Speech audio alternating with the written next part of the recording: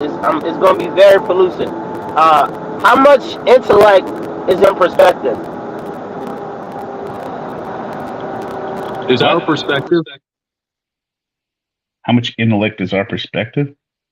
Is that what he said? 12. Mine is 12 intellects. 12 intellects? Yeah. 12 and a half on a good day. I'm trying to figure out, what are you asking us to quantify? You said how much what? I would say that mine is 100% intellectual. Man, that's My bullshit. We know that you don't have 100 intellects. my perspective generally is going to come through when I'm literally going to think about everything, including from history on in first. And so I would say 100%. What about things you haven't even thought about yet, though? Now, if I'm just but that's I was just going to say it, the things that I don't, or like impulsive at times, I think that don't qualify. Like, what I'm saying. So if you were going to put that in, I guess maybe 70%. But most of the time when I'm speaking, it's basically from an intellectual perspective. I don't just say dumb shit for the fuck of it. But I want to know where he's going with that, though. I want to know what I would describe my train of thought as logical more than just my own personal logic, which can be flawed. But that's how I think through everything. A logical progression, right? This means this, that, therefore that means that, versus emotional. Very little emotional thought process. But again, when I'm making a joke, we're having fun. So I'll give myself 80. Bro, I'll slide you one intellect, but there's no such thing as personal logic. So you have to give it back now for that. There's no such thing as personal logic. Logic is universal. It's mathematical. Yeah, no, but I disagree. Logic is constrained by the ability of the person to think logically. So if somebody cannot think logically, their personal logic is very low. Well, I mean, so two people can be both behaving according to universal logic, but come to different conclusions because they have different priorities. That would only be logical. Flow state. You. How was logic universal when we all got different thought process? We don't have. I mean, because logic is basically it's upholding the rule of non-self-contradiction, right? So you can't have premise A and premise B if the two negate each other. Logic is mathematical. Now, we don't all have different logic as far as systems of logical thinking go. What we have is different perspectives and priorities. Yeah, of course. Your perspective impacts your logical thinking. Yes. Because that's what you believe, right? Well, it impacts what you want out of it. It's more logical for you to look out for your kids than it is for me to look out my kids, right? We're going to prioritize our own kids. We're both using logic, the same logic, but we have different logical conclusions. But that's subjective to the topic. You're talking about when it's in your own best interest versus thinking about a topic logically. I mean, I'm not just making this up. There's whole fields of logic. Now, I was going to ask for an example. What you mean? What do I mean, or what does flow state mean? Nah, both of them. Go, flow state. You want to go first? I mean, that I guess I don't know what you're referring to with what you mean. I think, like I said, I think that logic. You said it's no personal logic. So what would be an example you could use? If rabbits are white, then Santa Claus is not coming this year. If that's a premise, but Santa Claus did come this year, then what can we say about rabbits? That they're not white. So that's conditional logic. It's mathematical, but it's based on premises that can't negate each other. Okay, well, I guess my example would be based in the field of work I'm in. I start from the result of a certain amount of work, right? And I have to reverse engineer how somebody got shaft, and then you move to the balls. No, I have to reverse engineer how somebody came to that conclusion, right? And I have to look at all the steps that were in the process, and I have to assume that they're not an insane person, and I assume for the moment, okay, if I was this person, would I have thought this? I did this, so I must have thought that. and then I come to another conclusion to unwind to find out what happened. That I'm just using simple logic of, because I believe this as that person, then I did this, then I did that, and that's how I got here. I'm not Let's saying look they're at- right or wrong, but Let's look at a that's- super I'm using simple logic. example. Lottery tickets. Who is it logical for? Is it logical for anybody to buy a lottery ticket?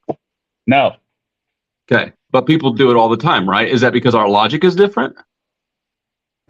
But the logic behind the lottery is sound. If you don't play, you can't win.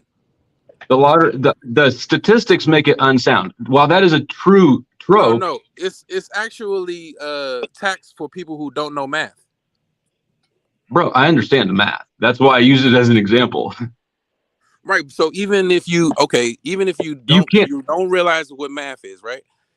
You realize that if you don't play, you can't win. So the opportunity cost there of buying a lottery ticket is that's basically 100% chance that you have thrown away $1. So while it's true, without buying a ticket, you have Not 0% 100%. chance of That's what I'm winning. saying. Right. If you compare it to your opportunity cost, what else could you do with that $1? And is this the best use for it? actually, I'm going to disagree with that not for the winners comment, because most lottery winners do go bankrupt again, so it doesn't really help You them out. can't tell them that once they just won. You get what I mean? Like if some people who actually do come up off of that lottery and do Yeah, some people do, but not Okay, all of them. So what I didn't Right. state but assumed but is that lottery is not about a majority thing. Majority of people play and don't win, like you said. But everybody logically- has something else they could do with that money, right? yeah, of course, you can always find something else to do with your money, right? But you can also lose it too. You You know what I'm could, saying? If mathematically, you can't is think it of it as an investment, no, but you can think of it as a game. Whereas though, if you can play, right, everybody, you got $1, you can play it, then you may be able to win. That chance is what they're. Yeah, you're talking about gambling, but gambling isn't logical either, because the How house do has you the say that advantage. gambling isn't logical? Because the Because- house has the because- advantage.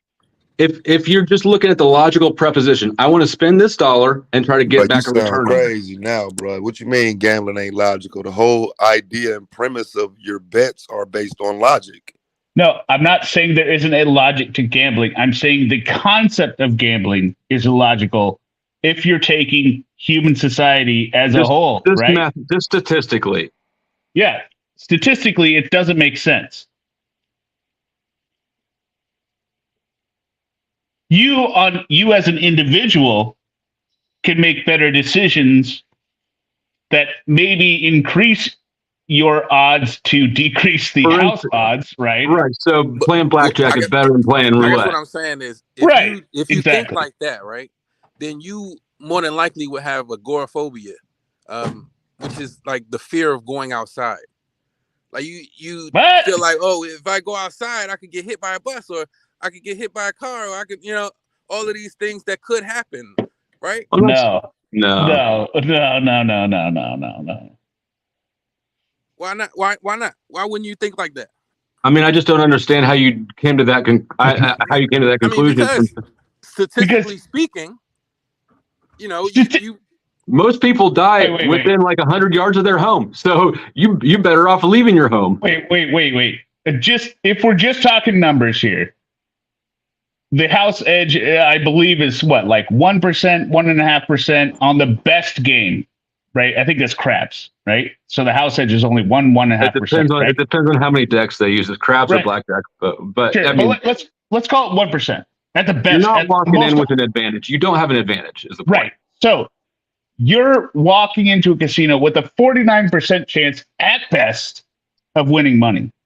There is not a 51% chance that you walk out your front door and are going to die. Right? So that's why you don't have agoraphobia if you don't think gambling is smart. There's a 4% chance you can get in a car accident, right? That's much different than 49% chance you could win, 51% chance you could lose. You are at a disadvantage. I mean, If you- regardless, there's risk to everything, right? Like, and so I'm just talking about the financial logic of gambling. It's a bad Right. financial decision to gamble. It's not always a bad decision to do it or to go to a casino, I like buying lottery tickets as gifts because they're cheap, but they're And I love playing craps. Right. So I'm not against gambling. I mean, I don't even know I'm how just that saying shit it doesn't works. make Hey, nah, sense. that's why. As soon as you said that, you struck a chord with me. I'd love me some clickety clap. But what I'm saying is, if you don't play, King of you click clap. can't win. Like that's logical, right? Right. You can't win, but Well, see, I don't mean to. That's never been my vice, so I don't mean to trample on somebody else's. Hey, it's By all love. means. Nah, I get it. So what's your advice? Me, just about every other one there is. yeah, you like the click clack, but there's better than 50% chance you're gonna lose your money on a certain night. Yeah, All of that's it. true. Yeah, right. But that's a choice, right? But that's Right. not. You don't That's have not. to keep on betting, keep on gambling if you're down. But it's the same thing. If you're up, you can walk away with whatever you're up with. You don't have to keep Right, putting it down on the table. But that's different with lottery tickets, right? Because you keep buying it, you keep investing into it. That is not financially logical. And I guess what I would suggest is that when you enjoy gambling, you're not actually buying the mathematical. It's not you're an paying for investment, entertainment. right? You're paying for You're entertainment. paying for a thrill. So Yeah, exactly. Right. So I mean, I'm gonna bring it back to the community thing. Everything in life is a gamble, in our eyes, it's not. You know what I'm saying? Nothing that you can say 100% is going to happen. I mean, other than we all die, and that's just point blank. Period. So I don't plan on dying. You said what now? I don't plan on dying. So yeah, neither do I really. So I'm kidding. Go ahead. Sorry. I'm like, wait a minute. Okay, logically speaking, right? Come on, like, you wildin'. Ain't no way you can just say, "Oh no, that ain't gonna happen to me." But nah, what I'm saying is, okay, in my community, it's more of a, all right, certain things and then there's certain things that's more of a gamble. And so the issue I think with the Black community is not necessarily that the logic isn't there. Is that it's not. It's kind of like people are going to play lottery. You know what I'm saying? They're going to believe in Jesus Christ and they're going to a lot of just illogical things. So it's not necessarily about them having. but we all recognize that they're illogical. The thought process behind anything, it's not based in reasoning. Right. And we can all recognize it's universal that we recognize that these beliefs or behaviors are illogical, right? The logic part is universal. Right. No, what are we disagreeing on? Having logic is universal. What I'm saying is the reasoning behind it, like the how you came to a conclusion, like how you brought up the bunny rabbit and the Santa Claus. You get what I'm saying? It's like, yeah, I think that we're kind of trying to agree with each other. I think my example was better. Yeah, for logic. I think you just got to get in the head of somebody else. I think they thought this, so they did that. Yeah, and that's what I'm saying. The whole, okay, you think this, so you got to this conclusion this way, right? And so, and I'm gonna bring it back to my community one more time, right? The way that we will come up with, okay, you know what? This happened, like, you know what I'm saying, back when, right? And so these people are to blame for what's going on now. And so, and when I bring up white supremacy, I hope that's not a touchy subject for y'all. Y'all no, you're fine. I'm not a white supremacist. I have no touchy feelings. Yeah. But the whole issue is that people won't realize, okay, there are certain people pulling the strings, who will say, oh, you like whatever happens in your community is on you, and not necessarily realize, okay, it's other things other things that are happening that you have no idea about, or you have no control over. But only thing we see is each other. So we think, oh, it must be his fault or her fault. And that's my whole issue with the title of the video is you can't keep blaming women, I don't agree with group-based any of that stuff at all. I'm very much an individualist, and I think that everybody deserves to be treated like an individual person. So I agree with you, even though it's not, it's the title doesn't apply to me really. So I don't. Yeah, it doesn't apply to me either. But I mean, it do apply to y'all though. Y'all white, and so for example, like if we change that same flip it around based on a group-based thinking thing though, right? Y'all white dudes. So when it comes to like the conversation about, let's say, reparations, and you see the group-based think surrounding that topic, how do you view that? I think reparations is a wedge issue, and I don't support it at all. well, I would say that I don't support reparations based on my previously stated comment of lottery winners tend to go bankrupt, because just giving people money doesn't really help them, right? Why do people make more and more over the lifetime, but they still remain in debt? Because that's human nature.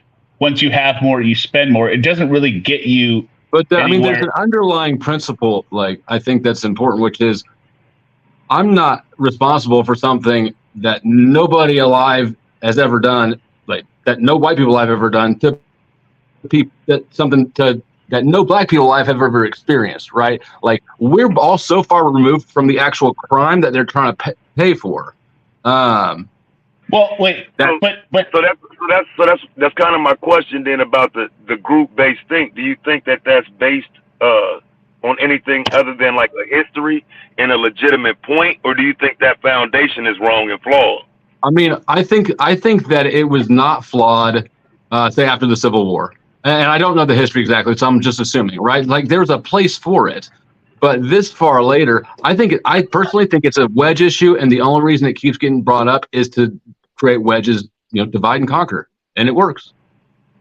Yeah, I would largely agree with that position. Like of the promulgators of the issue, I'm not saying on the issue itself, the promulgators. Okay, so if I told you that the issue itself wasn't necessarily motivated by the powers that be, that the conversation about reparations is more so driven by the descendants of slaves, it would be more so the people on the ground that drive the reparations conversation. What would that do for your understanding? Because this isn't the powers that be that create this understanding. This is a history that we're taught that's created this understanding, and I don't believe that history is false. So hold on. Sorry, are you saying that the reparations conversation is grassroots? Absolutely. Yeah. It's over 100 years old. Absolutely, it's grassroots. It just keeps coming back in different forms. So, you think that white people should pay black people money because of slavery? Not necessarily white people. I think the government. Yeah, well, see, and even with that, I wouldn't say white people, because every white person ain't culpable. And even in terms of like the government, for me, it's not a federal government situation. There were states that participated. There's documented information showing that these Jim Crow laws weren't necessarily federally supported, but they were state almost mandated in a lot of places. And so those people, in my opinion, would be due for a settlement from the city, from the county, from the state. It doesn't necessarily have to do with white people, other than white people being in control of those systems. So I would say, wait. Jim Crow laws were obviously not federally supported. They were mandated by the southern states. Those were state laws. That's what I said. So I think that the people who are responsible for those actions can't be held accountable. So when you're scrambling around, like I don't see how any of it's workable. I ain't scrambling nowhere. So we can just do Georgia. Let's just talk about Georgia. Let's just talk about one state. So for example, the state of Georgia would owe to the people who are from Georgia, who've lived in Georgia, who didn't get to benefit from Georgia because of Jim Crow laws that were put in place to prevent black Georgians from prospering. How do you eliminate that as a legitimate argument? Wait. There was a discussion on this on the Chaos Culture Club podcast. I don't know if you guys watched that. We're having a discussion on it now. Yep. Okay.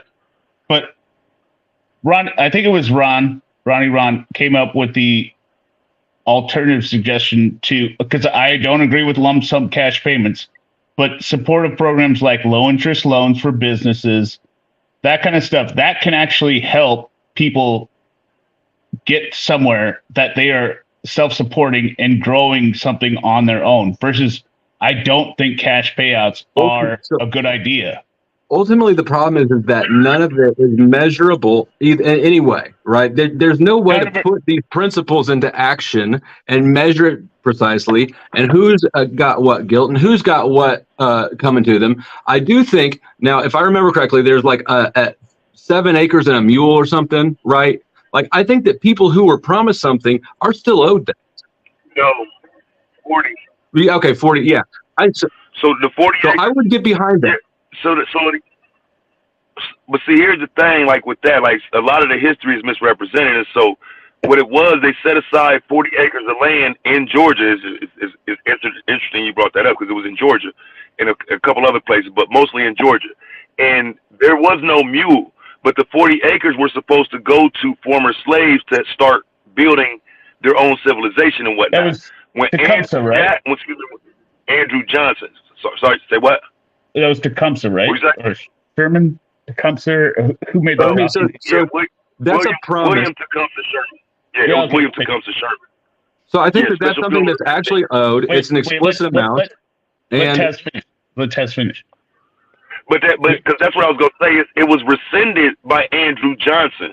So in some ways, it's not owed. It was given. It's already been etched in stone what happened with that. The issues that I'm speaking to come later than the quote-unquote 40 acres and a mule conversation because that was rescinded. It's documented that that's over with. What's not been dealt with is Jim Crow and the effect that had on Black Americans. And again, I'm not saying that the average white citizen is culpable for what the state allowed. The state did this. So can I ask you something, Taz? And I this is a genuine question I had because I haven't had the chance to ask it on another topic. But okay, so Jim Crow laws, they were specifically in place saying you cannot serve Black people, right? Right? No, it was like you cannot serve Black people, and so there was segregation of white and Black. Segregation. Well, what Jim Crow law, for example, because you couldn't do some of that. So the Jim Crow laws were basically loopholes. Like Black people had the right to vote. For example, a lot of people don't know that Black people had the right to vote. But to circumvent the right to vote, the Jim Crow law said you have to be able to read, you got to own property, you got to have this amount of money, you got to pay this poll tax. It became it was just creating loopholes to make it harder for Black people. Right. So they weren't necessarily writing anti-Black laws per se on paper, but they were ways to circumvent Blacks from getting ahead. Wait, no, there were part of Jim Crow was you cannot serve or you have the right or there were segregated restaurants and stuff. Wait. So you have the right to refuse. It would be you have the right to refuse. Wait. It wasn't right to refuse. It was saying you cannot serve Black people. No, it was the right to refuse. It wasn't. No, it was the right to refuse. Because again, sure? not every. I'm positive. Not every white establishment during Jim Crow wasn't serving Black people. I mean, if you think about from, for example, even the Emmett Till story, that was what young Black people going to a white store. So it wasn't the necessity or law to refuse. It was the right to refuse if that's what you want to do. See, and let me just say this, and then I'll let you continue. See, that's why I love this conversation because I was taught that it was the enforcement of you have to refuse. So then my thought process was when it flipped over to the civil rights movement and saying, well, you have to serve everyone equally, right? My logical thought. So you learned something? Yeah, I learned something tonight. I was like, well, why? Wait, I was like, why would you want that? Because wouldn't you want the ability for people who want to serve Black people to open up their businesses and let those businesses prosper and let all the people that don't want Black people in, they're going to fail. See, I thought, no, what I'm saying is that's why I love these conversations. I didn't know that, Taz. I was mistaken. I thought it was enforcement of non-service. So, Taz, let me roll with the logic with you. Go ahead, man.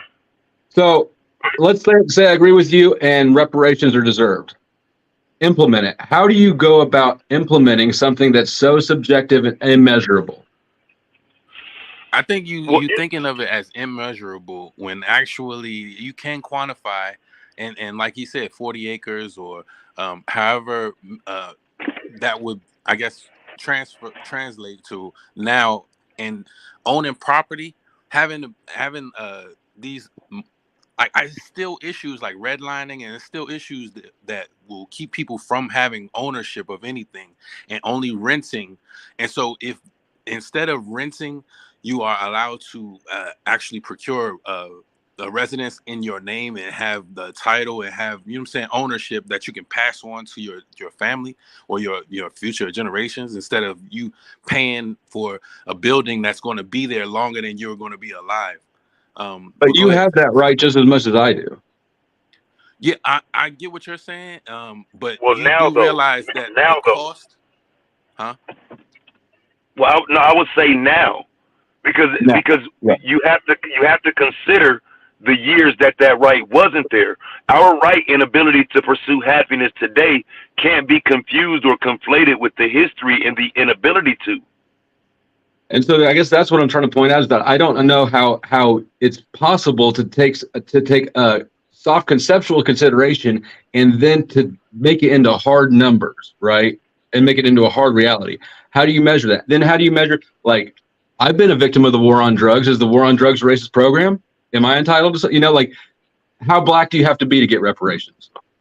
Well, see, I think that's an interesting concept. I think that's an interesting concept in terms of how the reparations conversation is framed, right? Because if we just frame it based on history and just, the American history of the black people, that's a different conversation than mass incarceration. If we're talking about reparations for mass incarceration, I would absolutely argue, yes, the war on drugs affected everybody. But in terms of Jim Crow and slavery, no, that would have adversely affected the black community so much more than everyone else. Well, then we got to do the Japanese who were in internment camps in World War II. Right. Well, they received reparations in '88 for that. Did they? But Yes. I mean, you get what I'm saying. Where I'm going with this is there's no end to the amount. There's no end to the amount of people who can claim victim of this or that, and then the whole thing is just it's not workable. I don't see how it's workable unless you've got something like the 40 acres and a mule that's been promised. Sure, they said, oh, we undo the promise, but that's fucking bullshit. Everybody knows that's bullshit. Your 2-year-old knows that's bullshit. Well, see, the way they worked it with the Japanese, though, was just a cash payment. You know what I'm saying? And so here's the issue that comes along with that. So now they're looking for more. They're looking for another cash payment. The cash payments never stop. The argument never goes away. And so I think that becomes more of the issue of a reparations conversation than anything is once you pay it, well, now there will be another payment somewhere down the line because it doesn't fix the problem. I think that's where the reservations about it come in, but it shouldn't really be a question of if it's due to people who were historically held back. It's not really a question. I mean, because again, Jim Crow laws were unconstitutional. That in itself says you owe. Those laws were unconstitutional, fam. Were they at the time? But Taz, would you agree that there's an Would you agree that there's possibly an alternative to a cash payout that could benefit the people who were previously? The reason I would say no, because I think that's what we've already seen. We've already seen the implementation of programs. We've seen legislation. That's what the Fair Housing Act is. We've seen a lot of legislation over the years that tried to make it equal and somewhat close the gap, but none of it has yet to work. So at some point, you're going to have to set that wealth gap almost to make it equal. You're going to have to put that wealth into the community that you prevented from gaining it. Taz, can you address the super chat? Because the super chat is pretty much going with what you're saying. Super chat's up. Let me read them. It's I see 2. Okay, Elite Bell Zoe said. No, not that. Y'all know L. Nixon. L. Nixon. The Civil Liberties Act of 1988 rewarded reparations to surviving Japanese Americans, and an apology from President Ronald Reagan 20,000 per family. And then the next one, the one before that, I'm sorry, was, do y'all know BOA and Wells Fargo were sued because they were giving higher interest rates on home loans? Thanks, y'all, for the super chat. Yeah, can you address that? The one about L. Nixon, because I would like your intake on that. Okay, so I mean, it is what it is, man. Like, for me, it's always been a question of, do we want to get it through intellect, or is it just a crybaby argument? Thus far, I've only seen us operating like we can't do it intellectually. So 1988, and that argument that happened with them getting their reparations, they had 3 different groups that were basically competing to get the reparations. In 84, those groups came together and were able to present that shit to the White House, and they were able to get it done. I don't believe that we have that same argument, because it was 1944, okay, when that ended. It's recent, it's more history, it's better documented, and some of the arguments that we make about history aren't as easily shown. It's not as easily documented as something, let's say, would be from, less than 100 years ago. And so I think that's why it was so much easier for them to get them, because it was well documented. It happened in this lifetime. There's people still alive that remember that. So that's my issue with that comparison, is it's better documented. You know what I'm saying? Like, theirs is etched in stone, not because, America likes them more, they're better people. Theirs is more recent, and they have an argument based on the recent issue. I think a lot of us take slavery and argue it from our understanding, not recognizing that we don't have enough of what it would take to get it put on paper, though. You know what I'm saying? It's a difference between what happened in 1944 and 1844 in terms of documentation. Which is what Flo said. Do you think that reparations do you think that wrong can be righted through reparations? Absolutely. Yeah, it'll help, definitely. Yeah, I think so. What you think, Ron?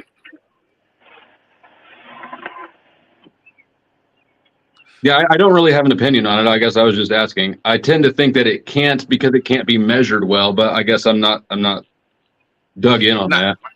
I understand it would take a lot of math and a lot of, pretty much backwards numbers, and you would have to go off of whoever was keeping I guess track, or if they even were keeping track.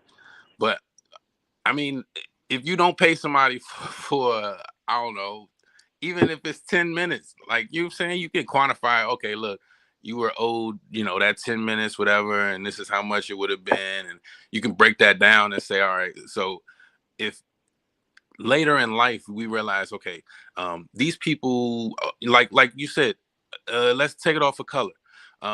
These people who were affected by a war on drugs, these people, everyone affected by war on drugs, you know what I'm saying? These people, you know what I'm saying? It's like, we can't couldn't resist. We don't want to call them druggies, right? You don't want to call them names, right? Let's say, these people, right? So these people who were affected by this war on drugs, which was, how are you going to fight a war on drugs anyway? But anyways, if we want to say that these people should be owed something, we would have to realize, okay, how much, what if anything, would they be owed? And what are the, I guess, backlash from having, this war, and who are the casualties? Most of the people who get addicted, it's not your fault. You know what I'm saying? It's like, if we have, it's not. You don't think so? I think it's yeah. Everybody's responsible. I'm responsible for my own decisions. I do think it's an unjust. The war on drugs is completely bullshit in my mind. But like me using drugs or dealing with that lifestyle, that was my decision. Who are you hurting is what I'm saying. Okay, it's I don't. Decision. Okay, right. So I don't believe that I did anything wrong. And they're fighting something that you made a decision. Okay, all right, cool. But for them to have a war on it, and the way that they're fighting is waged, disproportionately.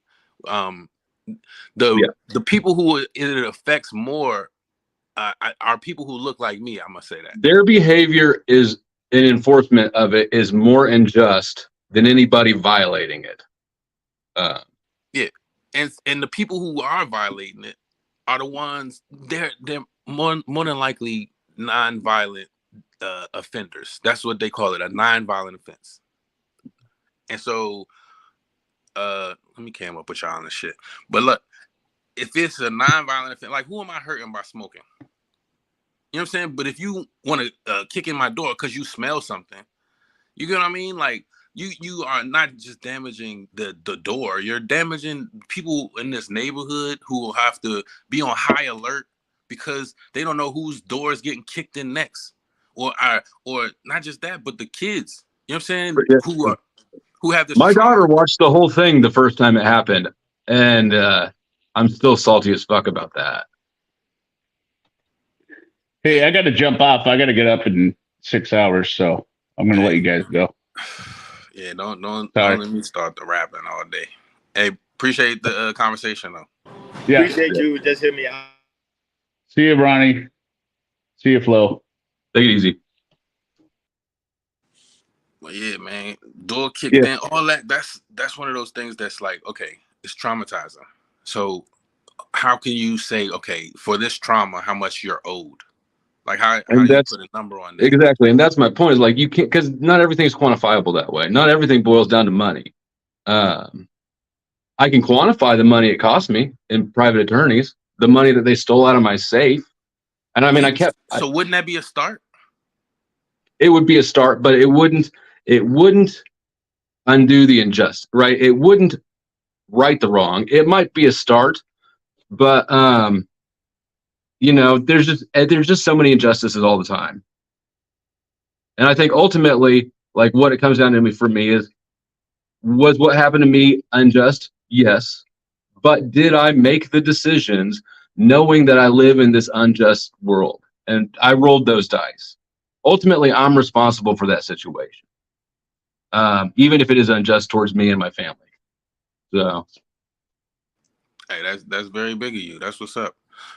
I think, you know, if they didn't have this war, or if they didn't fight it the way that they do, you know, they wouldn't have these, like you said, thousands of dollars in court fees, and having to actually, you know, teach your child, like, whoa, you know, this is what happens when you know what I mean? Like, no, it shouldn't be where you are made to be criminals or criminalized for being human, for making human decisions. Like we all having a for human a voluntary transaction.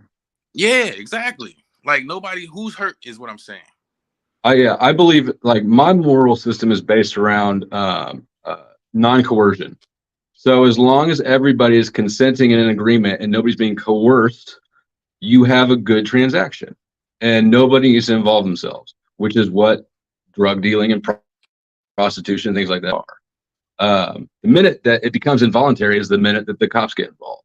Right. So, right, and that's what I think. And I believe in karma. No, I didn't used to believe in karma. I used to think that karma was how pussies justified not being able to get revenge. But I've lived long enough that I've got I've got a more nuanced perspective on it. Wait, you said the way that pussies, yeah, that's funny. It's how people justify not being able to get revenge on people who done them wrong. That was my perspective. Worked out great for me until it didn't. I contemplate believing in karma, because if karma was real, you know what I'm saying? Like on a worldwide spectrum, you know what I'm saying? I think a lot of things wouldn't be the way they are. So, yeah. A lot of people who might look like they're women are losing a lot. You bring that shit back to you. Dig into cops. I mean, you can just look at the stats on cops' personal lives, right? That shit eats them up. They got more alcoholism, more domestic violence, more bullshit. They know what they're doing is wrong. See, Elite Belzo says definitely real is universal law. I don't know. I think it's definitely a universal thought, but no, I can't really say that. The way that people are still doing the same things over and over and eating, Like he might, you might say, okay, they made them out. They may not look like, you know, they're hurting, but no, they don't look like they're hurting at all. For real. Yeah, they don't when they're holding their guns at you, but you're not, you know, you're not thinking about their life. You're just, you know, this dude's telling you to lay down, and this dude's telling you to put your hands on your head, and it's like, you motherfuckers need to talk to each other. Right. Y'all come together on this shit. For real. But you know what I'm saying? I think I think we need more people who have that idea that, you know what, I rolled the dice. I shouldn't have, you know, I knew I could lose. Like, you know, and when you do lose, you can't be mad. You know what I'm saying? But at the same time, if you do know, okay, this game is rigged, you shouldn't let people even play. Like, you know what I'm saying? I mean, it's unjust. It is unjust. You're 100% right. But at the same time, people are playing. I played, and I knew it was rigged when I played. I just thought I was better than it. Turns out I am better than most people. I put I should still be in prison. Nobody gets raided 3 times in 3 months and catches like 4 felony charges and then gets probation. Of course, it cost me $150,000 probably, a couple years. Sheesh. But that's what it is. At the end of the day, I had assets to forfeit. I had a legally owned gun collection that was worth probably $140,000, and I forfeited that in the plea deal. And in Kansas, the forfeitures and things like this, they get evenly split between the prosecutor's office and the law enforcement agency that sees the assets to begin with. So that's what it was from the beginning, was a robbery. Yeah. See, I already know how the system works, but it's not something that you could say, okay, you know what, we could fix it. No. I think we gotta destroy and rebuild, because it's too many people who saying, you know what, like what do you say? Black women are the ones upkeeping the bondage. No, the bondage is kept by you participating. Like, every time that we try to use the system against somebody else to our benefit, we perpetuate it. Yeah, I agree. And it ain't even nothing you can say that's different than that. Like, if you gonna keep on thinking you gonna win, like, oh, you know what? What's that song? That Wiz song. You watch the Wiz? You ain't watch the Wiz. But that Michael Jackson joint. You know what I'm saying? He was a scarecrow. Wizard of Oz. Yeah, nah, it's called The Wiz. I don't know. The song cranked though. He said, "You can't win." He was singing the shit out of that joint though. I don't know if y'all in the chat know what I'm talking about, but anyways, yeah, I think we gotta figure out how we can get this reparations for real, and it's not going to be black women versus black men talk. I think it's going to have to be more everybody involved, like even so-called white people. You know what I'm saying? Like you really everybody has to want what's right. I totally agree. You know, you should be like, you know what? Let me get involved in this talk and see. Okay, you know what? Because most of the, you know, program, all of the civil rights, it ended up benefiting y'all way more. Dude, and that's something that I was watching with the Black Lives Matter stuff, and I'm looking at all the lists, like, because each, you know, chapter or whatever would come out with their list of demands or whatever, that, you know, and not one of them was ever saying to end the war on drugs. Right. I was pissed about it, but ultimately it was all a racket. Yeah, it was all bull. The whole time I didn't know that they were actually just scamming. Like, a lot of the organizations that say that they are, like, you know, so altruistic are actually just corrupt, and they are about their bottom line. Like, and that's for everything. That's why there'll never be a cancer cure as long as there's cancer walks, and there'll never be like the. You want to get into child protective services and have the state outsources family preservation with the same company that they're paying to do adoption placements. Talk about a conflict of interest. Right. These people wearing 2 hats.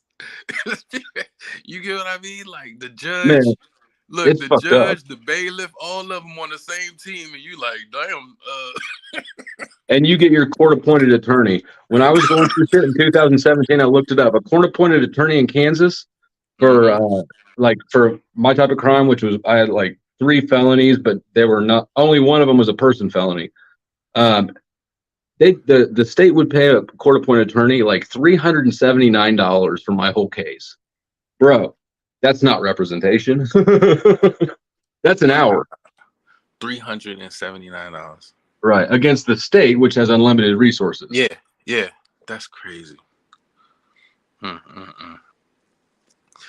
the system is working effectively, but it's not beneficial for the masses. You know what I'm saying? And that's what I'm saying. If we come together, at least maybe on that one war on drugs issue, and that goes beyond color, because we're seeing people with this opioid addiction, and you know what I mean, you know, they look more like you know what I'm saying, and they, you know what I'm saying, they trying to get treatment centers, and they trying to get, you know what I'm saying, oh, you know what, maybe we should stop this war on drugs. That talk needs to be had more. You know what I mean? Like, whereas people are like, all right, it's not about color. You know what I'm saying? I don't see color. You know what I mean? It's just about the harm. Like, if you've watched it happen, if you watch like a family get decimated by the war on drugs, like the father goes, my girlfriend's sister hung herself after her husband got sentenced to 12 years in prison for this shit, right? Left 5 kids behind. You can't tell me that family is better off now than they would have been with him just high. Yeah, man, you can't say that. But that's what I'm saying. But here's the thing: the war on drugs not going to stop, though. The war on drugs not going to stop because the government in itself makes trillions of dollars just based on the drugs. So that's never going to stop. I'm sorry. See, I think it's actually we the government. You know what I'm saying? I'm more of that type of ideology. I think that we can't have that idea as the government is this big thing. You know what I mean? It's the collective of everyone, and a lot of people benefit, like you said, from having this war, having, you know, these things be illegal. Whereas you can't just you know what I'm saying, grow it, or you can't have it. That in itself makes it where you can actually demonize a whole population of people. So it's not just, you know what I'm saying, the people who are in, you know, who doing the drugs. It's the law enforcement, they get a cut. The judge get a cut. You know what I'm saying? The you know, like he was talking about child services, they get a cut. You know what I'm saying? Because if they got children, we can, you know what I mean? We can make money off of it. Huge industry. Like, I just put money on a buddy's books today. It is $46 for like 10 soups. Yeah. You know, like it's just such a racket. But the people being victimized in it are not ever in a position to fight back. And think about like DARE programs at school. Think how young they're indoctrinating everybody into knowing that drugs are bad, drug dealers are bad. But bro, in real life, like drug users, just the same as drinkers. They're the people around you all the time. And drug dealers, like, I don't think there's such thing as a drug dealer, you know, like I'm technically convicted as a drug dealer, as a drug user. But you know, all that stuff overlaps.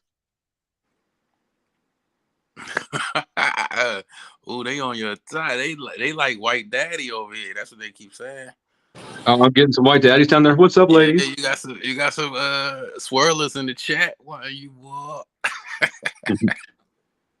They calling you White King. Oh shoot. Oh man. I'm gonna have to come back and read the chat later. Yeah, man. Pour a beer and kick back. No, the chat was crazy, man. Taz had to go down there to address the chat. That joke was crazy. Oh yeah. And I saw a little bit of that. I caught like the tail end of it, but I mean, from when he came back on the panel, it was definitely one of those, you know what I'm saying, feeding the trolls, like, because it's going to be trolls in the chat. You know what I'm saying? They going to, you know, talk whatever, you know, oh, dude with dreads, woo, woo, woo. You know what I'm saying? Like, as soon as you say it's the internet. Yeah. You're going to find like, fit people online. When you have people who talk like that, you realize that most of the time that, you know, their state of being is probably is lonely. It's really like, you know what I'm saying? Or it's really like it's really sad. And I think what was that? Loneliness went up. The was self whatever deletion rate went Oh up. yeah, it skyrocketed after 2020 during the lockdowns, and it stayed high. Yeah, and so we got to end the stigma on mental illness, mental health. Man, I think it's fetishized. If you get on TikTok and look at some of what like having mental illness is trendy now. Yeah. I don't think it's people stigmatized. I will think set it's up their camera fetishized. and cry and shit on, you know what I'm saying, and be like, oh Get my a ton of likes on their little video showing Right. their cuts on their arm. Like it's Right. grotesque, really. Yeah, it's really I don't know what to say about this shit. It's crazy. And so, I mean, if we lump in addiction with it, we can kind of figure a way where all of these issues we have, just as a society on this side, can become more a thing of a past, and we can think more towards the future. Because, you know what I mean, like I think we gotta kind of all focus more on how to save this planet versus how to, you know, get likes on some app. You know what I mean? Like the fictional shit is taking over too much, and it's like a lot of facts are being washed to the side. I think part of the distraction though is focusing on the big pictures instead of realizing that, dude, all the big pictures are just a bunch of little pictures. And if everybody just took charge of their life and the bullshit in their life and their family, Yeah. dude, you've got it covered in no time. But everybody gets focused on. I think national politics is completely theater. I think it's completely just like WWF, completely fake for people to get distracted on, so they feel like they're doing something, but they're not. Yeah, nah, that's real. Sugar Bum, wow, Cynthia G. You know who Cynthia G is? I don't think so. Okay. All right. Should I? Good. Nah, you shouldn't. I'm glad you don't. But I would pretty much just summarize. So she kind of coined a lot of terms like Naker and just a lot of self-hatred. But it's more geared towards black men, and it's kind of praise of white men, and it's like, okay, you know, these men are better, and you know, you are Dusties, and it's a lot of name calling and, you know, stuff like that. But the reason I think a lot of the hate black men get is not necessarily something that we actually, you know, can control. You know what I'm saying? It's like the haters is going to hate. You know what I'm saying? It's not like, no, it is self-hatred. It's definitely self-hatred. Well, they're hating you now then, because that's what they're saying. So you need to go and dress them then. Yeah, nah, I'm telling them, because this the thing. These are people who won't click the link, who won't ever cam up, who won't ever come up on a panel. You know what I'm saying? These people, like Taz was addressing, what was his name? And then so these are people who will never come up here and will never cam up. Like they'll never had a heart to just do this. They'll never ever. You won't ever see them. Then their criticism doesn't matter. Exactly. You get what I'm saying? Yeah. You look, they would call me a hater. If you was a hater, just own that shit. Y'all gotta understand. Yeah, y'all bed wenches hate yourselves. You know what I'm saying?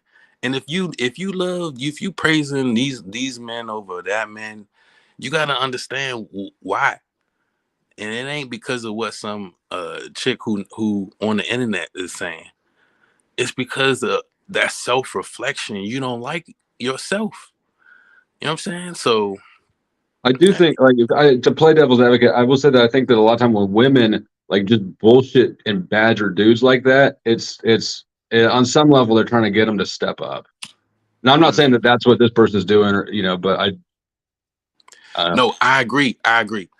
You it's like you trying to poke them to get them to do better. You know what I'm saying? Right. And you want them to do better, right? And so if you say, okay, it's like reverse psychology. Like I'm you know, trying to get them to do better than, you know, what they doing. You know what I'm saying? Right. They right. on some, they not doing enough type shit. But it's like when I look around, okay, the dudes that I know who, you know what I'm saying, they got their own whatever, you know what I'm saying? Yeah. The reason that they not dealing with you know, saying the whole wanting to marry these women is not because, you know, we couldn't. Yeah, you know what I'm saying? We could, but it's not something that is necessary. Like we don't. Marriage is not something that's even like ideal for a man who's not making as much as, you know what I'm saying, like enough to pay $150,000 lawyer. You know You what? know I what I kind mean? of disagree. I kind of disagree with that. I mean, I think that the family is super undervalued. Like I've been married, I've been divorced, I've made six figures, I've been bust ass broke, and family is so much more important than it's given credit for. Money is given way too much credit for mattering.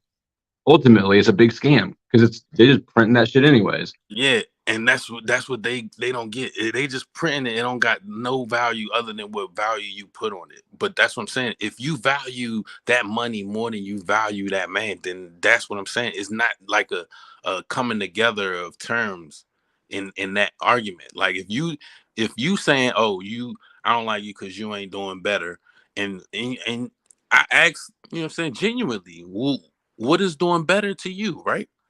And Right. And so go you ahead. saying, okay, yeah, you know, if you have family, this, yeah, we got family, all that, but we're not trying to build a family with someone who is hating us, who is saying spewing this type of rhetoric, who is even listens to that type of toxicity, who sees you as just a check or a meat wallet.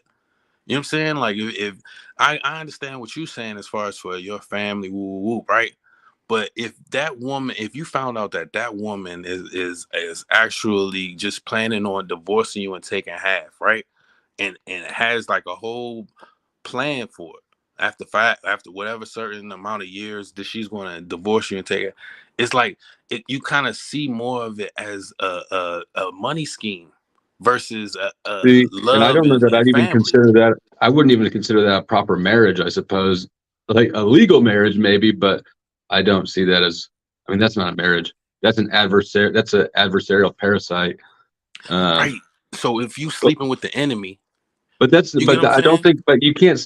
That's not the way all people are, and that's not the way all people want to be. I think that like our society is at a huge disadvantage because dudes are taught that to be a man, you gotta lie to women and treat them like shit, and women are taught that you shouldn't have to do anything except for be a queen, right? Everybody's taught to be a piece of entitled shit in a relationship. And so you got like I had to learn the hard way. Like, okay, I kind of suck in these ways. I don't want this kind of chick, you know, and I don't know. I don't know how we undo that. Everybody, it seems like, has to learn the hard way because we're all taught the wrong thing. Yeah. So wait, you say you was married and divorced? Yeah, I was married for 1 year. Oh, okay. So And, I don't know if you feel like talking, you know, personally, no, but that's fine. I'm not shy about it. okay, I yeah. do need to get a little sleep What would you tonight, say the but reason was behind your divorce? behind my divorce, it was because I cared for my daughter and she was living in a household that was disastrously hostile. And I started doing research. I did a little bit of reading on the psychological impacts of children who are raised in households where the parents are fighting constantly. What I found was that it has a lot of permanent adverse effects on childhood development. When I read that, I filed for divorce.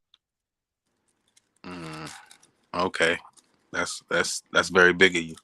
When I And so, met her mom, we met over cocaine and Jägermeister when we were 20, right? So the person that you can party with at 20 is not always couldn't transition into adult life. And yeah, I realized that like it just needed to stop. I can't play this game with her. I'm not gonna spend my whole life getting drugged down by this crazy junkie bitch. true. And she's not taking my daughter with her. So So you got custody and everything. I got custody. Yeah, I filed for divorce when my daughter was 2, and I got sole custody. And then I lost custody when I got raided and locked up. And then when I got out, I went back to court and won sole custody back again. And she'll turn 13 next week. Okay. You mind me asking what your wife's ethnicity was? She's white. I've got a thing for crazy white blondes. True, man.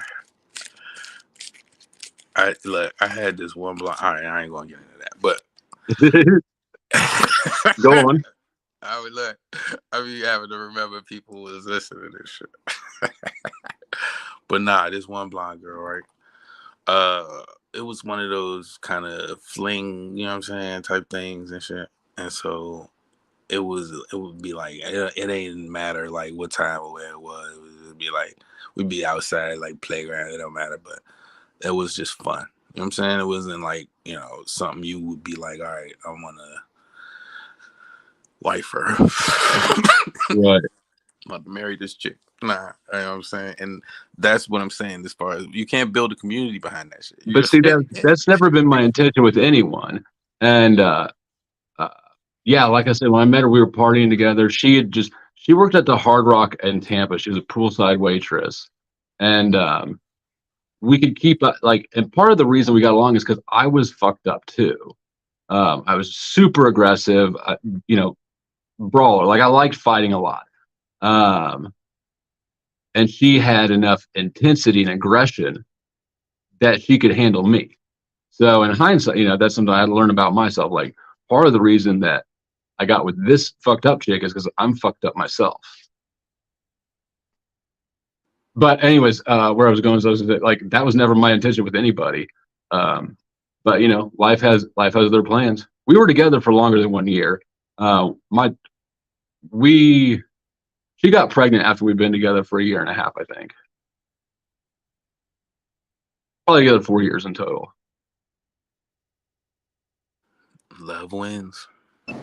Why people in the chat going in on Cynthia G, man? I love the chat, man. The chat funny, man. They going in on Cynthia G. Hey, nah, I wouldn't wish any of her toxic rhetoric on anyone. I don't think you should be listening to that, yo. For real. Hey, Ron, you listened to one of her streams before? Yeah, I do. I'm a follower of hers. I'm not gonna lie. I listen to her content. So wait, what made you subscribe to that, yo? Some of the stuff she's saying, because what I do is I just don't listen to her just to listen to her. I actually do research on certain things she said, and she do speak facts on certain things when it comes to the data. That's why I was gonna ask Taz, but Taz left already. But when Taz come out, I was gonna ask him like, what's his overall opinion with Cynthia G? Because him and Cynthia G fell off. So I was just gonna ask him, like, what made him fall off? But she said some facts. But now other things I don't Wait, agree what with. facts? Oh, you don't agree with? Huh? What facts? Prime example, black women don't really benefit from marriage. If you look at the data, black women really don't benefit from marriage. The simple fact of how black women continue to have black boys, but then the black boys end up attacking them, which is a fact. Like that's Did not you a know lie. that black men pay Say it child again? support more? Black men have like a far better performance record of paying child support than any other race. No, but black men don't. We don't really. If you look at the data, black women don't really have a lot of child support. It's mostly white women. I don't know. I just came across that statistic the other day. I thought it was interesting. Yeah, but if you look at the data, black women is the most people who benefit from child support, not really black men. Look at the data; it'll show you. It'll tell you. Yeah, no, you're right. Yeah, I was saying black men are better at paying their child support than any other fathers. Which is true. Y'all saying the We same do. We thing do right pay now. our child support. Yes, we do. Which is, I don't know. I didn't know that, and when I saw it, like significantly better than anybody else, which I think is interesting. Yeah, somebody say they pay less as well. Oh, nah, because I don't think, you know what I'm saying, child support should be the basis behind. But I get what she's saying. When you think of how many women listen to her, you think that message is really like making its mark? Like, I don't know, Ron. What you think, yo? No, her message is making the mark because if you actually watch her live stream, she literally have like 5K people watching her, and majority of them are women. And Now, they I be keep telling typing people, some of the wildest shit I ever seen too. Like crazy stuff about black men. Like, black men don't claim their fucking kids, and as a collective, according to data, they pay like $424. Is that a month or I don't know? Like, what's it? How much? See, my thoughts on child support is it should be to support the child. I'm not supporting you. So You buy I your zoned own out. house. The number I heard was as far as the consistency. It didn't talk about quantity or anything. It just, the court ordered payments were being made by black men more than other races. It didn't get into the nitty gritty, and I didn't follow it down much. I personally, I got weird views on child support, but I think I think child support is been the most destructive thing to the family, because it gives men the sense that they've done their duty once they write the check. And so it further eliminates dads from the family, but in their own head. But not necessarily so, because my cousin right now, he pay heavy on child support, and he's still in his kid's life. Matter of fact, he's still taking care of his kids. Like, he have his kids with him. So Not and not he's still always. paying child support. Go Yeah, ahead. not all the time, but enough that I think that it's done more of a damage to the family than it has the other way around. Most of the dudes I know don't have no kids. Like, the ones who do, they got like one. But the dudes that, you know what I'm saying, like, And not only that, but not only that, Florida State, majority of black women are afraid to put guys on child support.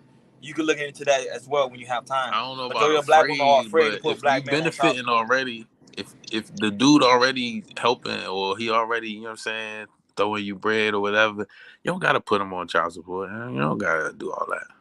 If you can do it without the government being involved, you're so much better off. Exactly. Yeah. Fuck, I wish Most I black could get some men child have support. Matthew, aren't you from Ethiopia? Matthew, and hit the link. Come up here. You ain't gotta keep typing in the chat. No, All right, but he's guys. not Hey, I lying got to though. go to bed. But some black dudes, of course, don't have a degree. A lot of Hey, black it's been dudes don't real, have a Flo. degree. Hey, good talking to you guys again. Take it easy, and good night to the chat. Yeah, good night. Good night, Flo. Yeah. Yeah, that's what they do. They just talk in the chat. But they're not lying though on when it comes to certain things. Like Elite Bell Zoe, she's speaking some logic and some facts. She said 80% of inmates are from single mothers. Volume. And so that means absentee fathers too. And that's the issue. It's like that man versus woman, that, you know what I mean, baby mama versus baby daddy shit. It's too divisive. 65% of the crimes in Chicago are from fatherless children. Yeah, I believe it. You know what I'm saying? And so if you don't have no daddy, what we got? Daddy government. You know what I'm saying? And that all he do is lock people up. And we gotta have like an alternative to just locking people up, and have whereas that you can have a call line or something like, hey, look, this person need help. You know what I'm saying? They don't need to just lock them up and just throw them away. You know what I'm saying? More or less, they need somebody to talk to or something. You know what I mean? Like that whole loneliness discussion. It's somebody you can get on a chat line like this, or hit up the link and be like, all right, yeah, let me say what I gotta say. But if not, that's what I'm saying. Y'all scary ass women out here. Like, oh, because a black man is gonna get me if I come on the camera and if I talk to people. You know what I'm saying? Like all that type of stuff. It's really weird, and that's where we at with it. You know what I'm saying?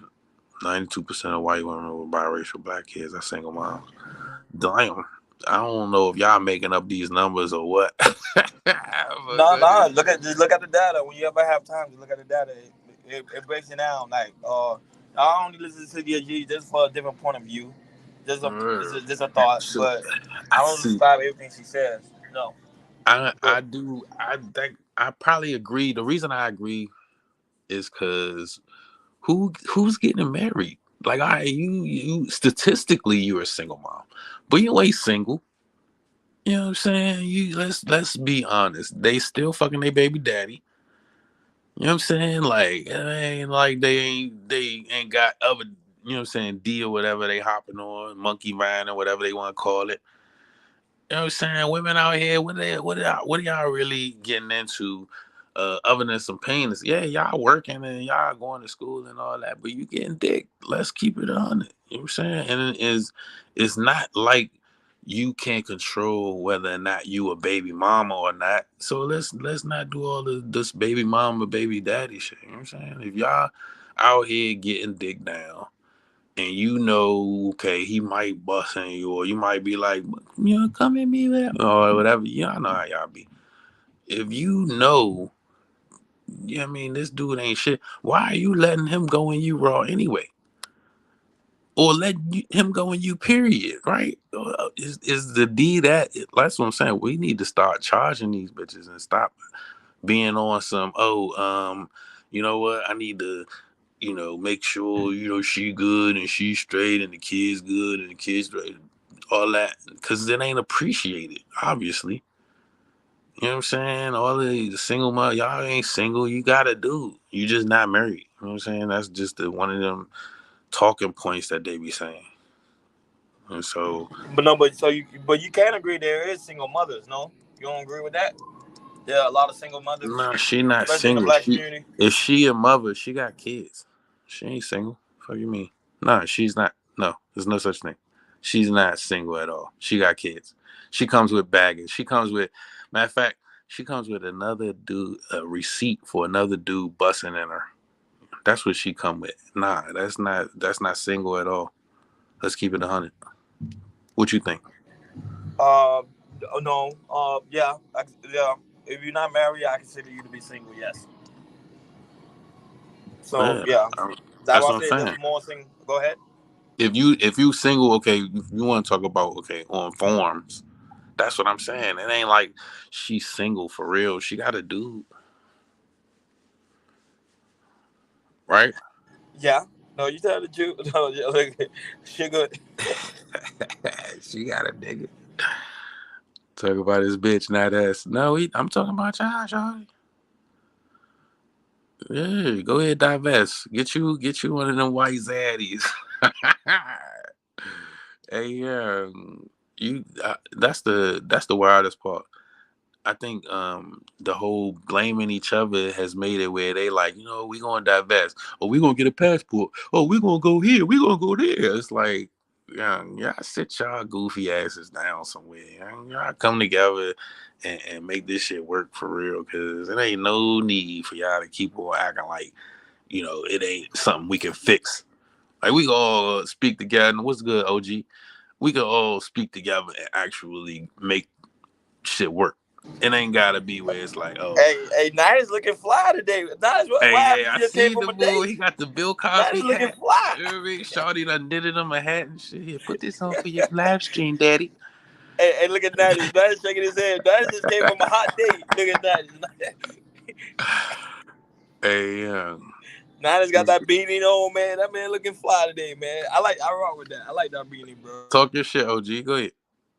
I'm wondering, are you a hippie, ESO? I was thinking the same thing. You can't tell. You smoking your weed, you all over the place. So let me understand this. So you'll bang them, but you don't want to have no families with them.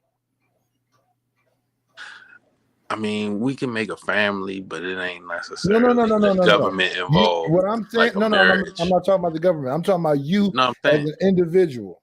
Is you just out in these streets slutting them and just don't want to have no family? Because in these streets, I think the conversation is it's stupid for y'all to even get married. Right, yeah. It doesn't make sense. Not because look, Ron just said it don't even make sense for them. He said the women don't even benefit from it. You heard him say that, OG? Yeah, but I don't think that's right. What you mean? Like, you don't think that you don't think they benefit? You think they do benefit from it, or? I think society benefits from families. I think you can't have a community without families. I think we can't do anything unless the men have a meeting of the minds. And it seemed like the conversation up here is all the men is saying F these women, and all the women in these so-called internet streets is saying F these men. So what's the outcome of that? What's the benefit of all this individuality? The benefit is if as individuals we can come together. You get what I'm saying? Like if you could say, all right, look, I know I said F you, but look, I kind of need you. If we can just make it where people realize that, then I think we can definitely make it so, yeah, save yourself. And once you save yourself, you can actually help the next person. So you're involved in legislative stuff and litigious stuff, and you're a mentor or a coach. Community liaison. Yeah, exactly. And Hey, so shout out to on DB for the super chat. Shout out to you, sweetheart. It say black man makes a woman's life harder. and I don't think so. I think if certain men will come in your life and make it exponentially harder. It's certain men who that's all they got is some D and some bubble gum, right? And so it's certain men who will come in your life and make things easier. Every time they come, they bring in something. You know what I'm saying? Like they adding to whatever, or they taking whatever trash you got away. Because we all got a bag of some trash we need to get rid of. We all got something that we need to, you know what I'm saying, take out the closet. We all got something maybe we might have bought from Amazon or something we ain't put together yet. You know what I'm saying? Like if you got something, then more than likely you have enough, you have more, right? It's certain people who don't have nothing, who and some dudes will deal with women thinking, okay, you know what, long as she got that box, whatever. You know what I mean? No, you need to stop dealing with these broke bitches too. It shouldn't be both way. It shouldn't be one way or the other. It gotta be whereas if we want to come together as a community, right? Okay. I'm not dealing with no more struggle love, right? So if we say no more struggle love, that means both people. I'm talking about the man and the woman. I don't want to hear nothing about nobody feeling like they dating down. You know what I'm saying? If that's the case, don't even settle for him. So, you know, keep it moving, keep it pushing, right? Like, can we agree on that? It's like this to me. If you can get the select white woman that you like, why is anybody else even in your vision? Why do they even exist? I think people stay in the frequency of negativity and they just look at all the negative stuff. It's like they can't see any light anywhere. Is that what you're saying? Yeah, there's certain people like that, yeah. And there's certain people who see the good, who see the positive, and some people who want to build versus destroy. And if those people who want to build get together and stop being with someone who wants to destroy, kind of like that yin and yang, then we'll have more balance. Because and then it's certain people who toxic, and some toxic people get together and they have toxic trauma, you know, trauma love. And if we can keep that to a minimum, if we can figure a way to curtail that, then the community as a whole will get better. Here's the crazy thing to me though.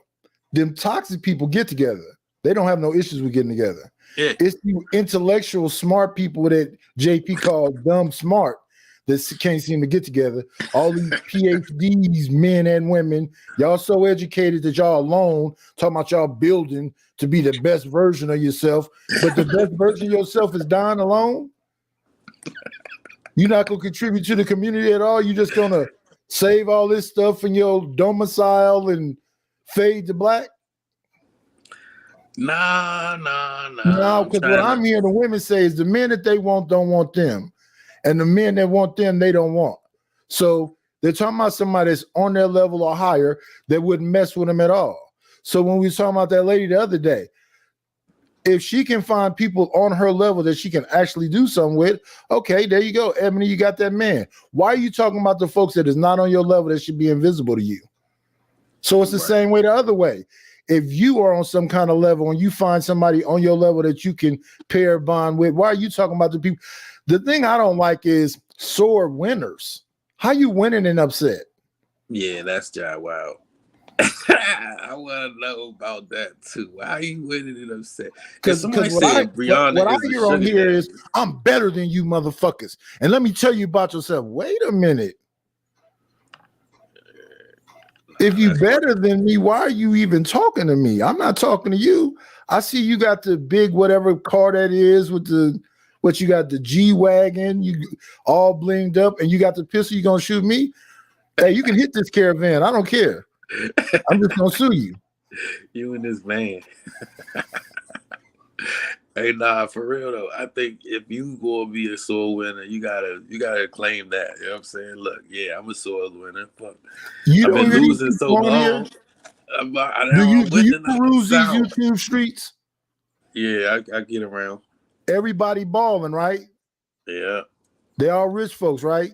yeah, And going off on people. yeah. Let me tell you what you need to do. No, but 90s What? has always been like that, though. It always been like that. You think so? Yeah, especially on these YouTube streets. Hell yeah. Nah, bro. Look, I'm telling you what it is. It's people out here who say whatever they want. Like, you know what I'm saying? They'll say, hey, I got this and that, I got whatever. And you won't ever see them. So they live in that fantasy and kind of like a fake it till you make it type of idea. And so the people who make it, once they get it, yeah, they gonna talk their shit. That's what I'm saying. That's where that sword winner mentality comes from. Because it's like I was down so long, now I'm up, and I'm. It's almost like I'm salty, but I'm not. I'm loving it. I'm loving life. Like somebody said, Rihanna is a baby daddy, and ASAP Rocky, woo, right? So look, this is the thing. That's the modern. That's black community right now. That's how it's looking. It's looking like, okay, it's a boss bitches, wife and niggas. And shouts out to y'all boss bitches, wife and niggas. That's what I always be putting in the chat. You know what I'm saying? That's a Drake line. And so it's She like, married him? no, she ain't marry him. That's what I don't know if they Wait. Is she ever gonna marry him? Why would she? She makes more money, and marriage is not a good idea for the person who makes more money. It's more looked at as a retirement for the person who does it. You get what I'm saying? So like Stedman? Right. Like, yeah, pretty much. Yeah. You get what I'm saying? If would you think Oprah will ever marry that nigga? But No. look, if you No. But if you were Stedman, And wouldn't she is you an be happy? example for the black women in our community. You can't No, say but she's I'm not. saying if you had that situation, you wouldn't be happy? I would love it. Then what's the problem with being a Stedman? Nah, it's no problem. I wouldn't be a sword winner. I would play my position how I play. You know what I'm saying? Yeah, And I don't have no issue with these dudes. Nah, who they go never at- said they was married. Nah, that's not true. No, Barry White, you already know that's Happy. She said that pretty much they said they was married. Nah, they're not married. Hell no. I don't Who, remember Rihanna hearing them and announce A$AP? any type of Yeah, engagement they're or not married, party no. They're or not wedding. married. You know how women love weddings. It would have been something, but nah, Yeah. I don't know. Them if they- people are not married. And I don't think they're gonna get married. Is Nicki Minaj married to that dude she hooked up with from prison? I hope she got. Yeah, a prenup. they are married. They is. They legally Yeah, married. I think she got a prenup though. Yeah, I think she did a Well, it prenup don't and they're matter. married. It Yes. wouldn't matter to me. Yeah, My I girl signed is a Nicki prenup. Minaj. Yeah. What paper you need me to sign? Yeah, And she taking care of his lawyer fees and everything. Yeah. yeah. Nicki And see, Minaj that's going up. what Yeah. I'm saying. But this the thing, they punching down though, bro. This what they calling it. Look, you heard about Gabrielle Union talk about she paid 50-50. Yeah. That's what I'm saying. Like it's like women are loving the fact that they can talk shit like that. You know what I'm saying? Like they can But talk here's the this thing: why does love that they can talk shit? What is the shit that they talking? Oh, you That they ain't have the read power. chat? You ain't Yeah. read the chat, OG? Hold Oh, on, you let me talking look about at the chat right people now. in the Let me see chat? what's I don't going pay no on. attention to them. Yeah. Let me see what the trolls is talk about. Hold on. Let me So see. you saying there's some baller women in the chat? You saying Sugar Yeah. Bum is a boss female? Oh yeah, Yeah, there's some women in the super chat that chats and making six everything. figures. Oh Ain't shit! So I seen should her? be hollering at Sugar Bum. How old is she? Yeah, I Oh, don't Sugar, know. Is she an appropriate age for an old man? I don't know if she don't like chat dudes, even though she a chat chick. Hey, Ain't I that found funny? the chat then. Good She morning, probably Happy. changed my life. She don't like YouTubers, none of that. You know what I mean? She be talking like her about her life like it's all peaches for real. She probably sleep right now. No, Sugar's weight. Sugar Bum's weight. She weight. Oh, she would have yeah, definitely been. She's definitely been in here rabbit. Oh nah, she typing something up right now. Oh, she put the emojis. Yeah. Nah, cause I don't like all that doxing stuff, but it be like I kind of understand because some certain people like make you want to be like, yo, who the fuck is this person? Who the hell is this? And she be sending super chats. I seen all that. No, Sugar Bomb worked for the FBI. Y'all don't understand. That's what she worked for, the FBI. Oh, she up here. Oh, okay. Well, you better be cool, Eso. Oh no, I'm chilling. Oh man, I ain't got nothing to be investigated about. You know what I mean? Is she the one? Wait, Sugar Bomb's a Scorpio? Oh shit. She might be a Scorpio. She said November. So these are young ladies in the chat. I be thinking they older than that. Yeah, nah, it's 29, and that's not even actually that bad because there's a lot of women. Whoever that was, I was harassing the other day. She said, "I'm young enough to be your daughter." I'm like, my daughter's pretty old though. Man, what? Honestly, I don't understand that whole reference because it's cool. Yeah, you're right. You're right, Crown. Yeah, you're right. My bad. Oh, shoot, we got somebody new popped up. Who that? Oh, yes, that's Happy. Happy always come in the morning time. That's Happy. Hi, like good morning. Good morning, everybody. Like good morning, Happy. And good morning, Happy. everybody. Ruthless, you ran Ruthless away. Ruthless not here today. I didn't hear you. Ruthless is not here today. He's on. You ran Ruthless out. I don't care. I don't. I didn't come up here to speak to him. Okay. He just be tripping. That's all. Like I didn't come up here to speak to him. No, I said everything I had to say to him yesterday. That accent, oh my gosh, I just love it. So the thing about Gabrielle Union, I don't like her. Why not? I haven't liked her for a long time. She just had a nasty attitude. I mean, ever since the way they did his ex-wife.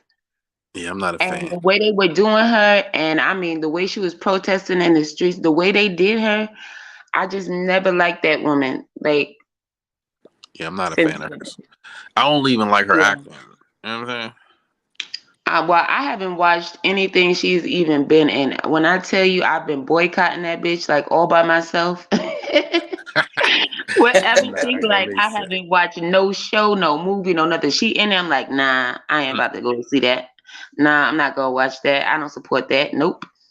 I swear. Like I've just been a one-woman army with that. Because I don't support it. Like the way they did those children's mother is ridiculous. It was just so disgusting. Like I don't like people like that. Yeah, and I'll tell you another one, Alicia Keys. And I used to, go see her, like, listen to her music. I stopped doing that because me personally, I don't care if they're together now, whatever. But Swiss Beats ex. His ex, like when she came in, like I just stopped. I was out of there. Like I don't support that. So so I haven't been supporting. But how that's Alicia Keys' fault though, Happy, and that's supposed to be Swiss Beats' fault. I didn't say it was Alicia Keys' fault or none of that. But I'm saying, she a participant. You can't say it ain't her fault. Yo, come on. If you involved, what I'm saying is I don't support them. Yeah, but if you involved in that, then later on, I'm sorry. Go ahead. No, I'm saying if you involved in that triangle or whatever, once you realize it is a triangle, you have the choice to stay or leave, and that's on you if you stay. But go ahead.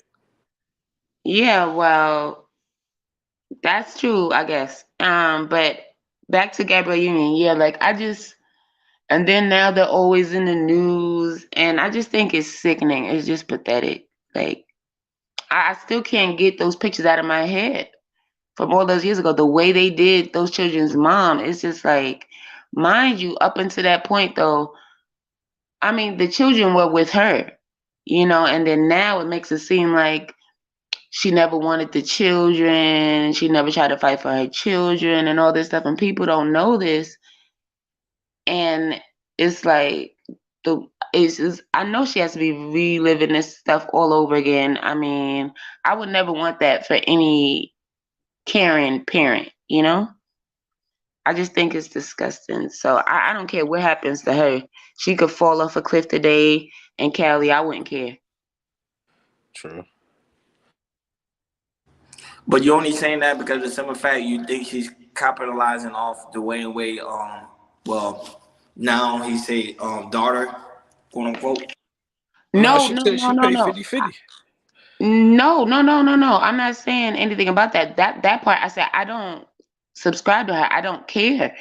And it has nothing to do with that because she was nasty before Zaya Wade came out. She was way nasty before that. Like I said from the beginning, the way he got custody of the children, and then the way she has him acting towards his other baby that he had. You get what I'm saying? And everything. Somebody What about said, that baby? hold on, black women hating black women is what black What men about want. that baby? You get what I'm Not at saying? all. Like he has another child by somebody else. You get what I'm saying? What about that baby? I will never respect it So ever. You kept the mother away, and then you kept his actual child away, and now no, no, no, no, absolutely not. I don't subscribe to her BS, not at all. Yeah, the way they did that, it's certain ways of doing stuff that just makes it so it's not viewed like that. Like how she just described it. Damn, that sounds horrible. Nidus, do you see the interview with Gabrielle Union, which he mentioned the simple fact of 50-50 relationship? What's your intake on that? Because you're OG, of course. So what do you think about the 50-50 relationship? I think I saw a clip of it when I heard about it, but I don't remember exactly what was said. But when I think about Gabrielle Union, she just I don't know. It's something going on there that I can't really describe. But it goes back to what they were saying yesterday about this I don't see morality in people. I just see people wanting stuff. You ever heard somebody talk and they just talk about all this stuff they have and more stuff that they want, but it's like nothing human about them. They don't seem like I've never seen her like talk about her like family or community type stuff. I don't know. I didn't really see an interview though, because I don't know. But I remember some of her movie. I think she was in Two Can Play That Game with Morris Chestnut, but I don't really remember that stuff. And then that cheerleading movie, whatever that was. But yeah, I don't know. I don't know what's up with her. No, but basically in the interview, she stated how she go half and half with Dwayne Wade on everything. But a lot of people find that to be very alarming because of the simple fact Dwayne Wade, you already know, is a multi-millionaire. And he's supposed to be in charge of the whole relationship. Yeah, but that's what I'm saying. When I looked at the little clip, I looked at it sounded like what Issa was saying about somebody wanting power. And anybody, when I hear women say they want the 50-50 relationship, that's what it's more so about. Then when I look at the dynamic between her and him, she has too much of an opinion there. You know, it's almost like she talks over him sometimes. It's like she has more influence over his kids and his life than he does. He just seemed like he going along to get along. I So to me, agree. it's like She she looks want like to she dominate runs that everything show. she's involved with. You know them kind of people that just want to control everything? Yes. That's what I think when I think about her. And it's kind of the same way with Alicia Keys too, because you don't ever really see them. And when you see them, it's, I don't know, I just don't get the kind of thing like when you think about old Hollywood or old music. So we used to see Diana Ross and Janet Jackson, all these people. Like Janet Jackson was like the girl next door. She was always smiling. She was always bubbly. Now singers seem all like caught up in spiritualism and mysticism, and I don't be even knowing what the fuck the songs be about. They got all kind of so-called symbols in the video. I don't know. That's y'all young folks though. Y'all got it bad. Hey, Sugar Bumps, send me a DM. You already know the email. You already know the drink. You gonna tell? Hey, now you trying to take away from me? You a cold piece of work, Issa. Nah, she in my city and shit. I ain't even know. Uh-oh. Yeah, I ain't even know. I'm a little Now I bit don't know what closer. to say about these new entertainers. Period. You say I look at all of them, and it's all, you know, it's either street or mysticism. Everybody's either a killer or they into the macabre. He said the macabre. Hey, Nah, hey, Happy, I honestly, want to ask you, what's your intake on Cynthia G? Because I don't know if she listened to Cynthia G before. Happy, have you ever listened to Cynthia G? Yes, I've listened to her video because I follow somebody named Storm Monroe on YouTube, and she was up there on his channel. They had did a show together, I guess, or whatever. So I went to her page, and she had a video up there talking about the black man and how he was and how the Beckys were throwing him out too or whatever. Yes. So I heard a video about it or whatever, but I mean, I'm not really, how could I put it? I don't know. I would have to watch more in order to tell you, to give a opinion for real. I don't want to just go off of a clip here or the one video that I watched and or fell asleep to watching, you know? But do you think black women should support Cynthia G? You said, do I think Black women should support Cynthia G? I think enough of them must, if everybody's talking about her. If they want to, go ahead, sure. Just like they support anybody and anything else they want to support. I mean, it's their prerogative, right? Facts. I personally don't. So from what I heard, I personally don't believe in it. I didn't have any male children, so I don't know what to tell you about that. I don't know what to say. Go ahead, Eso. Honestly, I think a lot of times when we have these people who say like really divisive things, the reason is because it's not like it's for money. It's like it's not for anything other than for their personal gain. And yeah, so it's like money and getting people's attention right now. That's the biggest hustle right now. You know what I'm saying? That's why TikTok paying all that and YouTube paying all that. They want to make sure they can keep people, just glued to their phones and not, really paying attention to anything that's going on in the world. You know what I mean? Like, because it's like, it's certain things happening that's like, okay, people got to learn how to swim. Like, you know what I mean? If the polar caps melt and the water, you know what I mean, all that type of stuff happens, we got to learn how to swim, right? And you don't need to be on YouTube unless you learn how to swim. And if you learn how to build shit, if you learn how to, take a tree, break it down, and then, make a fire, and you know what I'm saying, all that type of stuff. If you're not learning like real life basic survival techniques, a lot of that stuff is just frivolous. It's just entertainment. And Cynthia G is just entertainment. Ain't nothing wrong with her talking her shit. You know what I mean? A lot of women, like Gabrielle Union, she talking her shit. Are you serious? She trying to get her money. She might be trying to get a role or something, some role coming up. I mean, but are you serious that you think she's just trying to be entertaining? No, I think she believes probably a lot of that shit she's saying. That's the best way to be entertaining, actually, is to start with the truth. But I think she wholeheartedly believes all that shit? Hell no. Hell no. Like, I think if more black men listen to her and decide, you know what, I'm gonna get my shit together.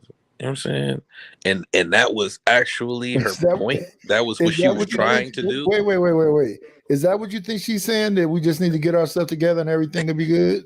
Yeah, like if that Yes, was the message. that what she talks about. Yes, that we need to get ourselves together. Yes, that's what she said. Well, that's a cold way to do it. Yeah, that's what I'm saying. That's the method she chose. Wait. She's being firm and because it's hard to listen to her because that voice is robotic. But it's like black man I dance and black man and no, it's more like it. That's fucked up. That's fucked Nah, up. You that's ain't happy? real. That's fucked up. That's fucked up. That's fucked up, man. I almost choked, bro. I'm at work. That's exactly how she sound. No bullshit. I mean, if I mean, at least have a voice that's nice so I can listen to myself being insulted.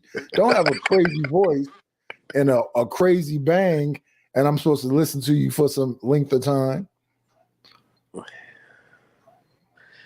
She said black women need to close their legs to men that are not flourishing in life. I look, I wholeheartedly agree if that's the message, right? If she's really talking to black women and saying, look, you are the ones who are furthering the seeds of these men. Whoever you choose to make a child with is going to have the say in what the future holds. You know what I'm saying? So if, like, you are getting with these toxic dudes, or you getting with these ain't shit niggas or whatever, if you like broke dudes or you something about dirty shoes, what's the scissor But it line? seems like ain't she doing the same thing? The manosphere is doing the same thing, the same exact thing. The manosphere teach man to do the same exact thing. Yeah. Don't you think? Well, no, wait. I don't think so. Because listen, the manosphere, my understanding when I heard about all this crap is that they're supposed to be a place for men to build men up. Is that the lie they tell? Yes. Okay, so here's the thing with that. Who the fuck have they built? Where's the outcomes? Where are the successes from whatever this shit is they teaching? Because what I'm hearing them say is don't start businesses, but they start businesses. Don't fuck with bitches, but a bunch of them is married. So what? I don't know, Nidus. Was you on yesterday when they was shitting on Kevin Samuels? They was shitting on him on here? Bad. It was sad actually. It was like 10 dudes on here, and they were just talking about how Kevin Samuels was a scammer. His image wasn't like that. What did he do for the black community while he was alive? They were just going off. I was like, wow, this is crazy. They was worse than the women to me. Hey, so Ronnie, you don't remember? Wait, so you told him what Kevin Samuels did for you? What Kevin Samuels did for me personally? Mm-hmm. He brought light to a lot of situations that I wasn't before Kevin Samuels. I wasn't even focused on how a female was talking crazy or if she was submitting or not. I wasn't on none of that shit. I was just out here fucking and just I didn't give a damn how she acted. But once I started listening to him, that's when I started caring about the behavior because I was like, okay, now I want to actually take a woman serious. You see what I'm saying? I wasn't on that feminine, friendly shit. All I cared about she had a decent face. That's all I cared about. So, I mean, he brought light to me in the aspect of women and what to look for. As far as the image, I've always been a fly guy, as y'all can see from my ad. I've always been clean since a pup, so I ain't really need him for that. But that's what he did for me. He said he said 50% of black men is childless, right?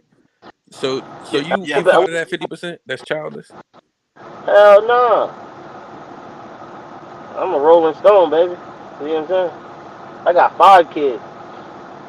5 baby mamas? No, 2.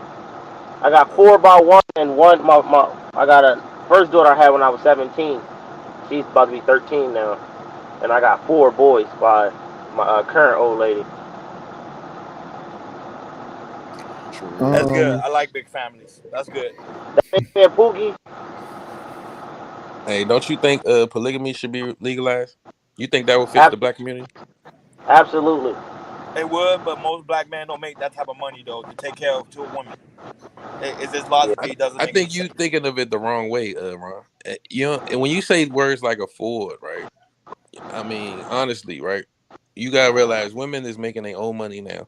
Was she? Yeah. You want her to be able to keep all her own money? Is that what you're saying? No, what I'm saying is, black man doesn't make enough to take care of 2 women. Let's just be honest here. Most black men come on. Let's be honest. Most black men come on YouTube and complain about women. Mind you, they're dealing with 1. So you think they can handle 2?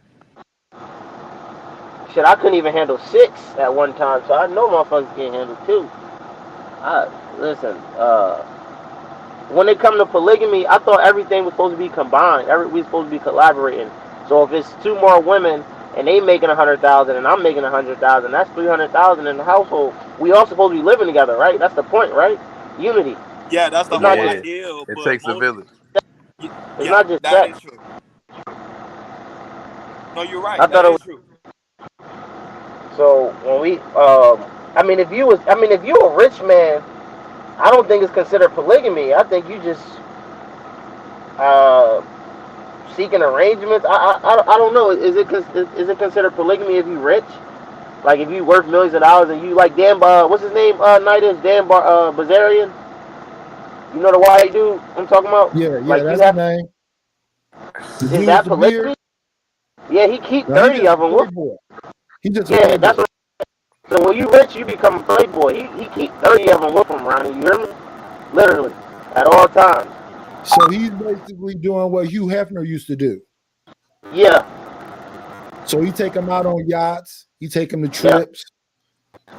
and make sure they in the nicest clothes and shit. He worked like Yeah, 75 million. Ain't about nothing. yeah. Yeah. And So see, I guess when you rich playboy and when you like a working class man, it's polygamy. Yeah. yeah. But the thing is this: when I listen to these Hold on, I'll be panels, right back. the men don't take leadership roles. They talk like they guessing about what they want to do with their life. They're not clear and concise. If you put them on a spot like women do and say, "Well, what do you bring to the table? Why should a black woman be with you?" They stumble and mumble. Yeah. The first thing they say is because I'm a man. I'm like, you gotta qualify for what you talking about, my brother. You see what I'm saying? You gotta qualify for the things you want in a woman. Like, I love women. You see what I'm saying? So, I mean, I guess you would call me a simp, because I kind of do put women on the pedestal, especially one that I really like. I look at her to the highest regard, but I won't allow her to walk over me. You get what I'm saying, Nightis? Okay, so but Mr. Alignment, that's not a simp. A simp is Yeah, somebody who pedestalizes somebody who doesn't reciprocate that feeling. You doing everything and she not doing nothing. But if you're actually getting something from this woman, that's not simping. yeah, but If she's meeting what you want from her, that's not simping. These dudes in this spaces though seem, a little shaky when everything is simping. Everything is not simping. They say that dudes are simping when they do stuff for their wife. yeah, that's crazy. Exactly. That's what I'm saying. That's the manosphere. The manosphere created that bullshit. I'm like, damn, you find a woman that you find it attractive and that you will want to be with for the rest of your life through sickness and death, and y'all call that simping because I'm stable, I'm disciplined, I have structure. I don't get it, bro. I'm anti-manosphere. Y'all know I be coming at everybody. Like, I can't bear with this shit. It's egregious. It's distasteful. It's actually becoming a detriment. But maybe I'm being too extreme. But I think it's becoming a hindrance to the character of the man. Cause like, get money, hard, get 10 jobs, and you'll attract the woman that you want. Bro, no, it don't work like that. At the end of the day, you still have to be somewhat desirable, brother. You see what I'm saying? Not Still have to only be, desirable, fun to be around, not quick yeah, to anger. yeah, Have some direction you taking her in that she hopefully agrees with. But yeah, it's like this: if you a man and your money is together, and you stable, what you do with your money is your business. That's not simping. If I by myself go to Trabagos and Sons of Liberty and fancy restaurants, she's just with me. I'm not simping. yeah, Now, if I take her to these fancy places and I don't do this and I be above my means, that is simping. yeah. But not since the beginning of time. Well, not the beginning of time, because I don't think really looks really matter at that time. But as the day started to go on and became present time, wasn't it prevalent for a man to keep something pretty near him though? Like, it was an honor to have something pretty attractive around you, right? Yeah. So But what else are you doing all this shit for? I think we do it for ourselves though, Nighters. Though everything we do for ourselves because it is this stigma that if you're not doing everything, then at least do something, and that's not enough. All this negative connotation, my fault. Like if you're not trying to do everything, like they say, you need to have a business, you need to work a job, you need to do 2 side business, all this shit. Build But your who was resume saying up. that? Who was saying that? Yeah, the manosphere. You're right. Oh, the manosphere is saying that? Listen, man, you're supposed to do the best you can do within the parameters of what you're able to do them. And if somebody can't accept it, fuck them. It went from. You know, they say men sharpen other men. Not always. Some motherfuckers is there just to tear you down and get you the fuck out the way. Yeah. So they mislead you, so it's more women for them. It baffles me that it was a time where it was what did you want to be when you grow up? Like after high school, like what did you want to do? You want to go to college, go to the military? They just have a set plan. And then when we get to today's time where, like I said, if you don't have 5 different hobbies or sources of income, just being like, say if I'm a truck driver and I make, roughly 100, I make good money. Y'all know about the trucking business. That's not even enough no more. Not even just for women talking to men. It's like, what else you gonna do? I'm like, damn, bro. I get off at I start work at 2 a.m. I get off probably about 1 or 2 o'clock in the afternoon. So I still got time in my life. I don't want to overwhelm myself and be inundated with doing all these tasks. Then I don't have time to spend with my kids. I don't have time to work out. So it's like I'm doing all this work, but I don't have no time for myself. Ain't that how men become depressed? Exactly.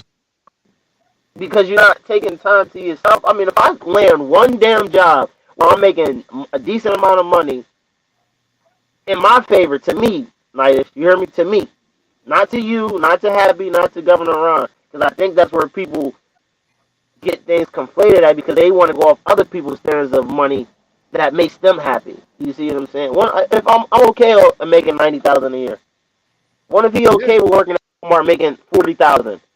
Yeah. It's okay, brother. It's okay. Like but then you get other people come over here like, nah, brother, you need to do more. You setting a bad example for your children. Well, damn, I got a trade. I'm in a field with a lot of opportunity, United. That means that I can just say, fuck this job and go work somewhere else with a decent resume. No pressure, no discrimination out here, no. I don't need to know nobody get in. You see what I'm saying? I'm in a field where it's endless opportunity, and that's still not enough. And this is men and women saying this. Men and women saying that. You don't. I think it's a decent amount of people that can understand that sometimes you have to live within your means. You have to work with what you have. And all those people that's talking about that's mediocre, well, that's the majority of people. Dude, and like say, I live in Delaware, so I live in a small state. It's tax free here. So you making about 65,000 here where I live at, with no kids though. I gotta add that in there. If you don't got no fucking kids, you can live good for the remainder of your time being on this earth. But then somebody will step in and take you out your comfort zone. You see what I'm saying? And say, nah, you need to do more. Because you just happy in a nice apartment. You got a nice car. Your credit good. You got money being stacked up. You can take a trip when you want. What you want. And that's still not enough for society. It's like we fighting with society now, brother. Well, here's the thing. Those people that have those luxury dreams and that prosperity preaching, let them go ahead and do their thing because they're just going to run themselves ragged. That's called keeping up with the Joneses. It is a such thing as the top 15%. What's the other 85? So you mean like that 85 that is really struggling. A lot of people live in check to check. Meet somebody that actually has something, can't build with you. That's just delusion. Male or female, who's ever saying that. All these people can't be rich. They're lying. All these people can't be alphas. They're lying. Nope. They come on these panels every day and they exude their masculinity and they flaunt their wealth, their riches, their wherewithal, the endowments they have. Yes, they are, Niners. I'm trying to tell you.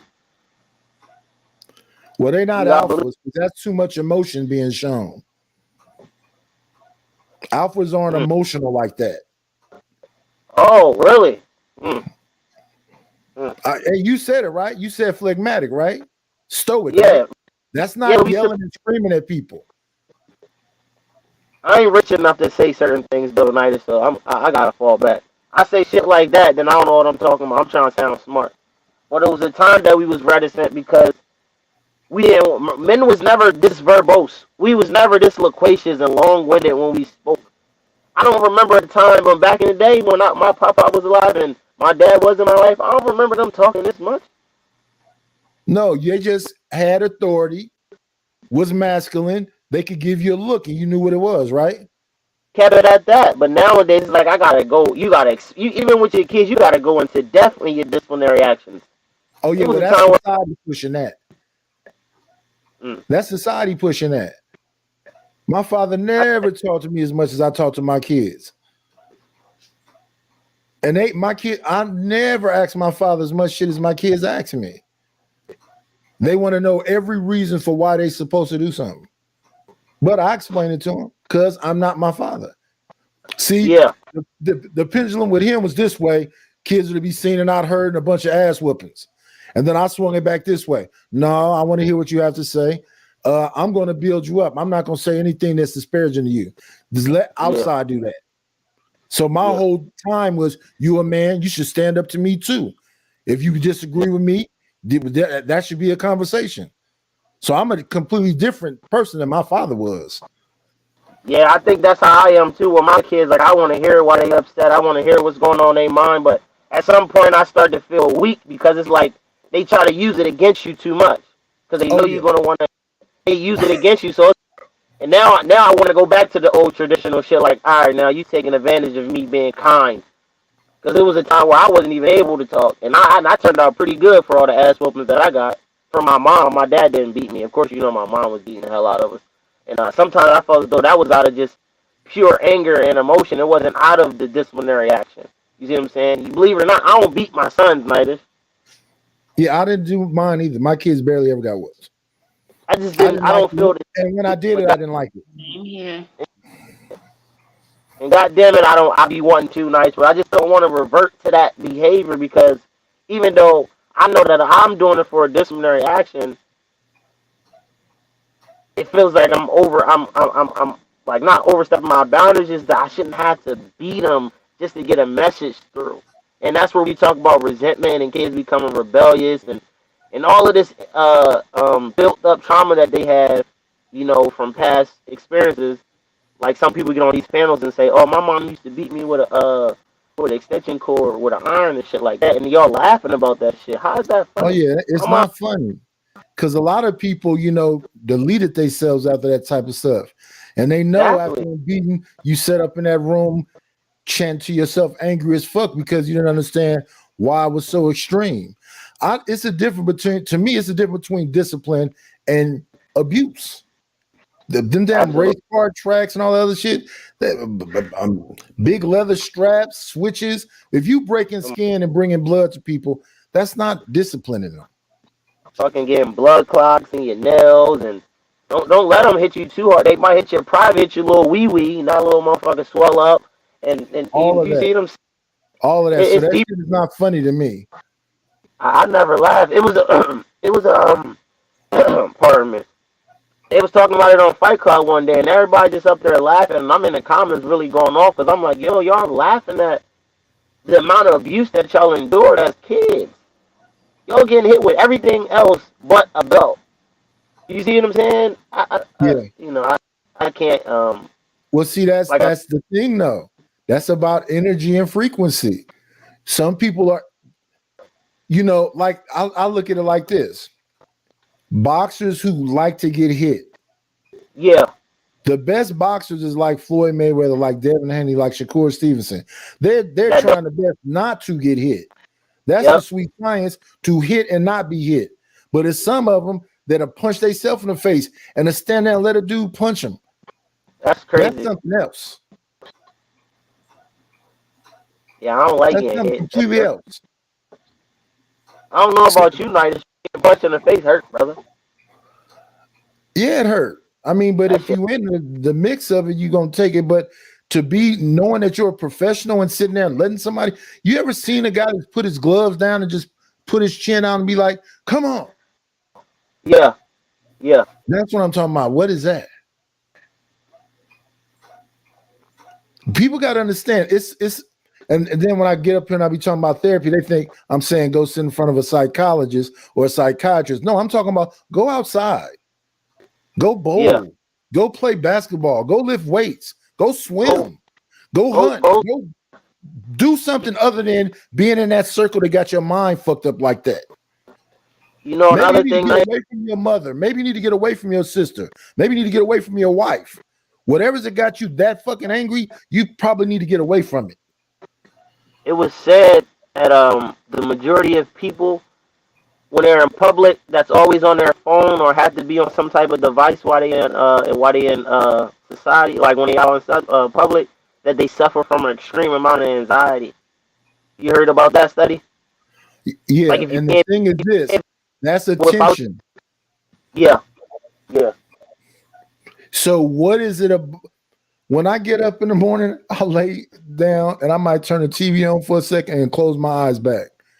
I turn the TV on and hear some people talking to something, but people get up and the first thing they do is they look at their phone. Yeah. Or they go right to their email. Or they go, that's what I mean by therapy. You got to have some time where you sit the phone down. Like sometime when the power go out, I'll be cool. I light a candle, sit up, drink me some wine. I don't really trip. Yeah, people panic when they go outside and see if the neighbors is outside. Shit, I sit back. It's quiet for once.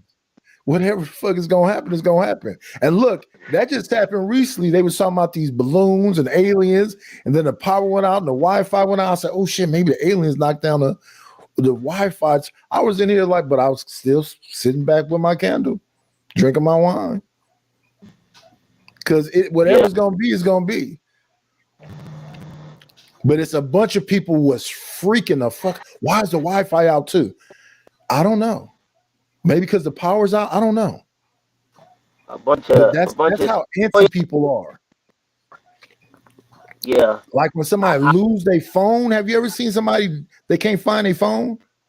They go fucking insane. I'm calm when I lose my shit. I get it. If I find it, I find it. Because I don't be on social media. Like, I think it's for the people that's like, some people that's got all these social media apps. Well, then again, I can't say that because, people got they bank stuff on there. They got all the bank apps and credit sitting on there and stuff like that. But I get what you're saying, though, Nidus. I don't want to go on that. I just been up here for, like, I used to watch YouTube off and on back in the day, but I'm outside. I'm dealing with the kids' football games, Boy Scouts.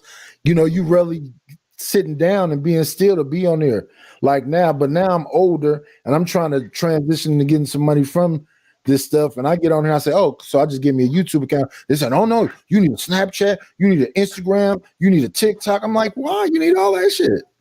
That's what I mean. Like it's TikTok to get people to come to the youth. No, man, let me do one thing at a time. They said that women was insatiate, like they never satisfied, but I'm starting to think it's really the men. Yeah, these newer men. But that's why I say that's social engineering, right? Yeah. I even think that with obtaining too much knowledge. What you think about obtaining too much knowledge? Like too much information. Oh yeah, information overload. When you have information overload, you're kind of frozen. Because you don't know exactly what to do, because that is a thing right there, man. Like I was saying about getting on this YouTube. When you get on this YouTube, you got to learn how to edit. You got to learn what your subjects are going to be. You want to have your video set up certain kind of ways. It's so many different little bitty pieces you got to do. This is a business, especially if your stuff is right. Now, if you just sit in your car on your phone and just talking whatever, but Angry Man started in a car on his phone. Yeah. It's about if people are into you, are they feeling you? And it's the same thing when it comes to the women. Are you fun to be around? If you go out, are you gonna actually get your ass up and dance? Or are you just gonna go in there and sit down and are you angry? This angry person that's gonna mug this woman while you're out on a date? Are you gonna be able to have a conversation? One thing though, Nidus, though. A lot of dudes don't even got that aura. They don't even got that energy for when a woman first see him, she just jump on him. You see what I'm saying? You ain't got that. You got had that. You see what I'm saying? You ain't got the swag for that. You don't got the smell. You like I just went on a date like a week ago up in Nazareth, PA. I had met something. I went up there and she saw me. You know, I was looking good, smelling good, hopping out the car, man. She jumped right on my arms, brother. You gotta have that, brother. I ain't even say nothing. She And just look, knew. and check this out. The dudes that don't have that, I think, my personal opinion, are upset, but they're not listening to the dudes that are like that. They can explain it to them that, hey, you can't be musty like that. You got to wash your face, man. Cut your fingernails. You can't have that dirt up under your nails, brother. You out in a cold, dingy t-shirt, smelling like Black and Miles and blunts, all up in women's faces. Hey, what? Wait, calm down. You coming off creepy, scary. They want to talk about this YouTube shit while they with a woman. Oh yeah, They want to talk about that's creepy. this better shit when they with a woman. Come on, brother. They want to go on a date and sit in front of a woman and talk like Kevin Samuels. Like, come on, man. It's the time and place for that shit. Right now, you with a woman, man. Show you a gentleman. Show you that you can be seductive. Show that you can, that you amorous. Show that you like women. You can step away from these talking points for one goddamn minute. I'm maxed out, Nightish. I'm not even gonna lie. This is a venting session for me because I'm tired of this. I'm tired of this YouTube shit, Nightish. I'm not gonna lie. But it's like I drive trucks, so it's like this is literally my only entertainment. If I put on the audio book, I'm gonna fucking go to sleep. You know these dudes got these fucking soothing, sonorous voices. Nah, Saturn, I think, yeah, Saturn is the sweet one. What the nice voice that'll put you to sleep, and I'm driving for 4 damn hours. So I gotta let this shit because it gets you riled up sometimes. You get what I'm saying? And that's what keeps me awake. So I'm speaking from a trucker's perspective. Somebody else's perspective that might work at a desk or corporate like Ronnie and Happy and shit like that. To them, they can just, it is what it is to them. But shit, I be needing this shit though. You get what I'm saying? There's a lot of truckers on here though. I think you know about that channel called Truck Unity? I don't want no damn Truck Unity because they gonna be on there talking about. See, it's levels to this shit, man. I ain't going that extreme to go on a damn truck. I don't even have a trucker headset. Y'all know I got the struggle phone, and right now I'm just parked up. But I ain't going that deep into this shit, going into it because you gotta go over there and you gonna deal with some other shit. It's a whole different world in this trucking shit. You know what I'm saying? So I'm over here dealing with y'all. I'm like, this is my shit right here. I fuck with y'all. You see what I mean? Yeah, y'all polemical as hell. Is almost always all shit like that, huh? I'm not political. I just be on here trolling folks because I think half this shit be hilarious. I said polemical, like that means just controversial, like y'all, what y'all talking about. Yeah. I'm a shock jock. I'm trying to be the new Howard Stern. Yeah. I mean, but yeah, I think I'm reaching my limits with this so Nightish, man. Oh yeah, you have to take a break from it if you really pay attention to it. Like people that be reading the chat while they up here, but then they're content creators, so they like going back and forth with the chat folks. I just say hello to the chat folks, even when they clowning, whatever they talking about, because I don't take none of that stuff personal. I'm old. Sticks and stones and guns and knives hurt me. Somebody saying something, I take it with a grain of salt. No, but now that's why I be telling Jay Prince all the time, like, yo, don't take this shit personal, bro. It's just having fun. You start taking this shit personal, that shit gonna drive you crazy. That's what I thought. It's the internet. It's YouTube. We just having fun. It's Facebook. We just having fun. It's Instagram. We just having. But look at y'all being impulsive. Y'all being pugnacious. Y'all all these fucking different feelings. But it's just YouTube. But it's supposed to be entertainment. I thought it was just fun. What happened? What happened, Ronnie? I thought it was just fun. But yet we making threats. It was fun, but when they start calling each other pedos and you this and you a rapist and you sleeping around all this shit, that when the fun got taken out. It's fun though, but now you talking about my kids, my wife. Come on, now we crossing lines. It's supposed to be fun. That's what I'm saying. We taking the joy out of this shit. You see what I'm saying? Well, the thing of it is this: and this is just, I don't know other races of people. Well, I know them, but I don't mess with them heavy enough like that. But when I deal with my own people, we always have to humble each other. We always got to take each other down a peg. Because half the stuff dudes be saying up here, when I get into the little rumbles with them, I just listen to what their argument is, and I just flip it back on them. So if you want to come at me like on some sus stuff, I double down on the sus stuff. And then they be like, well, what is you saying, brother? What are you saying? When they go into the kids and talking about people is this and that and the other, no, I try to get them to get back to their point. No, you're saying that. I'm not saying that. You hearing things. It's like it's a difference. So like for instance, say you remember when Charleston White and Jay Prince was going at it, right? And Charleston White told Jay Prince, I'm gonna bring that Keisha out of you. I'm gonna bring that hoe out of you. It's that right there. That's cool. But then when you go so far as to use a bitch ass nigga, fuck you, faggot, all of this shit, I'll come see you about something. Well, damn. No, but the situation that happened with Charleston White was they said apparently Anton was muting his mic. So he was. It looked like Jay Prince was a fight. He was muting. Allegedly. I watched that. He was muting him.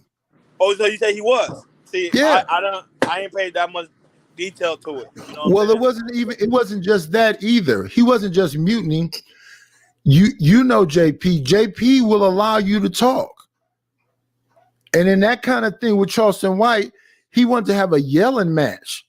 So JP kept saying, I'm gonna let you talk. And then when JP started to come back with a response, he got muted. Neither she couldn't win because he was being controlled at the time.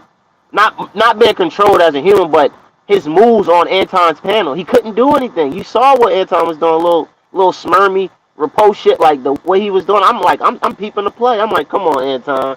Like I'm posting in the comments and shit. Like let Jay Prince respond. And then, like you said, that shock jock shit. Nobody fucking with Charleston White.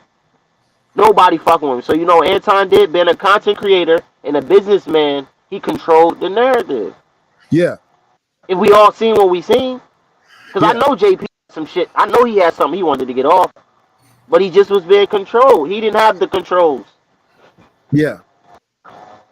Because if he would have been left alone, eventually JP would have got him back. But every time he would have got him back, he was arguing with Anton. He was like, "Why you keep mute?" So he was thrown off. It was too many things happening at once. But that's why, in a minute, when this channel blow up, because if he gonna be on Monday, Tuesdays, and Wednesdays, or be consistent like this, the number's gonna grow. Yeah, I told him. Then he can be able to have on whoever you want to have on. Now, if Charleston come over here and it's just him and JP, different story this time. Bro, you didn't see the interview he did with Judge Joe Brown? That shit was deep. It was good. It was really good. I'm not gonna lie. I saw both of them. This one today and the other one. It was really good. Very informative. That's what I'm saying. The man, he's growing. I'm telling people, watch out. Yeah, all it takes is consistency. See what people like. That's what maybe I was on Aaron's show. I don't know. Maybe I was on Aaron's show when PhD came over there, and they got into some conversation about people with money. I said, "Well, I'm poor. I don't know nothing about that." And then I don't know if it was her or Aaron that said, "Well, you can't say nothing about people with money." Yes, you can. Yes, I can. I don't have to have a PhD to talk about somebody with a PhD. I don't have to have money to talk about somebody with money, because with me, when it comes to men, it's about your character. Yeah. Who gives a fuck how much money you got if you're a piece of shit? So I mean, it's cool you got the money, you figured that out, but what difference does it make if you don't help nobody but you? Yo, Nidus. Facts. A popular musician, rapper named by Finesse Two Time. Are you familiar with him? Yeah. He's down there with he would either CMG or Yo Gotti or one of them. Yeah, somebody, I forgot. But he once quoted, and I quote verbatim. Or is he cool. Yeah, it's cool when they do it. It's a problem when I do it. Yeah, that's what it is. It's do as I say, but not as I do. That's what ever since he said that, a lot of shit has been very trenchant. It's been very fucking clear to me. That's literally the society we live in. It's cool when they do when y'all do it, but it's a problem when I do it. Yeah, That's the time right now. that's what it is. And they know that's what it is. But it's kind of always been like that, right? The in crowd. It's like kindergarten or elementary school. Yeah.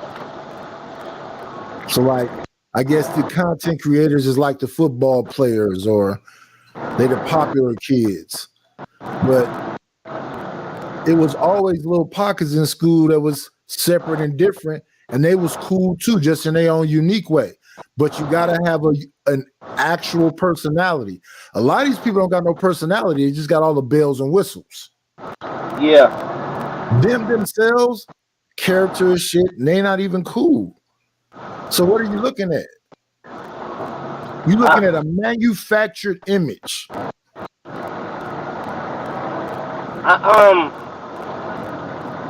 See, I'm not trying to call nobody out. I ain't going. Yeah, but I think in these spaces, you have to call them out because they're gonna call you out. That's their whole stick. I ain't big enough, so nobody can. I'm just a supporter. So I look at so because it's deeper than entertainment to me. This shit is really about behavior. You see,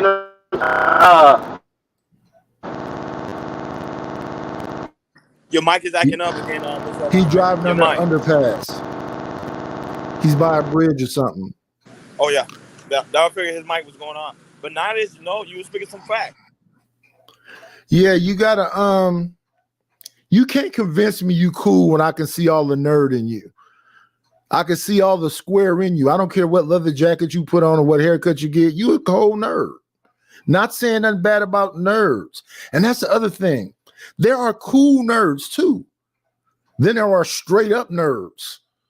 There's pocket protector, taping the glasses, getting slapped around. But cool, everybody. And that's why I be listening to some of these conversations up here. In the neighborhood, if somebody was a nerd and the neighborhood knew that was a nerd and you mess with him, try to bully him, somebody in the neighborhood will jump on you.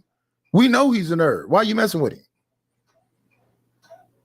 But when I listen to these spaces up here, it's just like the nerds was all alone and being bullied and nobody helped. That's bullshit. Facts. That's bullshit. The thing is, the majority of these people are squares, but they don't want to admit that. Well, Nightish, were you a cool nerd? Me? I wish I wanted to be a nerd so bad. I thought the nerds was cool. I wanted to be one. I don't know how to be a nerd. I'm a nerd. I read reading a lot. I'm a nerd. Oh, I used to read a lot. People used to make fun of me when I was younger because I had a speech impediment. There's nothing wrong with being a nerd. I don't think it is nothing wrong with being a nerd, but my environment, you couldn't be a nerd. You was gonna be in it, or there wasn't no way to avoid it. That's why I say around where I'm from, I don't know if I would really call the nerds because where I'm at, everybody's about that smoke. The nerds, the gay people, everybody ready to go down. They want all the smoke. So I wanted to be a nerd. I don't have no problem with it. It's not a bad word to me.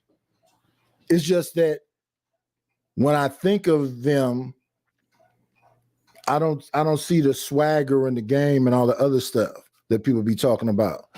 And what you know about swag? What you know about the swag, man? Who, me? Yeah, what you know about the swag game? I know it's either you got it or you don't got it. Facts.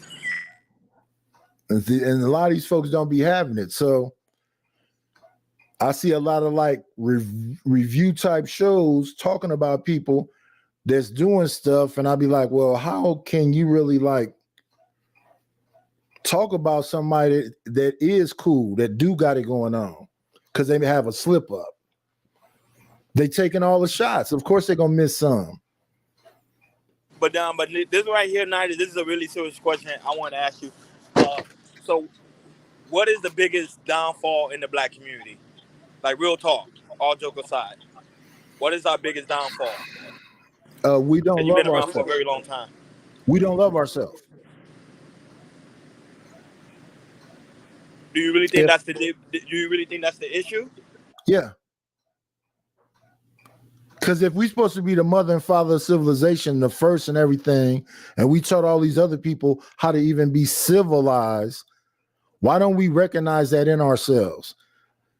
Why isn't it like when I even think about slavery, you know, in that movie, Black Panther, Killmonger said he had love for the people that jumps off the ships because they didn't want to be slaves. Well, I got love for the people that stayed on the ships because that's how I'm here right now. It's like a home where you got an alcoholic father. You got this one kid that say, I drink because my father drank. And then you got this other kid that say, I don't drink because my father drank. If people don't understand that, you have to make a choice. Do you want to be about something? And what is your level of greatness? Or do you believe we ain't shit and we ain't never going to be shit? So you live for the day. That's the problem. I think too many of us think we ain't shit and we ain't gonna be shit. They say it on here. It's too many people on here that supposedly successes that say, I hate niggas. Well, who is the niggas? If you're not talking about your uncle and your father and your brother, who is the niggas? And it's supposed to be the less educated people? The less educated black people? See, that's what I'm saying. It's supposed to be, but they probably a lot. I think I'm no offense. Excuse me for cutting you off, Nightish, but I think a lot of men really have unresolved issues with their moms because they blame everything on their mom, no matter what their fathers did or didn't do. And that's why you see a lot of them take it out on the black women. No, I don't think no, because at the end of the day, like for example, I was raised with both of my parents. Majority of my anger came from my father. My father was there in my life, but I felt he wasn't showing me the right way of being a man.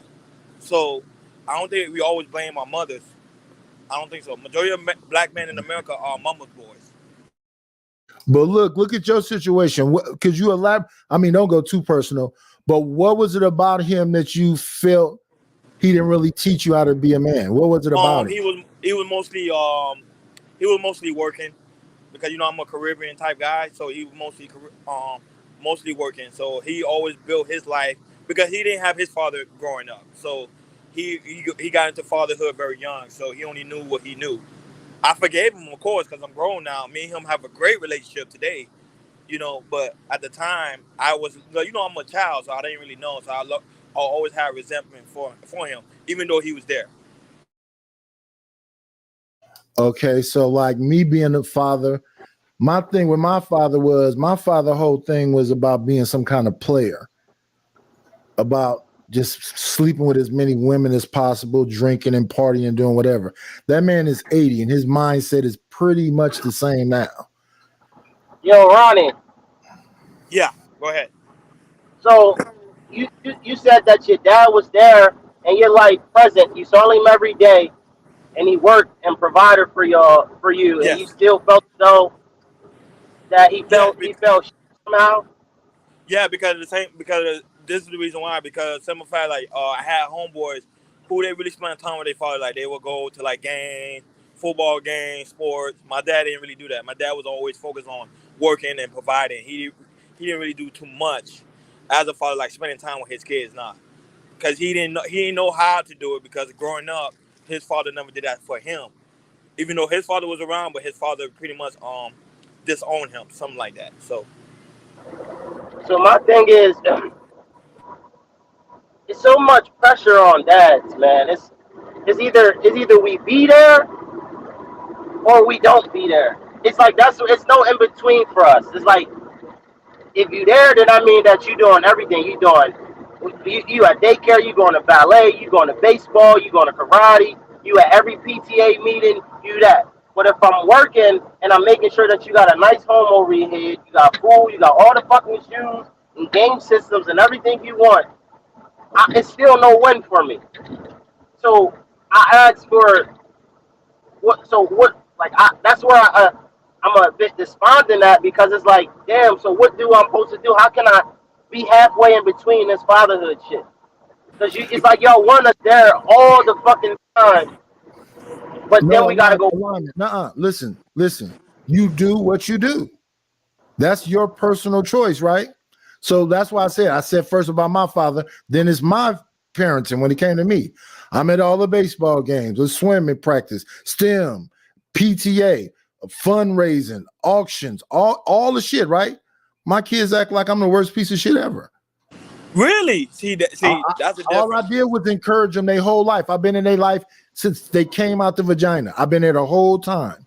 They talk You shit said to me. They act like they want to fight with me all the time.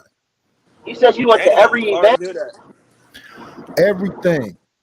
Wow. In fact, See, I was so involved in their life that financially I suffered because I was trying to be there because nobody was never at my shit.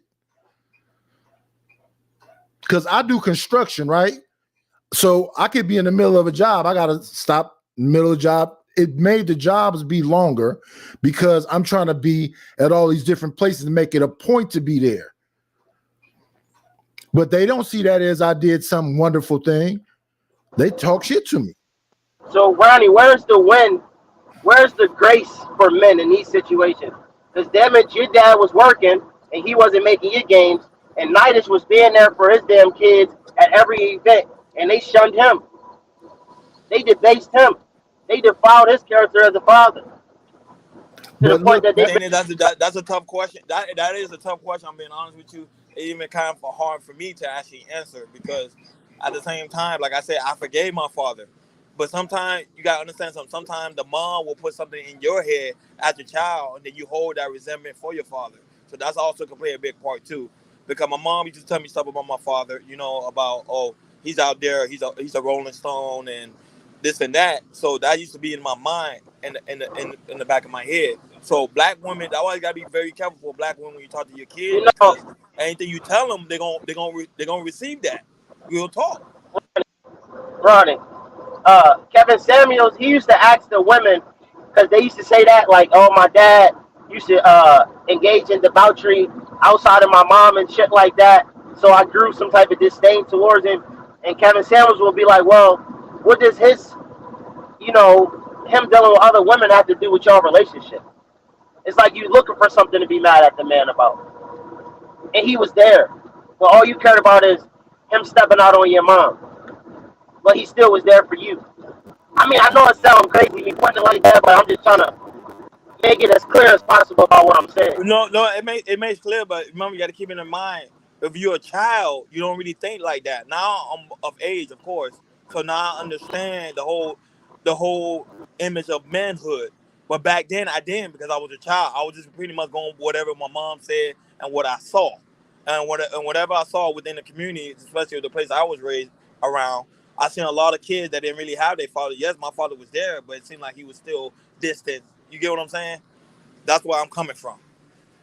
Hey, good morning, So, Sharon. I don't know if Sharon has some take on it because good. he actually father kids as well. So So the thing with children, what you got to do is you got to just teach them. You don't need to actually physically be there all the times, like because I'm in construction as well, and y'all know I'm always in my car because I'm barely at home. I leave my house at 4 a.m, and most nights I get home about like 12 at night. So my kids don't even see me, my younger kids and the kids before. So, but what you got to do when you do spend time with them, you actually got to spend time with them. You cannot be 1 foot in, 1 foot out. So when you with them, you need to just teach them lessons so they could take things with them. So they could understand why you working so much and what is their job and what is their duty as your children. And so they can have an understanding why you sacrificing your time that you can't spend with them so they could be better. They need to have an understanding of that. You cannot baby these children and they just little kids. No, they are little human beings. They understand way more than what we give them credit for. If you send children to classes to learn languages, they'll learn 4 languages if you give them the opportunity to. So do not look at your kids like you above them. No, they are little humans and they learning. Stop Yeah, thinking just because you there for them and I went to every basketball game. Their little kid don't really care about that. yeah. Let me respond to this person. No, my wife and me lived together the whole time. The same house. From the So time my what? So children was what went born wrong until then, she Nine? passed away, Then I never then left why the do your house. kids? But then why do your kids resent you if you was in the PTA meeting, you was there and doing the games? Like what happened? I You don't don't have to know, tell but me. I basically tell them you're going to be angry or whatever it is, and maybe one day you'll change your mind. But I don't change nothing about what I said and what I'm feeling. So when we get into these emotional conversations, I ask them, why are you that emotional when you don't see me being that emotional? So when I ask them about things that I've actively done with them, that's when they get upset. But I think it's more because of this damn internet stuff. I think it's more social engineering, or they're living vicariously through some other friend of theirs, because the people that I raised around me, I don't know how they can justify the shit that they do. It don't make sense to me. Hey, Nightish, I believe it's a lot of times with children, especially the teenagers, when they like teenage, they get an entitlement. They get a sense of entitlement. They feel like you gotta do certain things for them that is like extravagant. Like every kid, you know, it's also said in these spaces too. You know, you should buy your kid a car at 16. Every kid ain't gonna get a car at 16. That's just not realistic. Some kids they could barely ride a bike straight, and you want a car. That's number one, right? so sometimes they just be entitled, and we got to check them, and we're gonna go through it with our children sometimes, and they're gonna have to take a hard lesson and maybe not be your friend for a couple of years, but they'll come back. Yeah. Hope, you know, I'm waiting for them if they do, but yeah, when we have conversations, now that you're an adult, I'm pretty firm with you. Now I'm talking to you like you're a man. So now I don't have to pussyfoot and do all that shit I did when you was younger. So now I'm telling you, you full of shit and you too much in your emotions. Now you can get upset, but you can't tell me about unless you went outside of this home and saw something you wasn't supposed to see, or put yourself in some situation. I don't even know how you could do that when I'm dropping you off at school and picking you up from school. So yeah, we bump heads. Yeah, what's up?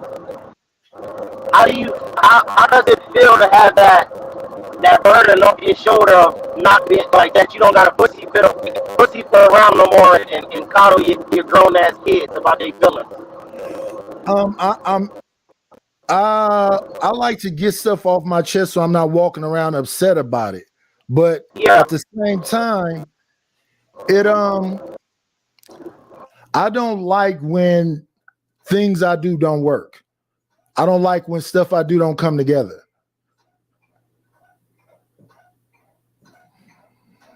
I don't care what it is. If I'm working at it, I get frustrated if I can't get it to work.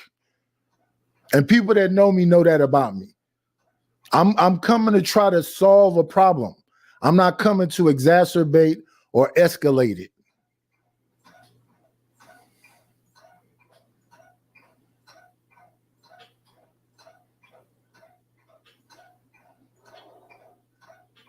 So yeah, I don't really hold on to it or harbor it.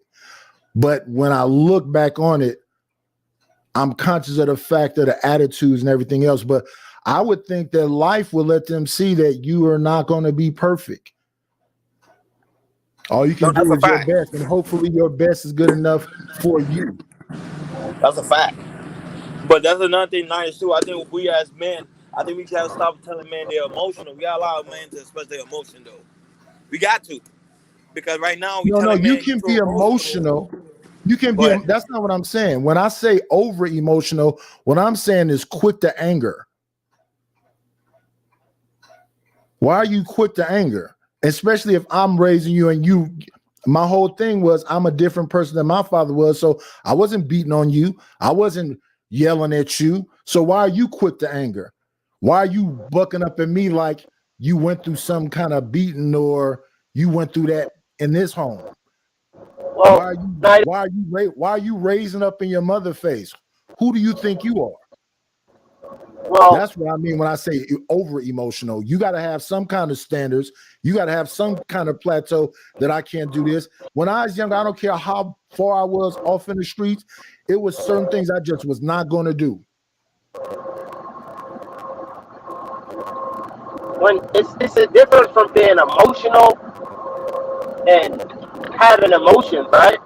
Like when you say emotional, it takes me into that you can't control yourself. But having emotions, you know what I mean, to be able to express yourself, I think it may be a thin line between that. But like No, just no, like when no, we no, talk, no. Let me say it again. You can say whatever you want to say to me. We can have a discussion about whatever it is, whether I necessarily agree with it or not. That's not what I mean by emotional. I mean that we're having a discussion and you're so heated, it look like you're ready to run up in my face and fight or something. What is that? Talking is one thing. Actually thinking you finna come do something, and I'm an athlete. I know you play football. I was at all your damn practices. I watched you lift weights and everything. I seen people tackle you. Yeah. What the fuck is that supposed to mean when you saying it to me though? Why are you making that point? Why are you balling up your fist? Why? I mean, I don't want to do like the old school dudes do. The old school dudes would give you a liver shot and tell you want to be a man. I haven't been beating you. I don't want to now have a fight with my son. So why can't you control yourself? To me, from I just caught on to what was going on. So for me, it sounded like your son, if that's what we're talking about. It's like he's I got two sons. upset. It's like he's a little upset that he's not where he needs to be athletically or whatever it is that he's got going on, and he's using you as a scapegoat, which young men tend to do. They try to use their fathers as scapegoats when they're not who they are. I don't know. I couldn't explain it, but I love him though. Yeah. I went through it with my son. My son did pretty much the same thing, act like I did something wrong to him because he's not wherever in his mind think that he needs to be. Even though I try to instill in him that like you cannot use this this whole internet matrix. By 23 you should have a house and you should make 100,000. Like that shit is not that realistic like that. Yeah, and to me, age is, I don't care how old my son is, and in a healthy relationship, you can be here forever. I'm not in no rush to get you up out of here, but when you can't control yourself, you can't be up under me. I'm not finna be worried about one day I'm laying down in the bed and you had a fevered conversation with your girlfriend, and now you in here, no, that ain't gonna work. Now you want to use me as a punching bag. Yeah. It ain't gonna be no elder abuse here, sir. Yeah, go ahead. I'm here. Tonight is I know y'all got kids. Does presence mean being active? Like talking about fatherhood, like being there. Does it mean being active?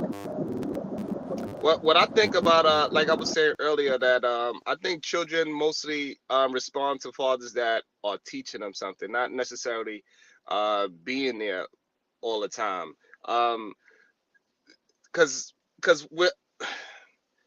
the way how your children look at you as a man, they look at you as a leader. And a lot of times, if you look at it as a job situation, most people are not working hand in hand with their boss all the time, right? But they respect their boss. They do what their boss say. When their boss come in, they straighten up. They hurry up and act like they're doing something, or they make sure that they doing the right things. So when you're being a father, I think it's more important to lead your children, and you need to lead them by what you do and not by what you say. I think a lot of times men, they try to lead by their words instead of their actions. And like for example, I started training for a marathon, and the next thing you know, my kids is starting to run with me. My daughter is 8 years old, and she made it to a 10K with me. And now my wife, she's running with me. And so I never told them that we should go and start running. They see me do it and they want to be involved in what I'm doing so much. Can I come run with you? Sure. This is how we got to do it. And then when we run, I also make that pretty strict as well. We got to keep a certain pace. And so I think as a father, you need to lead by your actions and not by your words, and not necessarily being next to them all the time, but leading them all the time. Yeah, I would agree with that. But when I look at me, my father didn't teach me nothing. And I think leaders teach leaders, right? So if I had a leading type father, I would think I would have a more understanding at a younger age how to be a leader, because I would have at least a clue, a roadmap, right? But when you have like the kind of, and I don't blame them no more after the age of 25. I stopped blaming anybody, and I mostly blamed my father. But I had children while I still had a young mindset. So I had my first child. I was 22. So at 22, my 22-year-old brain, I was just a stupid kid. And I say I didn't really get my mind right until I was probably 30, 31. So I wasn't saving no money. I wasn't doing nothing that made no sense really. But I had these kids though. So it was, I would say, the whole leadership thing, everybody's not leaders. You just doing the best you can do and within the parameters of what you're living in. And then trying to tell somebody, well, listen, we got to live within our means. I'm not trying to keep up with the Joneses, is the argument in the house. So when I hear these conversations now, they saying that men are just used to being mediocre, and that's what's wrong with the community. Well, here's the thing when I think about that. Your grandmother couldn't read, and your grandfather couldn't read. They had 13 kids and raised all of them. You got a PhD, he got a PhD, and y'all struggling with one kid. Make that make sense for me. I mean, yeah, that's something I cannot make sense for you. But I do want to talk about because I got a similar situation as you. My father was not in my life for a long time, but he is in my grandkids and his grandkids' life, which is a good thing. I didn't stop him from doing that because he was able to change his life over. So I had kids at 18, so that's when I started having my children. So we pretty much in the same boat, as in not having that leadership role in front of us at all times. So what I would say to that is that, yeah, everybody's not born a leader, but you can learn how to be a leader. And to be a good leader, first you need to learn how to Facts, be a Sharon. student. Facts. So it's all about what you want and what you want to pursue in life. So just because you didn't have a leader, or you don't even have leader qualities in your DNA, you could actually read up on it, you could study leaders, and you could become somewhat of a great leader, at least compared to what you were. And but you got to put that you got to be able to self-analyze yourself and see the weaknesses that you have in you, and you got to be willing to change those things and be able to become a different person. Yeah, I would agree with that. My thing though was, when you have the people that's supposed to love you the most doing things to you, the walls that you put up is a lack of trust. So who can you trust? What dude can you be around? So it is pretty much a lot of reading. And then while you're doing these things that you're reading about, because I would agree that it was a lot of reading of all these different people, but I would still say you can feel like an imposter doing these things, because do you really believe this, or are you just doing what you read? Sometimes you got to come out of the book and have your own standards and whatever else, but that just takes time to be able to find your place, find your footing. And I would say I knew before I had children I wasn't going to be this brute yeller and beater. So I still stand on the choices that I made, and I try to understand what my children are saying when they're saying it to me. And then sometime I'll be like, well, fuck it, don't call me for a minute. Also, I want to say to when you're not making enough money, to the men that are scared to leave when they broke, or financially broke, I should say.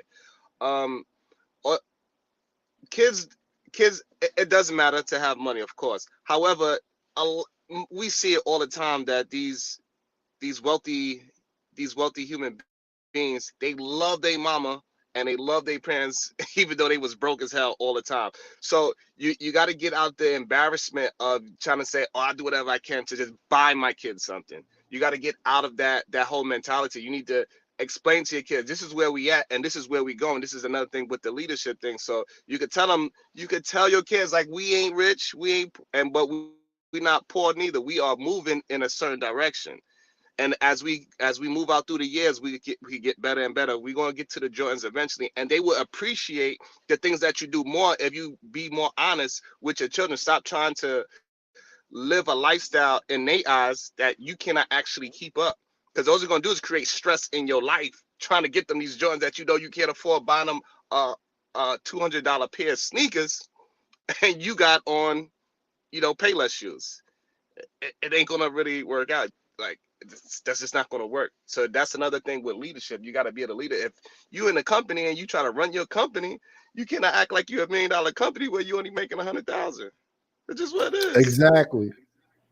So that's why I say people got to understand those different levels. And what people think is that we all supposed to be this one thing. And that's what I hear on these interwebs. Everybody's supposed to be in the top 15%. Everybody's an alpha. No, they're not. It is not this many rich people. Everybody rich on this thing. Everybody's an alpha up here. Come the fuck on. Everybody got all the women. Come on. You rich and you wearing now polo. the thing with that, come on. I would say everybody is an alpha, but maybe in your own house, but in the world, and then now I'm leaning towards what you say, and it's like, all right, I'm an alpha in my household, right? But if I go to a Dallas Mavericks game, guess what? Mark Cuban is the alpha there. You know what I'm saying? Like, that's just what it is. If I, and they like, gotta like I could be an understand that. alpha. I could be an alpha in, like maybe like Floyd Mayweather. He's the alpha in the boxing gym, right? But if he go to a science convention, Neil deGrasse Tyson, that's the alpha there. Yeah. That's just what it is. You can't be alpha in every subject. And men gotta understand that. If you're a beta, don't beat up on yourself too much either. Right, because you cannot judge yourself. If you're a fish, you cannot judge your abilities on how to climb a tree. Exactly. Because you'll never have confidence. You need to get in your lane. You need to learn your weaknesses and learn your strength and build on those things. You need to, continue to build on your weaknesses so it become a strength. And the things that you are strong at, keep building those up so you can be, Super Saiyan in those strengths. Exactly. But I watch so many of these panels where dudes is arguing with doctors and arguing with scientists and arguing with judges. And I'm like, huh? I thought it was about outcomes. Said, like, he's a judge, right, sir? Yeah, that's kind of insane. But that's where we are. But like I say, at some point when it get too goofy, I get to trolling. I mean, you gotta have some fun sometimes, I guess. Yeah. Yeah, So. Because I mean, good sense is good sense. I don't care who's saying it. I don't care if he looked like Jerome from Martin. If it makes sense, it makes sense.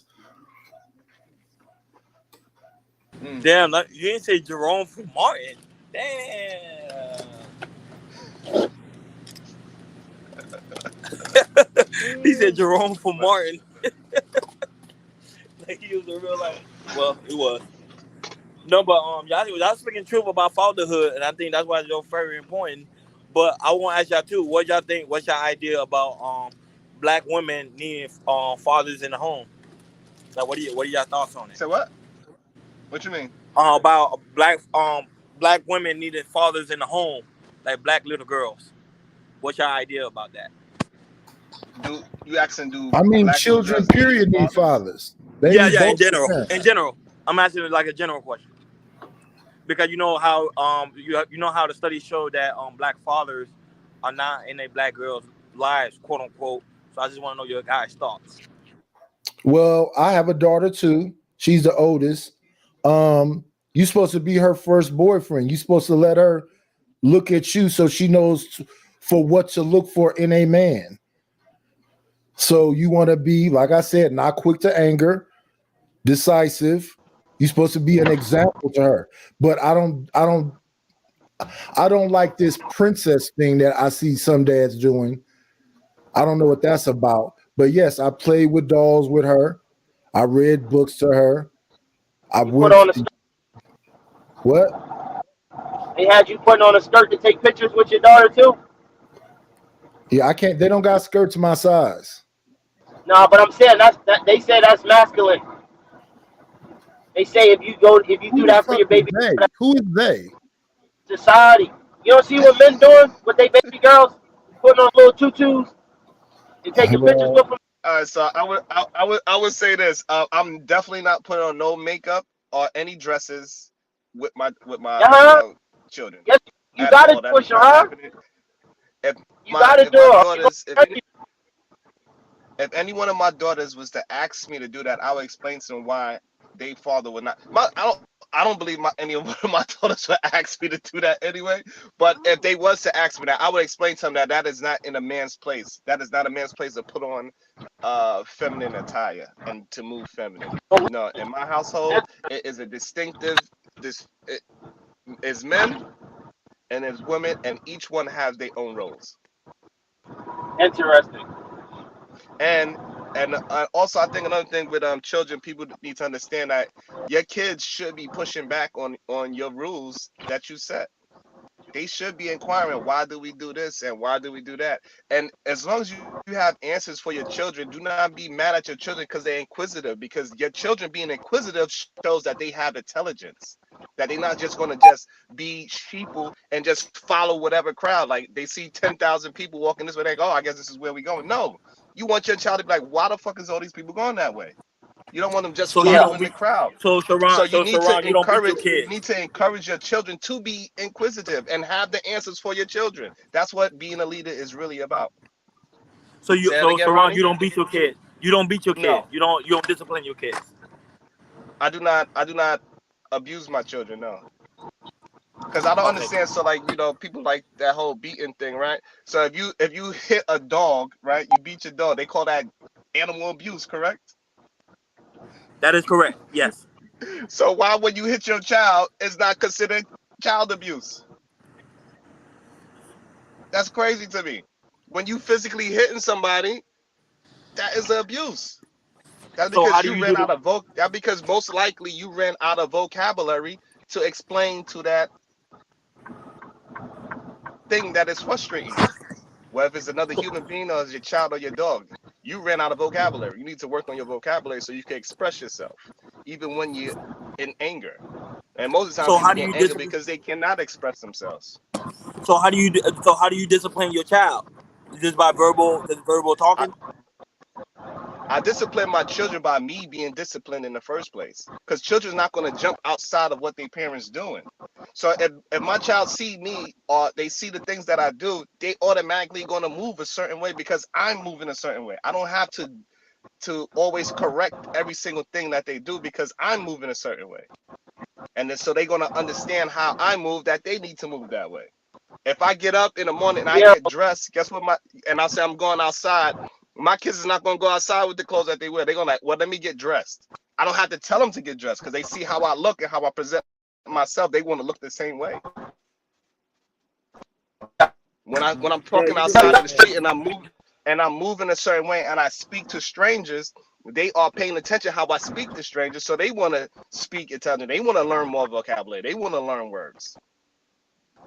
They want to be able to express themselves. I give them the grace to express themselves and explain themselves to me, so this way I could correct whatever thoughts that they have in their head. Go ahead, Mr. Alignment. Go ahead. Y'all saw The Pursuit of Happiness, right? Yes, I did. Yes. And that movie, no matter how resilient and devoted Will Smith was, Jaden still carried a bunch of emotions behind him, like basically throughout the whole movie, right? Yeah. So I was wondering, like, even though he displayed two very prominent characteristics that his son could take up, how did he still display all of that emotion? He was active, he was there. Basically, I'm saying he was there, but his son was still emotional. Was it because they were struggling? No, because I think it was a lack of him not. See, that one is tough because I think it was just a lack of discipline. I don't think he disciplined his son. And if I remember that movie correctly, that character in the movie was constantly sad because he couldn't do what he wanted to do for his child. So he was emotional also. I highlighted this comment so you can read it. All right, so with that, like, so first thing about being in pain, one thing people don't understand about being in pain and physical pain, being in pain makes you, for lack of a better word right now, is it makes you dumber. People do not get more intelligent by being in pain and getting beaten down. People do not tend to, on a majority scale, be intelligent people by getting their ass whooped. That doesn't work that way. The reason why people beat slaves, because when you beat them, they become dumber and they just do what you say because they don't want to get hit. So if beating was some kind of way to make people some great human beings, then I guess every black person would be great from slavery because we got our ass whooped then, right? No, so that doesn't work. For people to be intelligent, you got to do intelligent things. If you want people to be brute and docile, you whoop their ass. That's why back in the days in Age of Time, when they supposedly built the pyramids, they had a bunch of slaves. Guess what they did? They whooped their ass. You don't want to do wha-pow, you get whipped. That does not make human beings intelligent. It actually makes you dumber. So all these children that got their ass whipped, guess what they doing? They in the streets doing the same thing that they got. They getting their ass whipped at home, so they went outside and they try to whip some ass too. So stop with this whole, no. I know plenty of people that got their ass whipped every single day, and guess what? They in jail.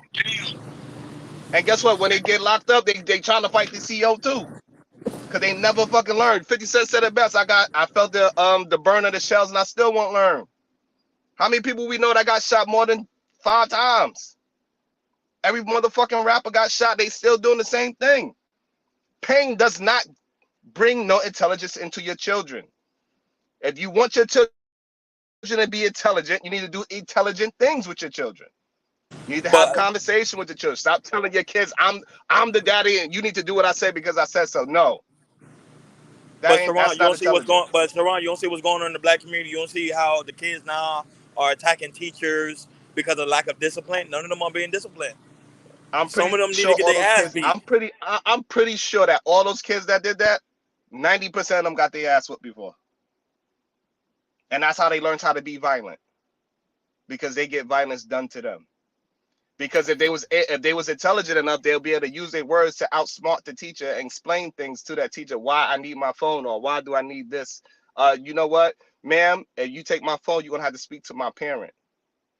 Because my children know if a teacher do not have authority over me. So if you get suspended because you was doing the right thing, it's all good in my household. I don't give a fuck about what that school say. As long as you're doing the right things. I believe that beating on kids, it does make them docile. It's like you breaking a dog or an animal or something. So yeah, I don't. That's why I can't go along with that either.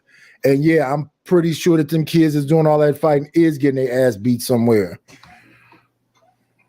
No, I don't think so. I don't think some of these kids are not getting their ass whooped. I think that's the problem. Definitely. Are you crazy? Do you see these? How many times we see it all the time with these women. They willing to fight men. So you think that they're not whooping their kids? Seriously? Anytime those kids get out of line, they are.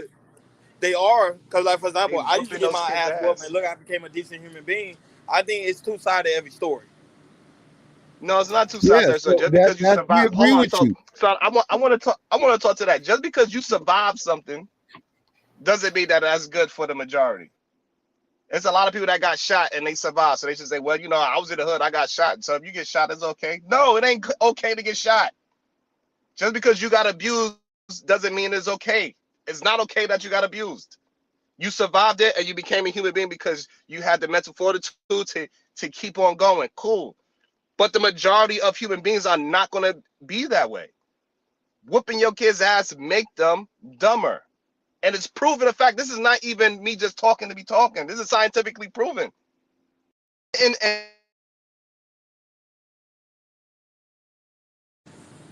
damn, you froze, Sharon. You froze. But on that same subject, sometimes it's you, right, Ronnie? Sometimes it's you. Yes. Some kids are going to go left. Some kids are going to go right. You might have just been a good kid, period, and did something that was no big deal and got whooped. But because you're respectful and you respect your parents, yeah, you survived those whoopings. Are you saying that the whoopings themselves is what made you a good person? I don't think so. I think you either are or you are not. No, because this is the thing that's happening, because they say that it's a lack of discipline of why a lot of these children are out of control, because some of them are not getting spanked. I think it's a lack of discipline because there is no community. There is no structure. The family is completely decimated. But it's not all families, though. That's the other thing. I see people still having what looks like traditional families. When I look at Latinos and people around me, you got the grandmother in the house, the uncle is there. They add on to the house. It's a whole family up in there. I don't see those kids going somewhere and embarrassing their family.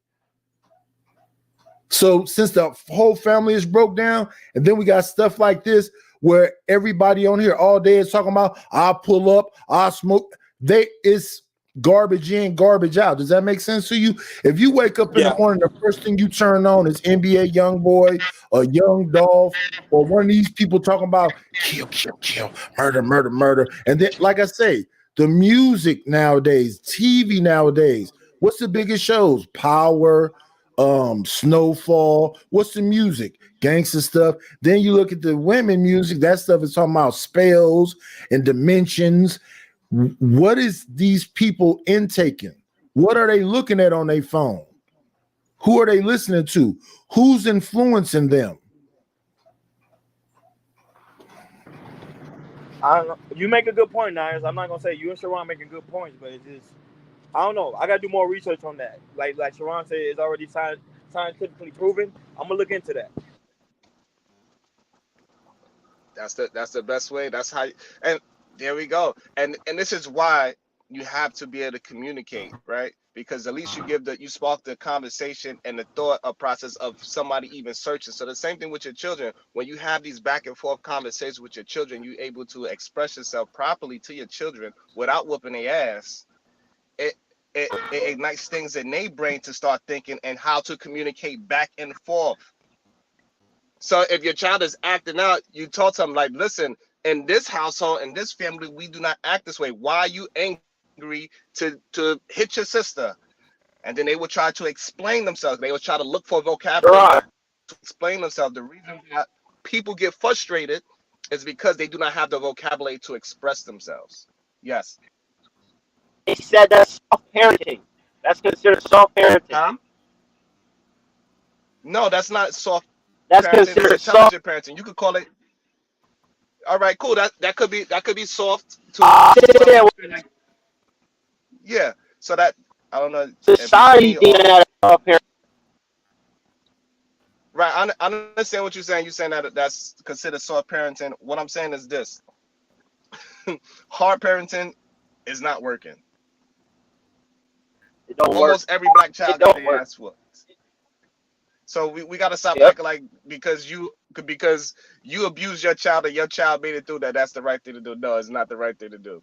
If you want somebody to be intelligent, you need to do intelligent things with them. It's as simple as that. If you want to be a better parent, read books about being a better parent. How many people actually read books on how to be a better parent? Read them. If you want to be a better cook, you start reading about cooking. You want to be a better leader? Read books about being a better leader. Because the more vocabulary that you have, is easier for you to express to your goddamn children. What do you expect from them? And then they're gonna do their best to deliver. If you want the best relationship that you can have is with your goddamn children. Your children want to be a part of your life. So why would you beat that person? Your kids want to be in your life no matter what you do. I just explained to you. I started running. My kids wanted to run. If you want to have the best relationship that you can ever have, you have it with your child. So why would you beat that child? So why would you beat the person that want to be around you the most? Stop acting like your child did something to you because they're inquisitive. They acting out most likely because they see you acting out. Yeah, and people in the chat, we are not talking about discipline.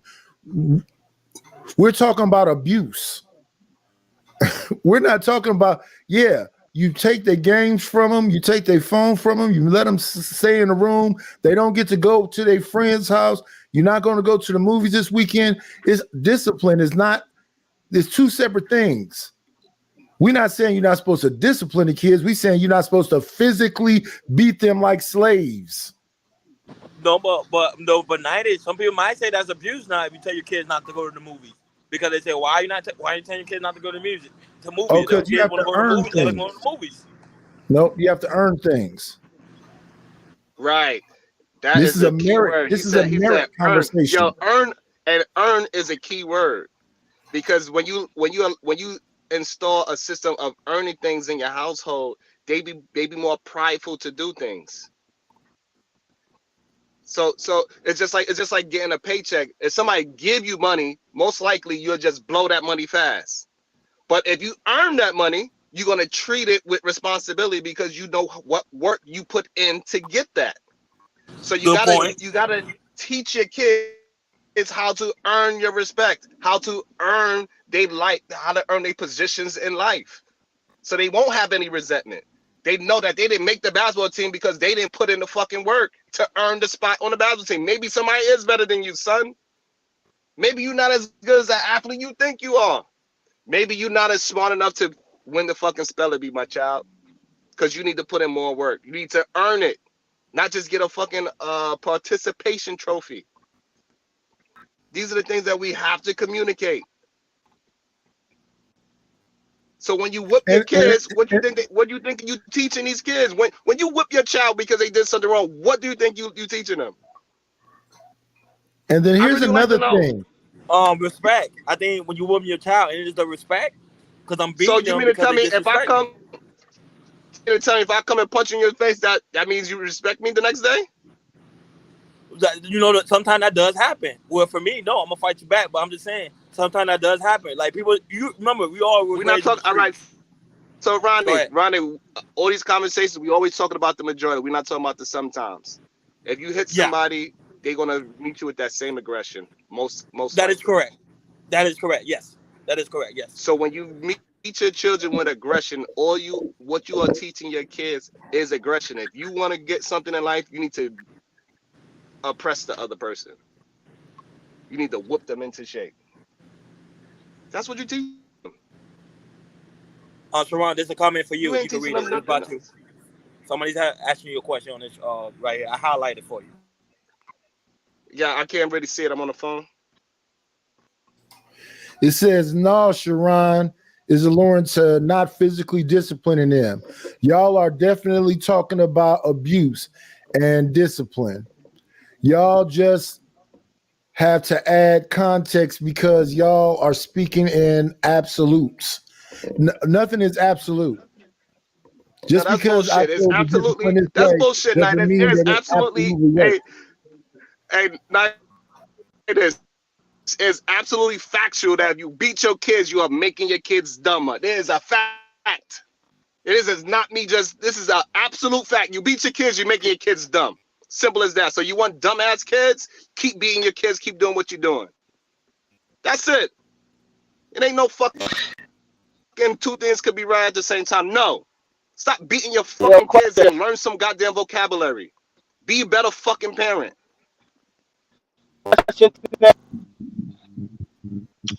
I got whooped. I didn't get whipped a lot. And half of those whippings weren't even fault of my own. Like, I got them for other people.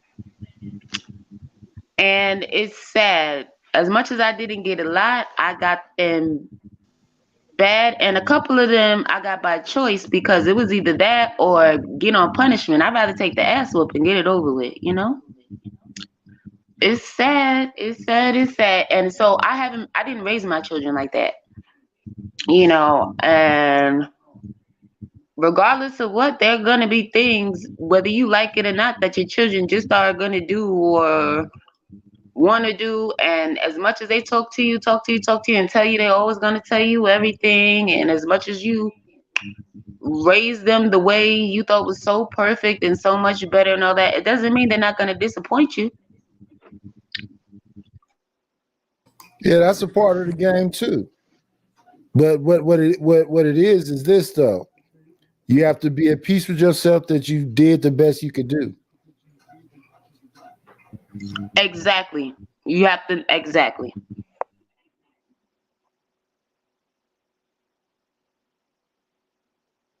Because a lot of people are looking at it as if, okay, well, these children are grown. Just because they speak eloquently and they're bright, they may be straight A students and all of this stuff, does not mean that they might not get in trouble. It just doesn't mean that. Just like when we were children, obviously sometimes we may have did things to quote unquote deserve a whooping. Other times I'm pretty sure we got whoopings for reasons we had no clue. I got a question. What is a good example why you should beat your kids? When they out of line, Sharon, when they not doing what they're supposed to be doing. So prime example, What is out of line? I'm not supposed to steal.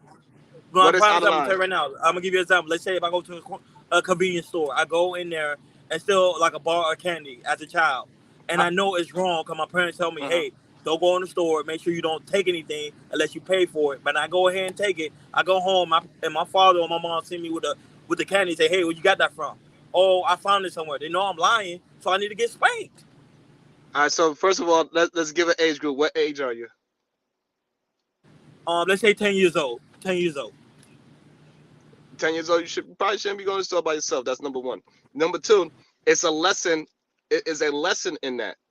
Beating them is not going to change that lesson. You need to take them back to the store and make them pay for that fucking candy bar. That's a lesson. That's an opportunity to teach your child. Listen, this is why we do not steal, because it's somebody, and then you make it relatable to them. It's somebody, whatever is in their household that is precious to them, maybe it's a PlayStation, you take that away from them. How does that feel when you come in and it's not there anymore? You got to do unto others as you want done to you. We live in abundance. This is the opportunity to teach your kids. You tell your kids we live in abundance mindset, so we do not take anything from people. We actually give more to people than we actually take. This is an opportunity. This is the problem with a lot of people. They want to have cheap and quick, easy discipline, and that's a whipping. Instead of putting the time in and actually teaching your kid a fucking lesson. Your kid still is a perfect opportunity to teach your child that you're supposed to give more to society than you fucking take, because it's all about you reap what you sow. So what's so crazy? That's the perfect teaching episode. That's a perfect teaching lesson. You say you reap what you sow, son. No, so but that's not true. If you put a seed in the ground, if you put a seed in the ground, yeah. So if you put a seed in the ground, you get more than what you put in. So that's the part of the Bible that they forgot to tell you. If you put a bushel, if you put a seed of corn in there, you don't get just one fucking corn. You get a bushel of fucking corn. So son, if you out here stealing, you planted a seed in the soil. So you're going to get more of what you put into it. So if you put good, because the soil doesn't care if you put good or bad into it. So if you put good into the soil, guess what you're going to get, my son? You're going to get more greatness to you. But if you put bad things into that soil, you're going to get more bad things. So you got to be able to explain, use your vocabulary with your children. Do not beat your children. So I just proved to you, hopefully, that whooping your kids for stealing is not the right thing. That is a lesson. That is an opportunity to teach your child a lesson. Okay, goddamn, well, some goddamn subscribers and likes today. Goddamn it, I'm fucking in bars. No.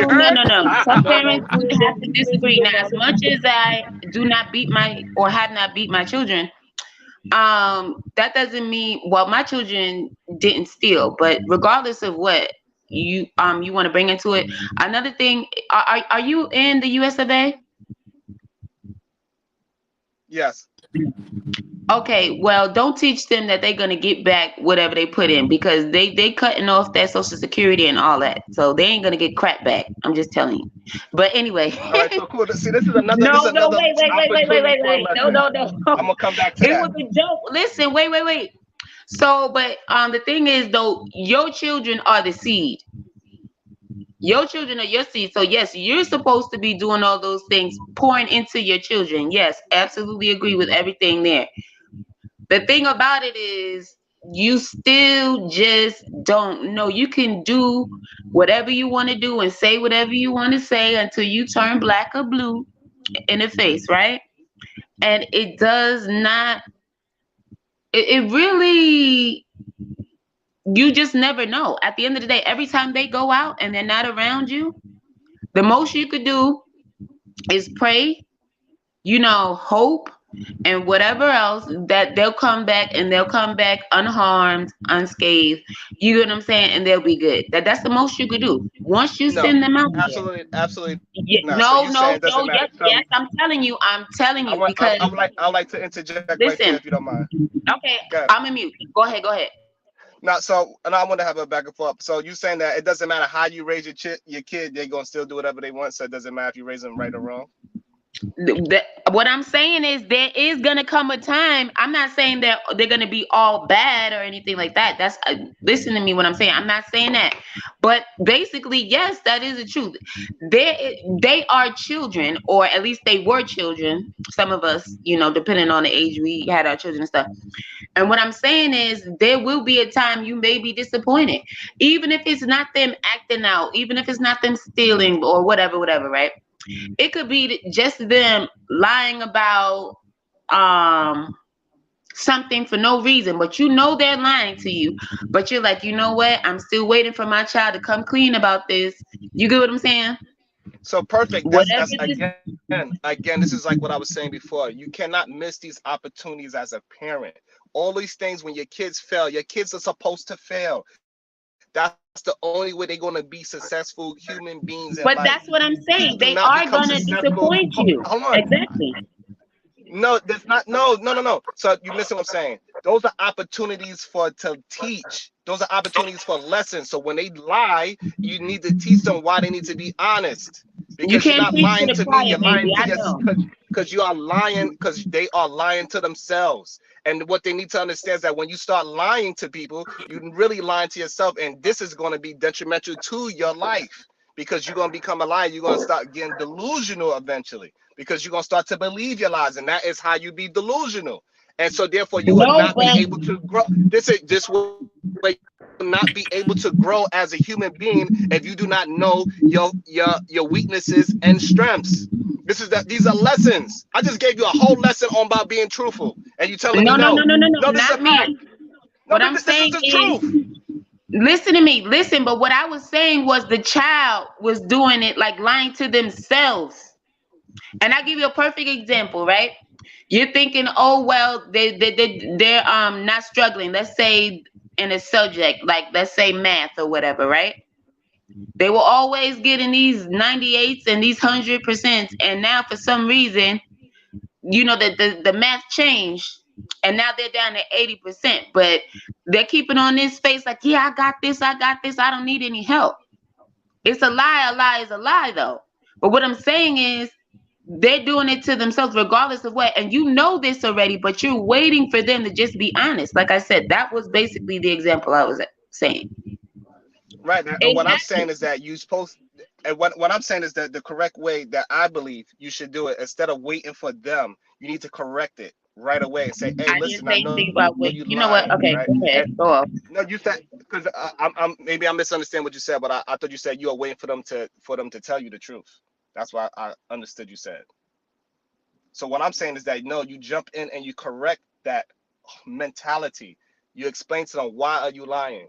I know you lying because I have the proof of this X, Y, and Z. Why? So why are you telling me these things? And then but you don't start with why are you lying. That's not how you approach a child. What I'm saying is when you jump ahead of it. So the problem is that a lot of people don't understand between success and failure. A successful person, they anticipate. And people that fail, they just react. So you need to anticipate. If you know that your child is lying, you need to anticipate the conversation and lead them down the right path as much as you possibly can so they can understand it.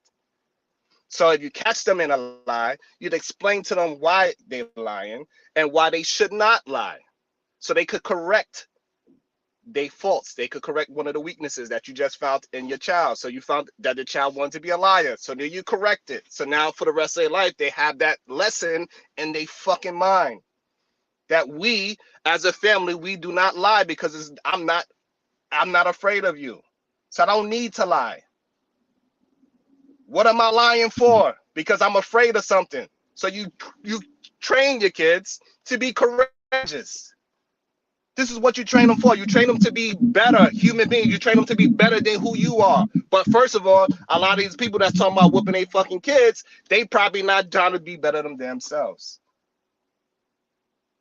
Because if you want your kids to be disciplined, you need to be first disciplined your goddamn self.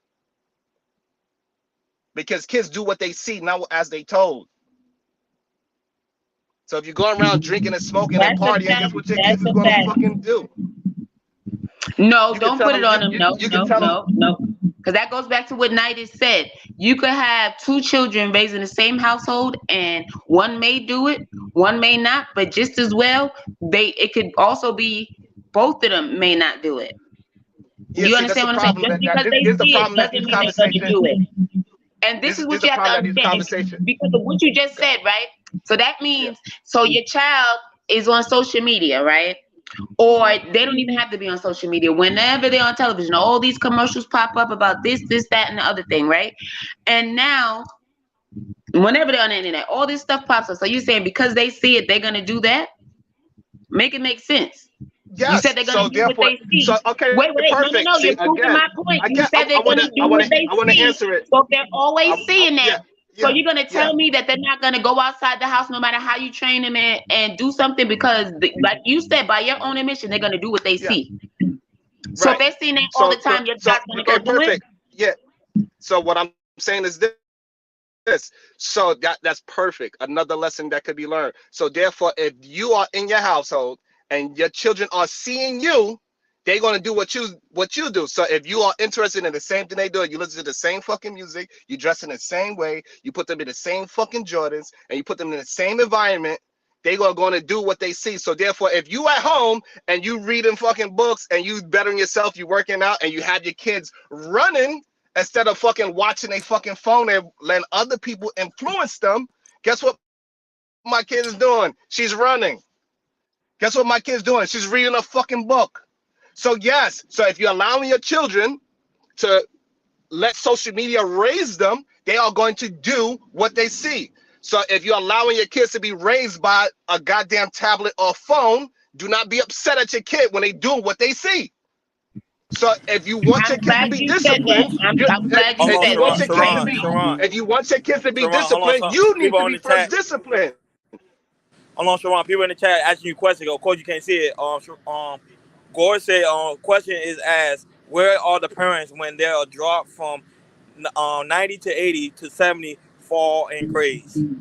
That's a question for you, Sharon. So what's the question? The question is asked, where are the parents when they drop in from 90 to 80 to 70 fall in grades? Pretty much when their grades are falling. So where are the parents? Right, that's right. So they need to, first of all, it depends on how you look at education with your whole family, right? Like that's up to you. If you want to use the education system as to say if your child is intelligent or not, that's up to you. And another question I want to ask is, what's your definition of beating, like ass whooping? What is your definition of that? Listen, any form of hitting. Listen, any form of hitting another entity in this world is a form of abuse. I don't give a fuck what you call it. If you hit your fucking wife, they're gonna say that is spousal abuse. If you hit your dog, they're gonna say that's animal abuse. If you hit your child, I'm sorry. It's fucking child abuse and it's lazy parenting. I don't give a fuck who says what. Simple as that. Go ahead, Venus. Good morning, Venus. Go ahead, sweetheart. Venus, you there? Because I know she wanted to talk to you. Good morning, Venus. Venus, I'm trying to see. Hey, I'm sorry. I'm driving. I was taking y'all off mute. How are you guys? Doing well. Nine-ish is up. Night-ish. Hi, Night-ish. I had a couple of questions because I'm not a parent. but I have some opinions about some things. And when you guys was just talking, I wanted to interject, even though I know you understand this, Sharon. I think it needed to be said when you were talking about social media influencing children, right? You guys can hear me? Yes. Yes, we hear you good. Oh, Yes. okay. I think the part that should also be stated for some parents is, are you talking to your children about having a mind of their own? Are you putting them in situations on purpose to where they are forced to make executive decisions so they understand how to even do that? Like, is that a thing too? Because that needs to be done too, in my opinion. Because No, if they just someone's want to Yeah, not whoop. familiar They just want to with whoop having, their ass, Venus. huh? They just want to whoop their kids' ass. I mean, listen, I don't judge because I understood because I grew up getting, disciplined by my mom in a physical way. And I mean, I feel like kind of two ways about it. But I'm just, because when I look at the adults today, right? I'm asking about that because let me just take it back on me, draw my own childhood. Certain things weren't set in front of me that might have made me learn things a little bit sooner, right? Like, I think you should put your child in positions where they're forced to make a decision. So you could just start getting them into the habit of understanding how to, even though I might be under pressure right now, I'm familiar with thinking for myself. But if you don't train your kid to do that, then you're gonna be like, oh, you're being a follower. You never taught them how to be a leader or independent thinker either. So what about that? No, In my I totally agree with you there, of course, because when I had my children, I never believed in that goo goo gaga stuff. I've always talked to my children. The way I was raised, I was never allowed to talk to my parents. It was called talking back, talking back.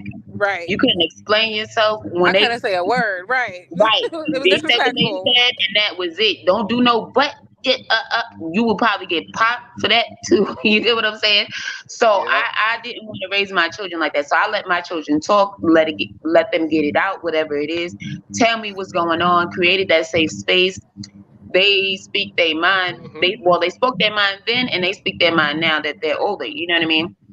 But I just had a It is few. what it is. I teach them to be individuals, And I and also want to say to Happy, I want to, because I was raised the same exact way. Is that like a lot of times people feel like just because they made it through an abuse that they supposed to pass it on to their children. No, that's not how it's supposed to work. You're Right. supposed to get better.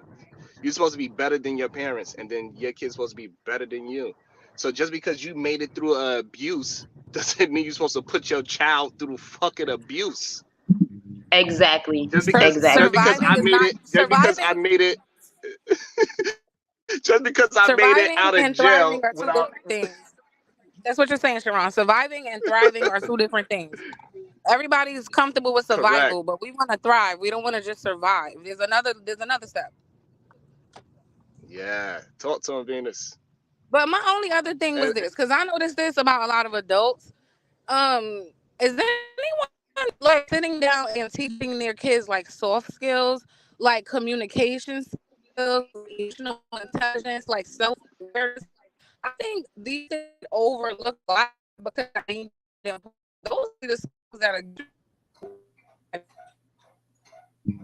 I'm sorry. But Can you like, repeat that, Yeah, Venus, Venus? you was breaking up. Because everything was breaking up. You was breaking up. Your talking point. It was breaking up. Yeah, you really breaking up bad. call back. Yeah, just call back. You know, I got you.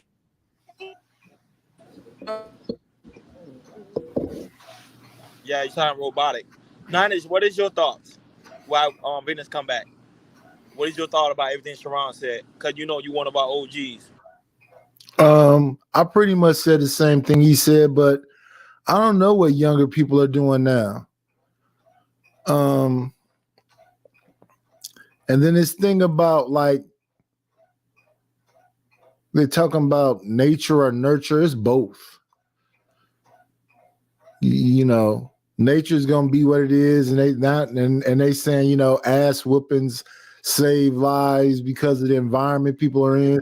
So you need to beat them before the environment beat them. Is that the question? Whoever just asked that. that sounds So insane. I'm beating you, which I still think is belittling you, dehumanizing you, desensitizing you, and normalizing violence. So you're teaching somebody to be violent, and then when they're violent towards you, you're shocked. You don't have no self-control, and when they show no self-control towards you, you're shocked. You're yelling and hollering, ready to be violent. And when they do it, you actually are shocked that your kids. But here's what I saw at those PTA meetings and other stuff. That little kid that was yelling and acting a fool, when they called that parent, they came up there yelling and hollering and acting a fool. My motherfucking kid didn't do that. So then a lot of them teachers be ready to quit their job because they getting cussed out by multiple parents. So they think and they calling a parent to come discipline a child, and the teacher end up getting disciplined. So you got to understand the society we in, what's going on. Can y'all hear me now? Yeah. Yeah, All right, I just want to ask my little questions, and I got to really focus on the road. I want to put this out there because I know it's a lot of parents listening, and I'm not one. So, take it with a grain of rice, I guess. But I just want to know, are people teaching their kids like emotional awareness, like self-awareness, like soft skills, emotional intelligence, like social, like any of that? Because when I look at just the way some adults move and I see that was just something that was not nurtured in them at all, it is actually very problematic because it takes other skills besides academic to get through life, right? And I just think a lot of parents focus so much on academic, which you should, but then there's like a huge lack on the other side of like the character building of that child. Like I don't see a lot of parents focusing on character building. And so then they be growing up, they be confused, like, oh, I don't understand why he's like this. Well, did you teach him or her how to do anything else? Like, what the fuck? Hey, they believe that character building is beating. That's what they believe character building is. They say that. Absolutely. They say that. Now, they did studies. A lot of these kids that was getting beat had ADHD. They had actual stuff wrong with them. And, the old days, they used to say, I'm going to beat something out of you. I'm going to beat some sense into you. No, you just beating them. You're right, Nidus. They used to say all of those things, but they didn't care when you were babysitting your younger siblings, when you were going to the store, had your house keys at 4, and you boiling water on the stove, making food, though. They didn't care about those things. You understand what I'm saying? You had all the common sense in the world not to open that door without the special knock or not to answer that phone without the special ring. You get what I'm saying? I'm going to call one time, hang up, one time, and then call you back. That's how you know it's me. Stuff like that, they don't ever talk about. You know what I mean?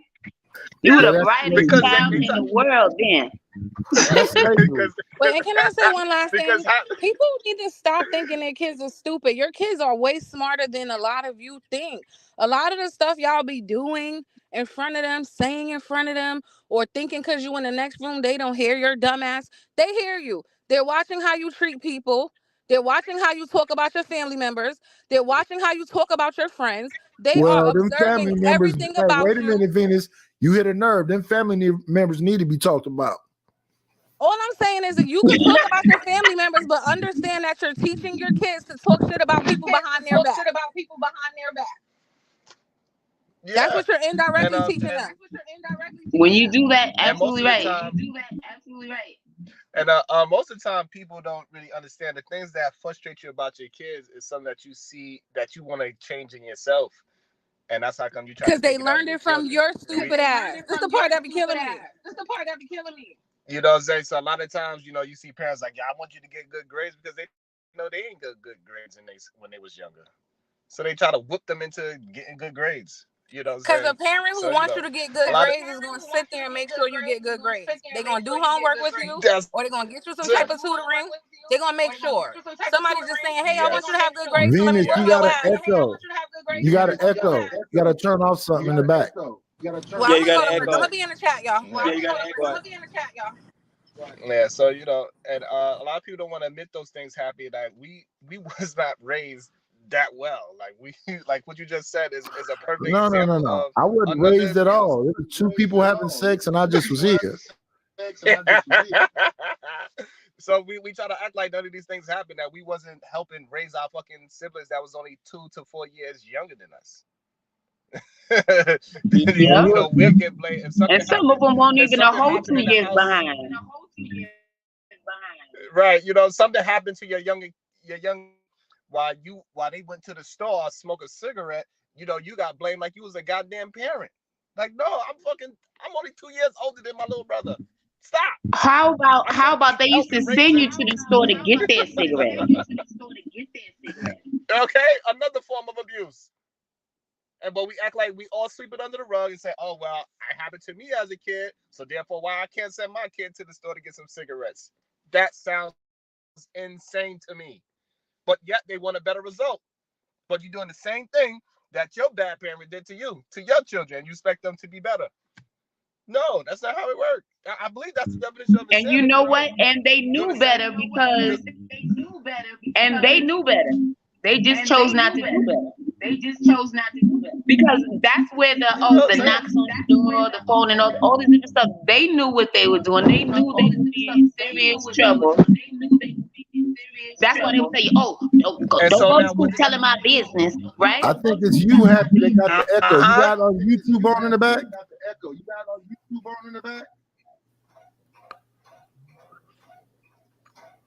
So they don't even realize that what they are teaching their kids by doing these things that happened to us when we was younger as well. Like, you are teaching your kids to be deceitful.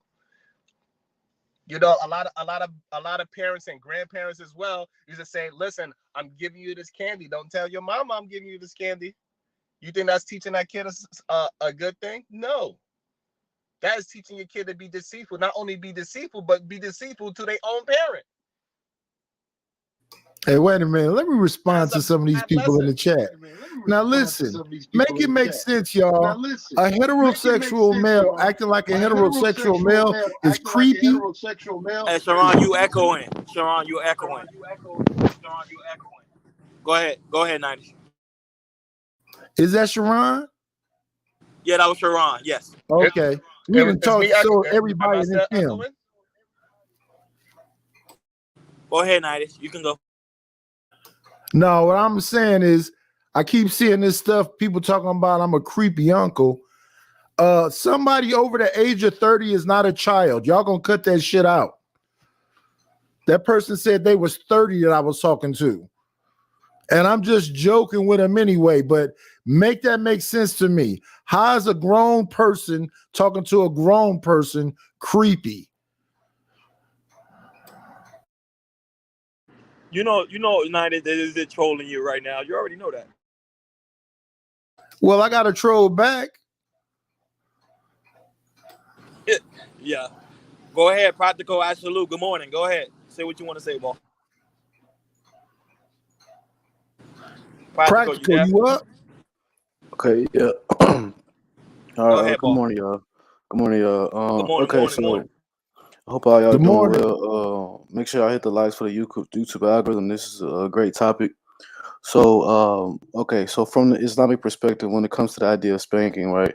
It is not considered it is not permissible. It is not considered impermissible or either strictly permissible to spank your children, right? However, when it comes down to the implications as it relates to the cognitive implications of spanking, I will admit there are conflicting evidence on either side. I did realize that it was a research that was published. What was it? It was in a Journal of Aggression, Maltreatment, and Trauma, which looked at IQ and like 1,100 children and found out that on average IQ tended to went down an average of up to 5 points when they were spanked. Right. So it does give some validity to what Sharon was saying. However, if we look at another study from Calvin College, a study of 2,600 people, and it included interviews with hundreds of teenagers, it found out that that spanking actually increased the kids' overall happiness, and it led for them to have a higher level of productivity in adulthood. Now, we can look at a study from Purdue University. A study from Purdue University looked at the effects of spanking, and it talked about how effectively when people make the claim that when you get spanked as a child that you're going to get dumber, it fails to isolate for other factors such as the education of the parent, the manner in which the child is spanked, among other factors. When people make claims that a child is going to be dumber as a result of spanking, it it's kind of hard to definitively say due to the fact that there are a lot of factors that are not being isolated. Namely, what is the child eating? The food that a child eats can affect a child's IQ far more than spanking. It was also a study from Harvard University that's published that talks about the idea of spanking, and it says that children have a so it was a study from Harvard that said that children who are spanked have a higher ability to regulate their the emotional centers of their brain at higher levels than kids who do not. And also, um, ultimately, the thing is, when we look at the idea of spanking, we're not truly defining what it is as spanking, because Albert Einstein himself was spanked as a child in class and at home. Fuck. But he ended up becoming extremely successful in the world of academia. Namely, you could probably say because his parents were quite intelligent themselves. So yes, That's what I. I do ultimately agree that dumber parents, quote unquote, spanking their kids and being abusive can lead to dumber children. But that has to be corroborated with other factors as well. Sharon has Night a is. point to an extent. Yeah. That's what I mean by obtaining too much information. You attain so much information that you become sequacious. Like your talking points is out straight out of a fucking book. You don't have your own talking point. So when we speak on evidence about like when we're making claims, right? We have to do research, right? And ultimately, if I'm going to talk from my own experience, right? Let's get anecdotal here, right? I'm a scholarship recipient for undergrad, scholarship recipient for graduate school. I got spankings as a kid. I talked a lot in class. I got in trouble. I had pretty bad conduct, but I had decent grades. And I will say that to an extent, there was a fact spanking did make me more disciplined to an extent because I realized that there was an overbearing series of consequences that's on my head if I act inappropriately in society, right? See, that's me able to like interpret that information that I just said, add it to anecdotal experiences. It's not that hard to do so, little bro. So practical. Practical. Can you hear me? Yes, sir. Okay, so the statistics that you gave us, was those peer reviewed? Yeah, so Purdue University's peer reviewed, Harvard University's peer reviewed, and also the study that supports what Sharon is saying is peer reviewed. Okay, so what I was saying wasn't so much about it making people dumber. What I'm saying is it makes you susceptible to violence and violence. Yeah, What about it does make you more aggressive. You can make that claim. It's a valid claim to make, since but it's other factors to isolate for. Sorry. since we say anecdotally, I got beat. It didn't make me neither one of them. I don't even think about the shit. I'm pretty normal. I'm pretty neutral in life. I'm not angry. I'm not. I'm just regular. I got beatings back when I was a teenager, and I'm not traumatized by it, or do I display that behavior to my children. So what about the people like me? What kind of environment were you in, though? You don't have to be traumatized to not want to do it to your children. I was in an Right. I'm environment. about to say the A same single, thing because a single I mother. believe everybody here probably got their ass whooped before. I Yeah, got my ass whooped. I got knives thrown at me. So yeah, but we Yeah, start talking about like I got you. beat. I got beat by a single mom. But I also was raised in a boys and girls club, and I had mentors and shit around me. So I guess that was the balance right there. Right. So that's what I'm saying. When you have those other factors, add those other factors into it, that can be influential too. But some people are just getting beat, go to school, come back home, get beat. There's nobody intervening around them. So Yeah. all of that stuff all together can help too.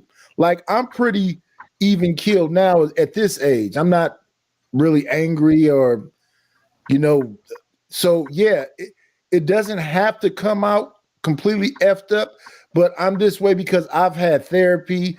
I'm willing to listen to other men.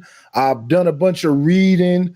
I went and fished and went and camping and all kind of stuff. So I done gotten over it because it's just old now. It's almost like not worth talking about because that would be 31 years ago that I would say that trauma ended. So around when I'm 22, I say from 14 to 22, it was just all up in the air, crazy and chaotic. But since I had my child, since I've been married, all this other stuff, I'm pretty calm. And you know what? I think you should continue telling your story because I'll be back later. even if you're over it, I think you could touch so many people still. Just me hearing it right now on the panel right now, a lot of people need to hear this. Like, yes, they can survive and they can overcome, and still succeed in life, even after going through that. You know what I mean? Like you said, you let it go some decades ago.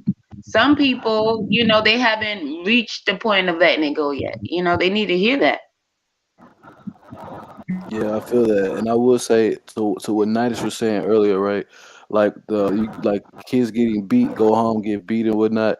See, yes, not only can that lead to a lot of problems or whatnot, but namely when kids go through that, their parents are not really that attentive, that patient, or willing to spend time with that child effectively, anyways, because a lot of them who beat their children like that way in that conventional way, that's considered what's beating, they're gonna put a tablet in front of their kid's face more than anything, right?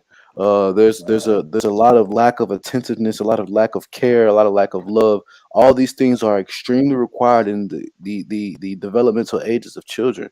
Children are effectively 24-karat gold at young age, and they get sediments put into them, they get metals put into them effectively, and that 24-karat gold becomes harder and harder, and it gets calcified over time, so that like eventually they're not able to get out of the way of thought that they're in, right? We have to realize that it's a multifaceted issue, and it ultimately stems around a lack of attentiveness and a lack of care. And once that becomes normalized and you get callous like that, you have to be conscious of it, because that's what I mean when I say about people coming to each other in bad faith.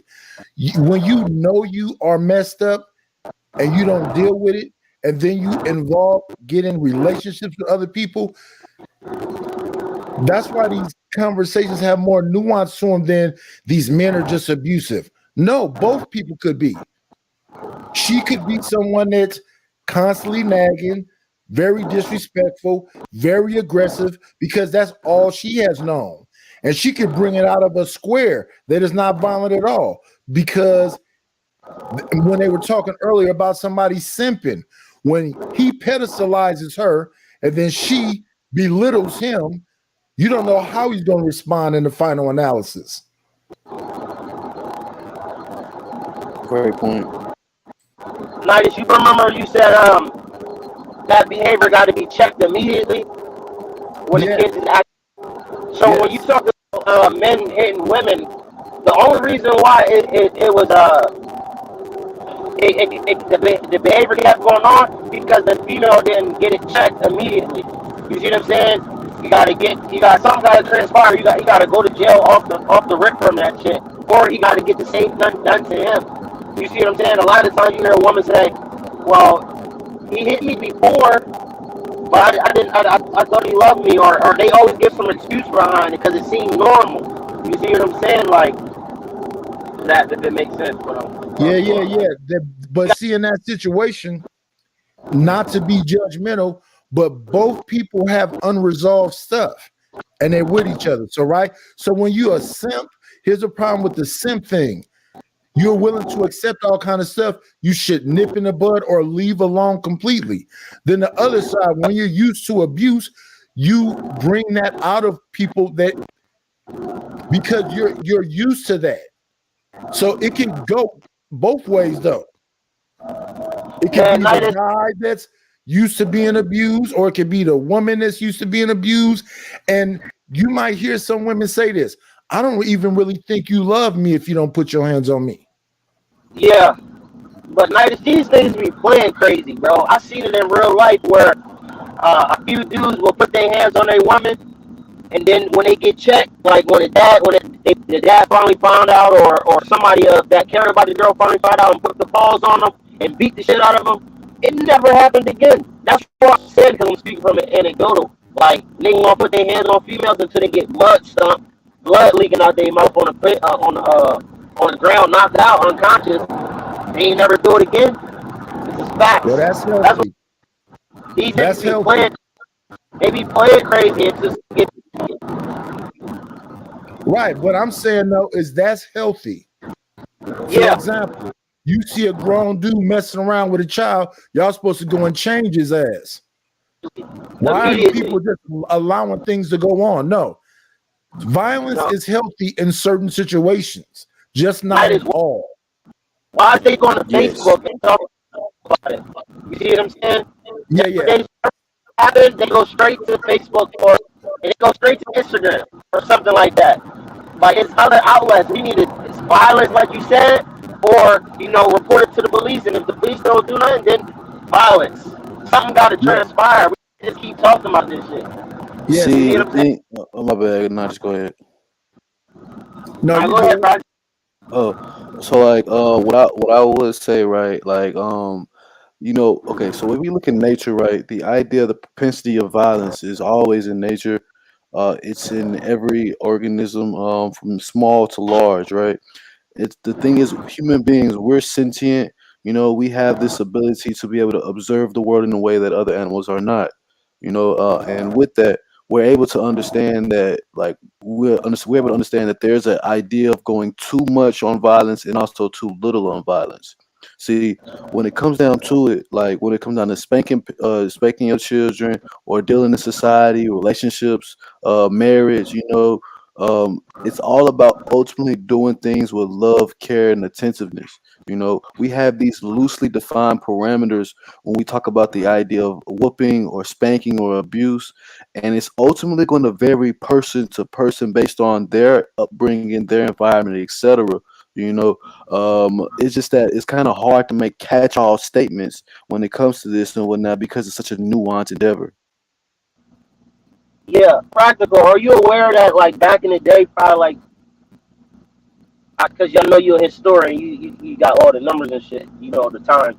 So if I think it was around like the 40s or the 50s, going into the 60s, men was able to spank their wives when she got out of line. Yes. Yeah. So was that practical? Wait, what's the question? No, I was saying, are you aware that husbands was able to, like, bend their wives over and literally spank them? They still are. Yeah. Well, you going into religion now, right? Because you talking about America. I think that's you can get a misdemeanor or a felony for that. Yeah, but also it depends on the state, right? I forgot the name of what state it is, but it's literally a state, or if I'm being safe, at least a city. I think it's a state though, somewhere in the United States, where you could take your wife in front of your pastor's lawn and do that. Well, you tell me the city, because I need to go there. I got some spanking. I got some ass to beat. Fuck that. I'm gonna try to find the state real quick. Hold on. Yeah, let me know, cause I've been waiting to move anyway.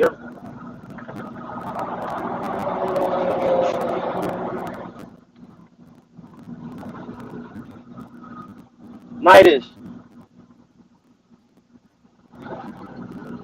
What up?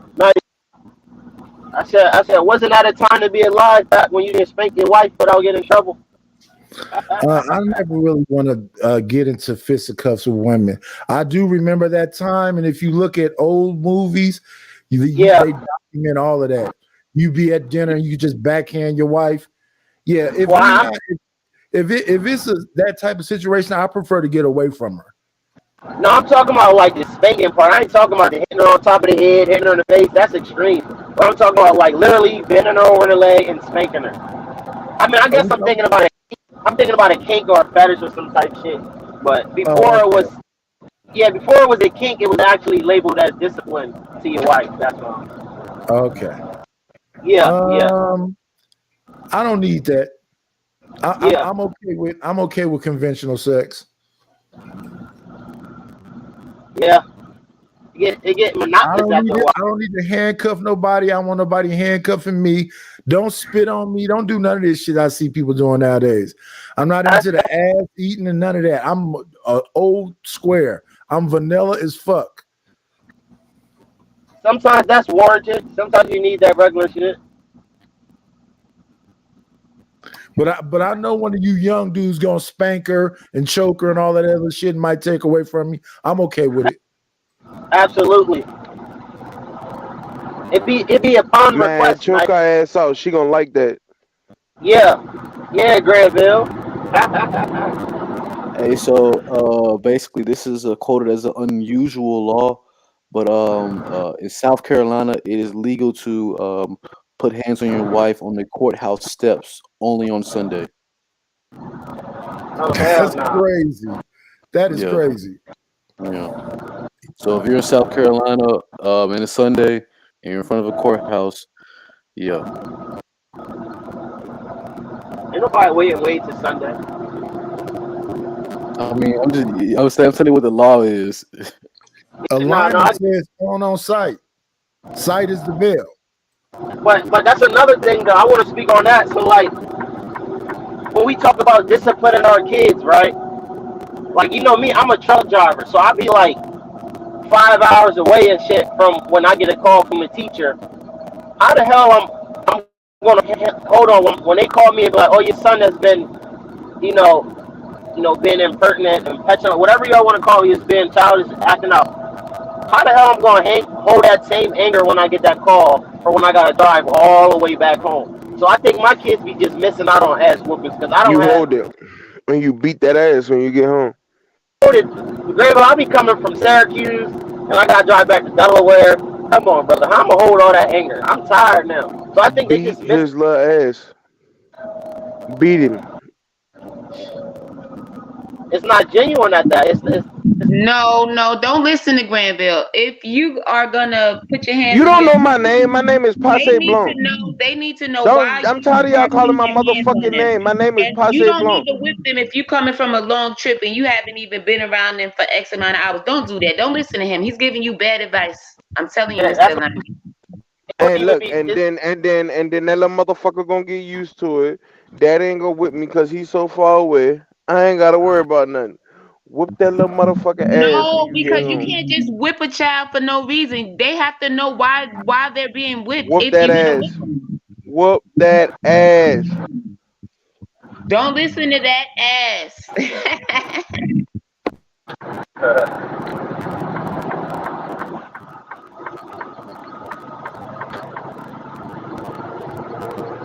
That's why these children running around here crazy right now. Hey, April talking to you, Practical. Yeah, I was just April was actually. Yeah, I'm not finna do that. I'm not finna be spanking my wife. That's crazy, bro. I'm not personally finna do that, bro. Hey, Granville, I said the same shit earlier. I was talking about how the whooping was causing a lot of these children out of control, but these kids not getting whooping, and then they get their ass spanked. You're supposed to be training the motherfuckers from the time they was in diapers. Facts. Up until the motherfuckers go to Pee Wee ball. Training Whoop them, that ass. you put them in martial arts. You don't have to whip them and just train them so that nobody outside could whip them. True. Some grown women need to get spanked. As a parent, you learn to have grace. You learn to have grace for your kids, patience. Because we was once young before, so I think that's another thing as a parent. I'm like, damn, I was once young before. And that's why kids grow up stealing cars and shooting each other right now. That's extreme. Like, come on. Right, I ain't gonna lie, it's a lot more. See, when it comes down to like the child being raised in a single parent household, the idea that they drinking water, they got heavy metals in them. The idea of like a series of things when that they deal with that alters brain development is more of a bigger issue as relates to aggression and spanking. Like a lot of y'all don't realize that heavy metals is in a lot of water deposits and in food and stuff like that, and that stuff doesn't easily get out of your body system, and that can definitely lead to aggression. That's been No, we categorically shown. realize metals and plastics and all this shit is in the water. Yeah, exactly. And those things can definitely lead to aggression. Scriptum, iridium, it's all kind of stuff in water. What's the And in the substitute air. then? Like what should we substitute it with then? Because it seems inevitable at this damn point. What the hell do y'all want them to drink? If you don't want them to drink the water and shit. Nah, it's not You about gotta don't drink drink the the water. You water. want to filtrate it though. Yeah, exactly. Yeah. Like there's different ways to filter water and whatnot. And see, You want to humans are scrub very, it. very adaptable. Exactly. Yeah, like my bad, Nadish. Go ahead. You go ahead. Like humans are very, very adaptable, man. It's the reason why there's individuals who have a vested interest in reducing the population and whatnot. They're having a little bit trouble. They've been having trouble over the years and whatnot because humans are so versatile, right? You can put people in a variety of like type of environments that are not conducive of success or life, and they can still find some way to thrive and flourish, right? When it comes down to like being a first step in the change, anything to take notice, right? If you have the ability to start filtering your water, start eating right, start like praying and start focusing on like getting better discipline and like better attentiveness and care towards those around you in your community, yeah, like that can yield compounded benefits over time for you and your family.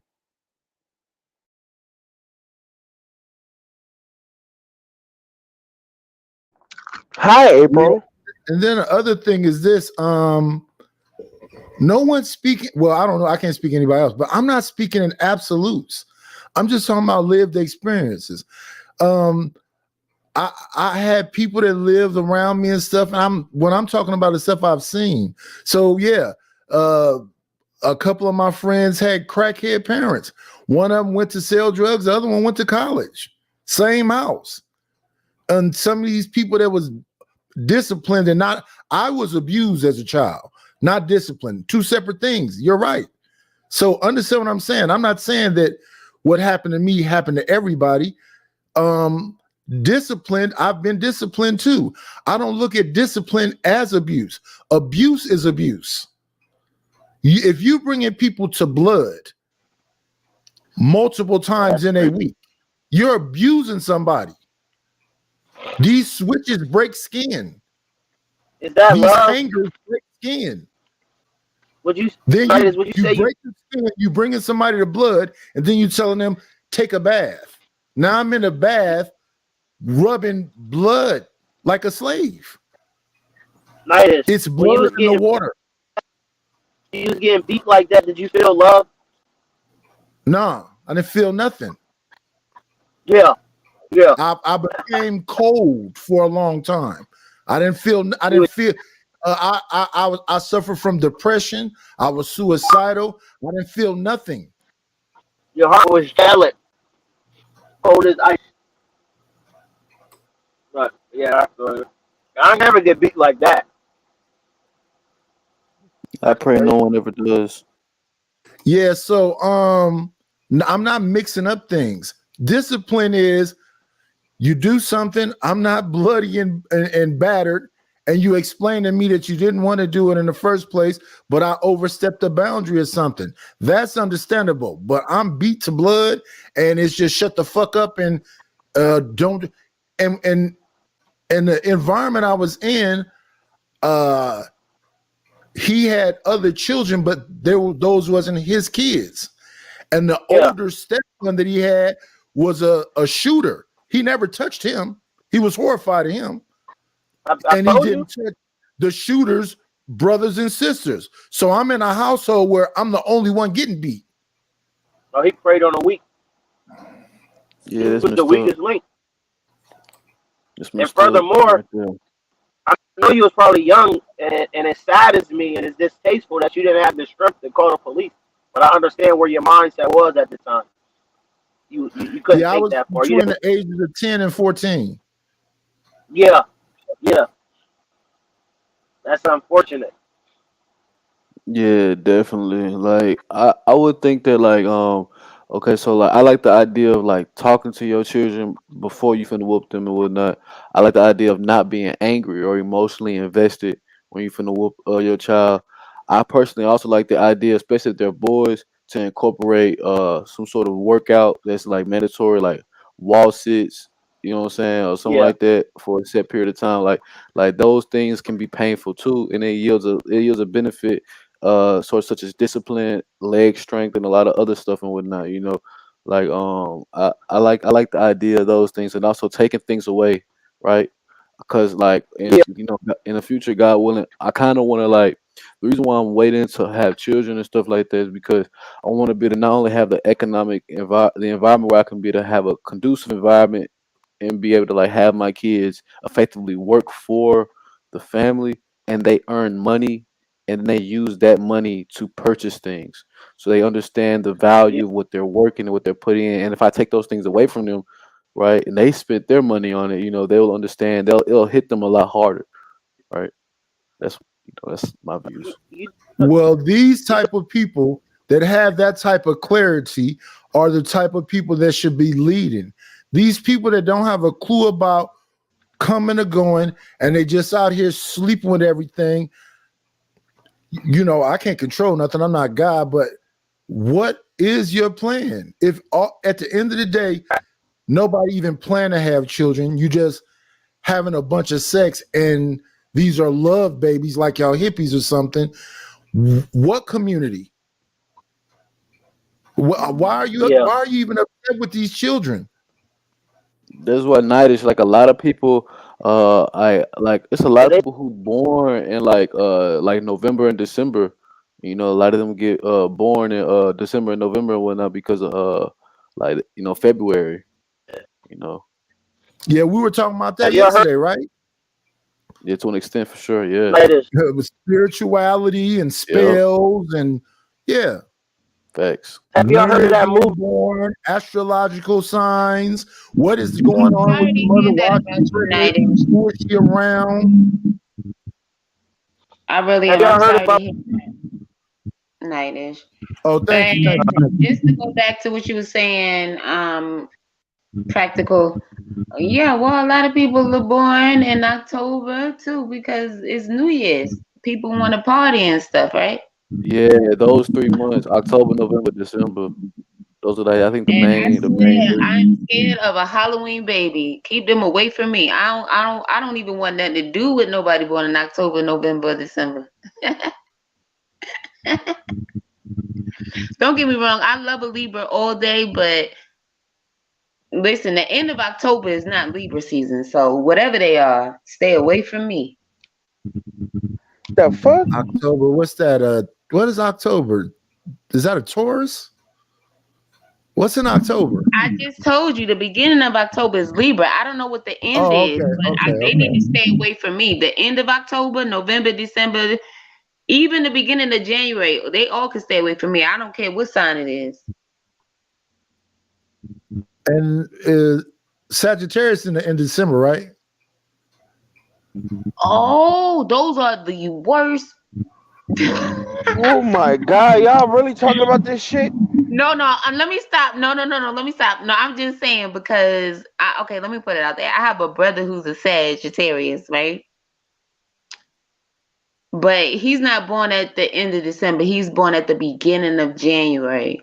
But he is a Sagittarius and he's not a good guy.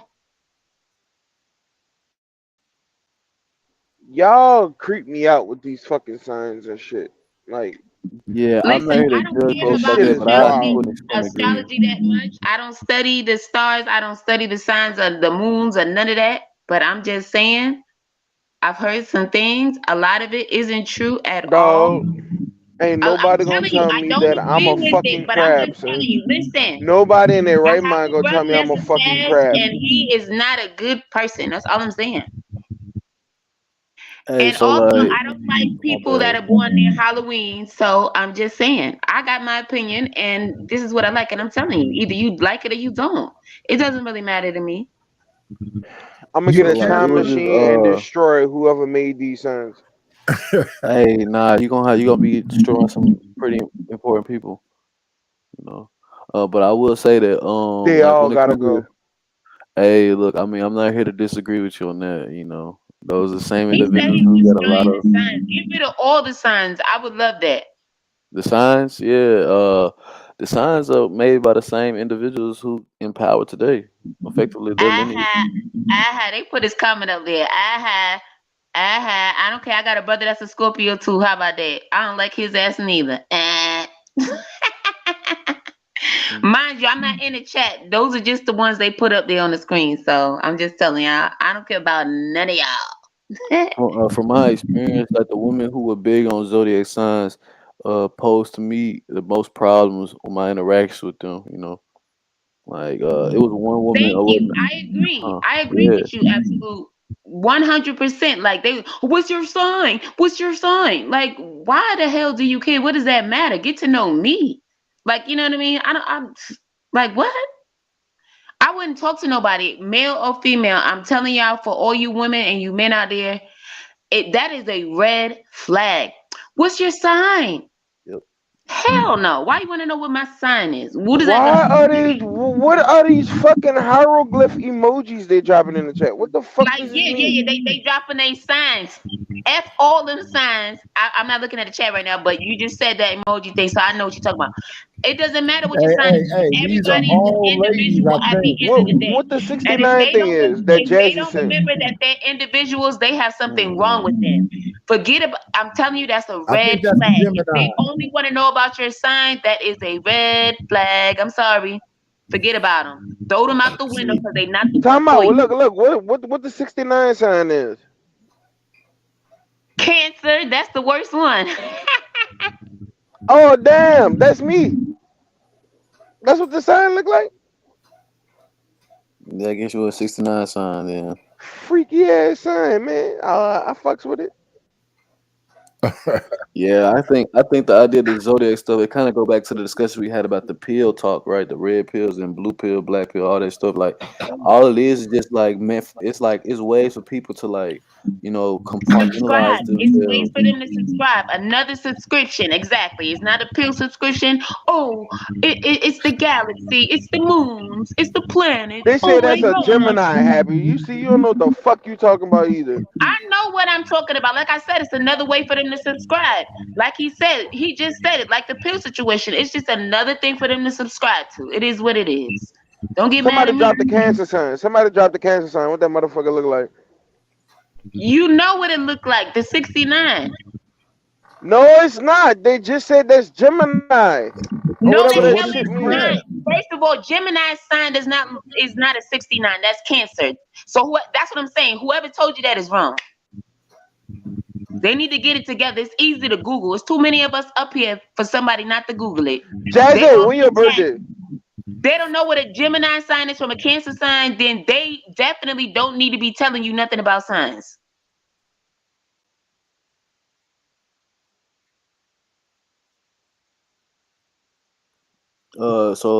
Yeah, I'm not really a fan of the zodiac signs in general, but when I on my phone, I type in the word Cancer, it shows the 69 sign.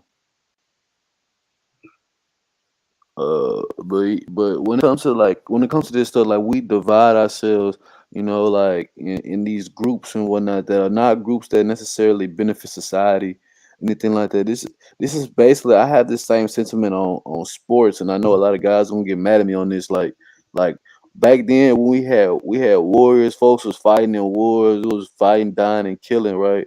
But now we able to like basically do that from the You comfort talking of our about in the home. Coliseum? Yeah, exactly. We're able to do that from the comfort. Well, like in wars in general, but like now we're able to do it from the comfort of our home, looking at a TV screen, wearing our jerseys that we represent, shouting at the TV, shouting at other individuals who rep other thing and whatnot, and say we're better than them, right? When all that ultimately stems from the man's desire to want to be able to like pretty much defend war and fight and whatnot, and we've been placated to having ourselves every Sunday or Saturday sitting down and watching sports and stuff like that when we should be doing something more productive. But Yeah, now y'all I down like south. that Now y'all down south.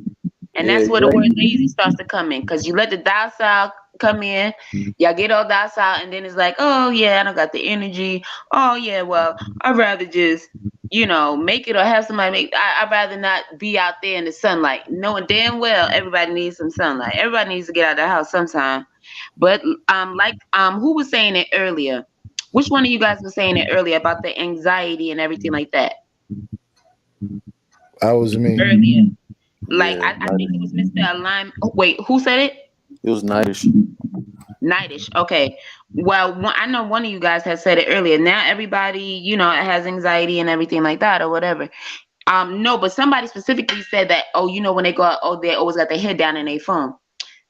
Head down in the phone doesn't necessarily mean anxiety. I just think that's what they do because that's what they think it is to do because they are so out of tune with reality. You get what I'm saying? They just don't care because they think the world revolves around their phone and everything in the world is in their phone. And to an extent, in their heads that may be, but to people like us who were born, whenever we were born, we know better. You get what I'm saying? So therefore, I believe we do better, and I think our children do better or have done better and things like that. But that's not the younger generation growing up. That's not everybody. So it's hard. It really is. So yes, I do believe a lot of this stuff is weapons of mass distraction. A lot of it is social engineering and manipulation. And I said in 2020 to my child that, oh, this is just a repeat of 1980. The 80s was called the me era. It was all about look at me. That's when you had a lot of hip hop people that was trying to look like street people, and Dapper Dan was a thing. So he over exaggerated the Louis, the Gucci, the Fendi, the Hermes, and all that stuff, made the signs over big. So now with 2020, we're back to the me era again. So the number one currency is attention. I need attention. So I got to find my niche group. So why are these people in the phone? Because they're on Snapchat or TikTok or all the stuff I named earlier. I didn't say that the phone was about anxiety. I said the phone was about attention seeking. You got to stunt for the gram. So you're at a concert, instead of enjoying a concert, No. you want everybody to know you're at this concert. Excuse me, Nadish. Yeah, before you go on, then that wasn't the part I was talking about because I wasn't here then maybe when you said that earlier on. I was just talking from the part I was here when the discussion of the anxiety part came up. So that probably wasn't you then. Like I said, it had to have been another guy that said it. Maybe when I know it had to be when Sharon was on then, but one of you men has said it. So. But no, so then that's not the part I was talking about. But what you were saying, basically goes on to that too. That last part. Sorry, just to let you know.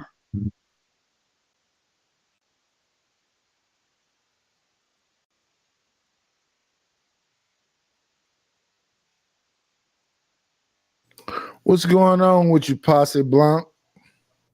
Not much. Just chilling. Wishing I was at home.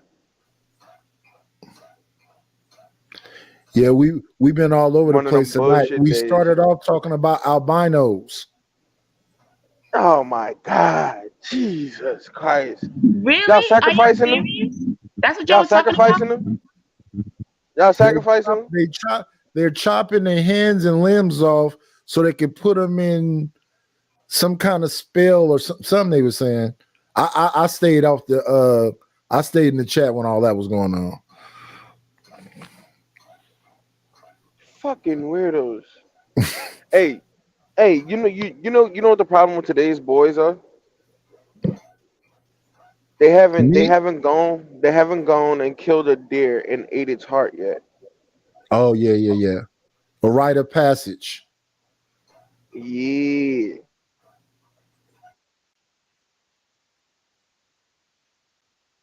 It's crazy that a lot of people don't do that kind of stuff no more. You know what? If you take one of the boys and go do that stuff right now, some of them will probably resent you for the rest of your life for that.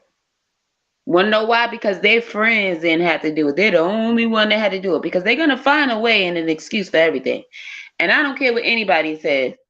As much as I don't whip my children, haven't whipped them or whatever the case may be, at the end of the day, I've talked to them and everything. And one thing is, I told them about themselves. It was never no pity party. No, forget all of that. Forget all of that. And this is what I don't understand: why people think it's okay to like they're doing now. You see all these participation trophy things. Forget all of that. That's not how I grew up. And yeah, I grew up a tomboy because I had brothers. But that's neither here nor there. I think without my brothers, like that didn't stop me from loving basketball. You get what I'm saying? Like at all. Like that didn't stop me from doing what I wanted to do, riding my bikes and all this stuff. Yeah, I jumped double dutch, but I'd still rather be on the basketball court with my basketball, my boombox, and my bike. You get what I'm saying? That was just me. Okay, And so I Happy, think the old lady. like it's ultra Happy sad ain't no because young girl. She said she had a boom box. Yeah, she older than me. She definitely older than me. I just feel like it's sad because Did nowadays, you like like they're not MC going Lights? outside, they're not Was you doing into nothing, Queen but they Latifah? always complaining. You get them all the therapy in the world, and they still complaining about something. It's like you ain't finished talking to the therapist yet.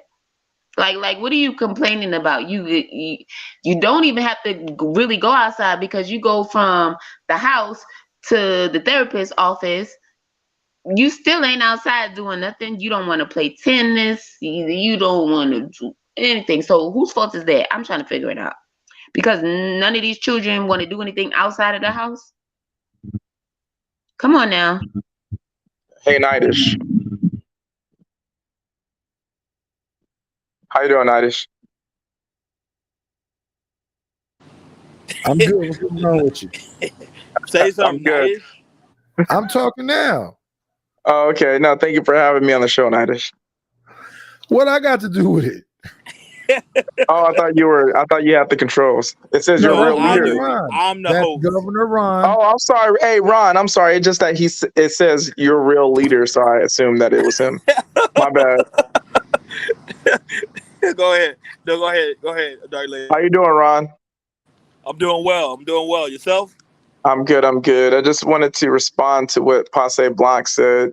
I think what Passe Blanc said is true. That yeah, we do. There needs to be a rite of passage where boys go out and kill a deer and eat the heart. We need to go and try to kill buffalo again. I think that's important. But what I think Happy's response is like her response exemplifies the answer to the question, which is the question of the title of the show, which is, are Black women responsible for the upkeep of bondage for the Black community? And I don't think that she did this on purpose or Black women do this on purpose. It's just that she responded and said, well, if you make boys do that today, they will resent you forever, right? And they won't, though.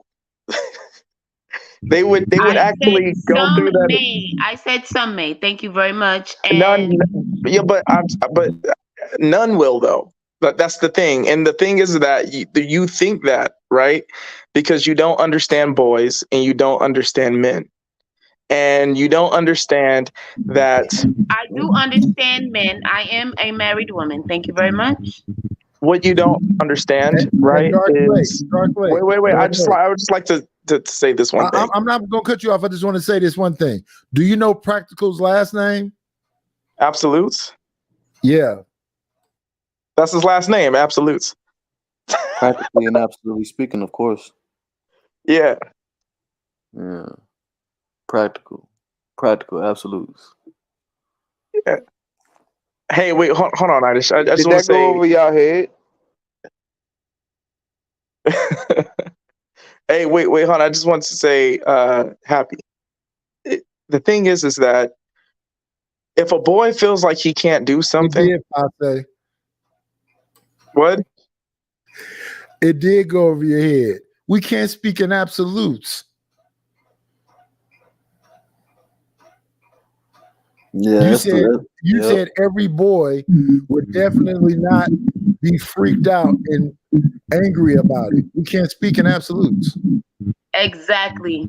And all I said was some may, because they have this thing now where all the children is like they get the class participation trophies. And then I went into my childhood where it was not like that. Everybody didn't conform to one thing. Everybody wasn't getting a participation trophy. If you lost, if your team lost, you wasn't getting a trophy, baby. And that's just the bottom line. Yeah, I agree with that. So the thing is that boys, right? If a boy feels like he can't do something, right, and his father makes him go out and do it, right? I'm gonna make you play this sport. He falls down, scrapes his knee. In the moment, he hates it because he doesn't feel like he didn't think he could do it. But then his father tells him, no, son, get up and brush yourself off, and you can actually continue to run. It's not that bad. You can do it, right? After he does it, right, he has a greater confidence about himself because his father put him through that. And see, the thing about it is, you're saying, well, some boys will like resent you for life. That's not how boys think. That's not how boys who are raised by. That's not how. That's not how. With his father, and That's then not on how. Saturday, and then on Saturday at the next game, his team can lose to a team of girls on the basketball game, and then his father will probably yell at him, and all their fathers are probably yelling at them because the girls whip their behinds, and then what? What does that have to do with anything? Wait. Wait a minute. Wait a minute. What is that? What are you talking about? Wait. Exactly. It doesn't. No, it doesn't matter who they lose by. It doesn't matter that they lose. With what I said some, not all. So you cannot speak for all. All I said was some, and now you're trying to come in happy because I'm the only. Well, I was. Good morning, Auntie J. The only woman up here. So you thought you had women who have no point. I said some. That was my statement. Some of them may resent you, and the difference between black men. Are you gonna talk over me? You've interrupted me. And the difference between black men and black women is that we don't care. We don't fear if our children will resent something. We just make them do it because we believe it's right for them to learn and right for them to do. You black women are raising kids, especially when you're single mothers. You're raising kids like you're their friends. Who cares if they resent you for something? You make them do it because it's right. This is why the black community is where it is, because black women like you think like you. Again, you're wrong and I'm right. You're mad because I said some children, and we were talking about. And it doesn't matter if some. It doesn't matter if all. It doesn't matter if some. You still make them do it. I'm right and you're wrong, sweetie. No, relax. no. Wait, okay. Happy. This is what I'm saying. Absolutely wrong. Happy. This is what I'm saying. Everybody wants a participation trophy. Okay, great. This is what I'm saying, Happy. Some of the children. Happy, be quiet. Close your mouth. Let me make my point. Let me make my point. Okay, sweetie. Great. I'm mad. Yes, I'm mad. I'm mad. I hate people when they're wrong and mad. Great. I'm mad. Okay, great. I'm mad. I'm wrong and mad. Can I please make my point? You added all this stuff for nothing. You added stuff in here that I never even Okay, I'm trying to make my point. My point is. Come is. up here and address Happy, sweetie. Obviously, you're having a bad day. You're not happy today. I just would like to make a point. So that's why you had to come up here and address me, right? It's people you like keep talking, but you say I'm angry. Every time a woman is up here, you just got the nerve to be upset for no reason. No, Baby, that's not true. I have lots of great conversations with women all the time. Relax. Okay, so what I would like to say is this. It doesn't matter if all, it doesn't matter if some might resent you for telling your child what to do. The difference between black men and black women is that we make our children do something. Hey, listen, you're not gonna cut me off, woman. Hey, close your mouth, woman. Close your mouth, female. You're not gonna start cutting me off. I let you speak and I'm talking. You know you didn't. Yeah, hey, just be quiet. Close your big ass black mouth and let me talk. Okay. So Once listen, again, disrespectful. But you know what? I'm the one who keep muting Hey, myself. Ronnie, can But I you're read the wrong, and you're chat? mad. Can I read the message, please? I'd just like to read the message. Well, which one? The one that just popped up. This one? No. Was this the one? one. Yeah. It says, correct, Lake. This is American Negro. Correct, Lake. I'm not here to be my son's friend. I leave that up to my wife if she wants to fuck around. But he needs to know what real life feels like so that he's prepared. That's my only point. Thank you, American Negro. Hey, Happy. My point was that No, stop essentially, addressing me. I already asked you to stop addressing me, sweetie. I'm I gonna said address what I anyone I said, want to. I'm the and that's man. a I fact. address who I And that's want to. it. You're a woman. Stop You don't tell me who to addressing address. me. I You address can you say if I whatever you fucking want want without to. addressing me, I though. That's what address I don't you. understand. Happy. I'm Here you addressing you, go. happy, Exactly. and I'm gonna Like I keep said, doing you it. didn't wake up too My happy this point morning, was. baby. You're My addressing point me. was. Stop addressing me, My dumbass. point was that it doesn't matter if it's many or if it's all. You make your children do something, whether or not you think they're going to resent you for it or not. And all I'm saying is that is the issue in the Black community. Like what American Negro just said, right? Like that is the mom's role to maybe do the nurturing, right? But the father's role is to instill the discipline, right? But because there's a lot of single mothers, right? They're just doing the nurturing. There is no other half of the other half of it, which is the discipline that's happening. So that's why you have a lot of Black women like Happy saying things like, oh, like considering their feelings, like, oh, why go and hunt that deer that Passe Blanc was talking about and eat the deer's heart?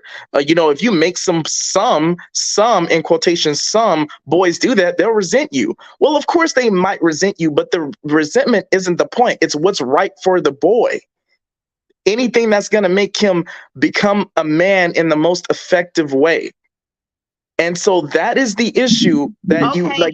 So this is the issue. You keep addressing Happy, sweetie. Stop addressing me, dumbass. Leave me out of your fuckery. I said what I'll I said. address you anytime I want. I'll address you anytime I want. I'm a man and I have the authority. I'm greater than you. I'll address you anytime I want. I'm better than you. I'm greater than you. The bottom line is this: you're on the internet acting like you're a thug, baby. You're not a thug. That's what you need to understand. Everybody knows I'm not a thug. Piece of crap. Who's a thug? Honestly, look at what you just played. Look at what I said. You're not. And look at what you're trying to display here. Oh my God. I'm not a thug. I'm gonna call her bitches. I'm gonna call her black, and I'm gonna call her this. Nigga, what the fuck are you? You sound dumb as fuck. I'm not a thug. That's number one. You came up here coming at me, and you need to come at your fucking self. Go look in the mirror, motherfucker. Do you have kids? Do you have kids? Go look in the mirror, motherfucker, because hey, God already told you. It's a serious question. Do you have kids? According to you, God has already told you, right? So go look in the fucking mirror. Do you Because have Michael kids, Jackson Happy? told you too, bitch. Start with your motherfucking Happy, do you have self. kids? Because I can raise your kids for you in a better way. You are I can probably raise your kids better than you. Bye. Next. I want to say, Nidus, my spirit goes out to you when you were talking about the abuse and versus the discipline. I too went through the very same thing, and I can't tell you how it affected me mentally. So at the age of 15, right? At the age of 20, when I left home at 19, right? And I started living my life, I'm still mentally 15. So I'm out here working my world, but I'm mentally 15. You understand what I'm saying? So when I get angry, I act like a child, a 15-year-old. I respond, I want to fight, etc. I was fighting all the time. Because in this world, I always felt alone and unprotected after my dad died. And once the abuse came, it transcended my brains. And that's just what it is. So I said, when I have children, I will never, ever do to them what was done to me. I will protect her in any way that I have to.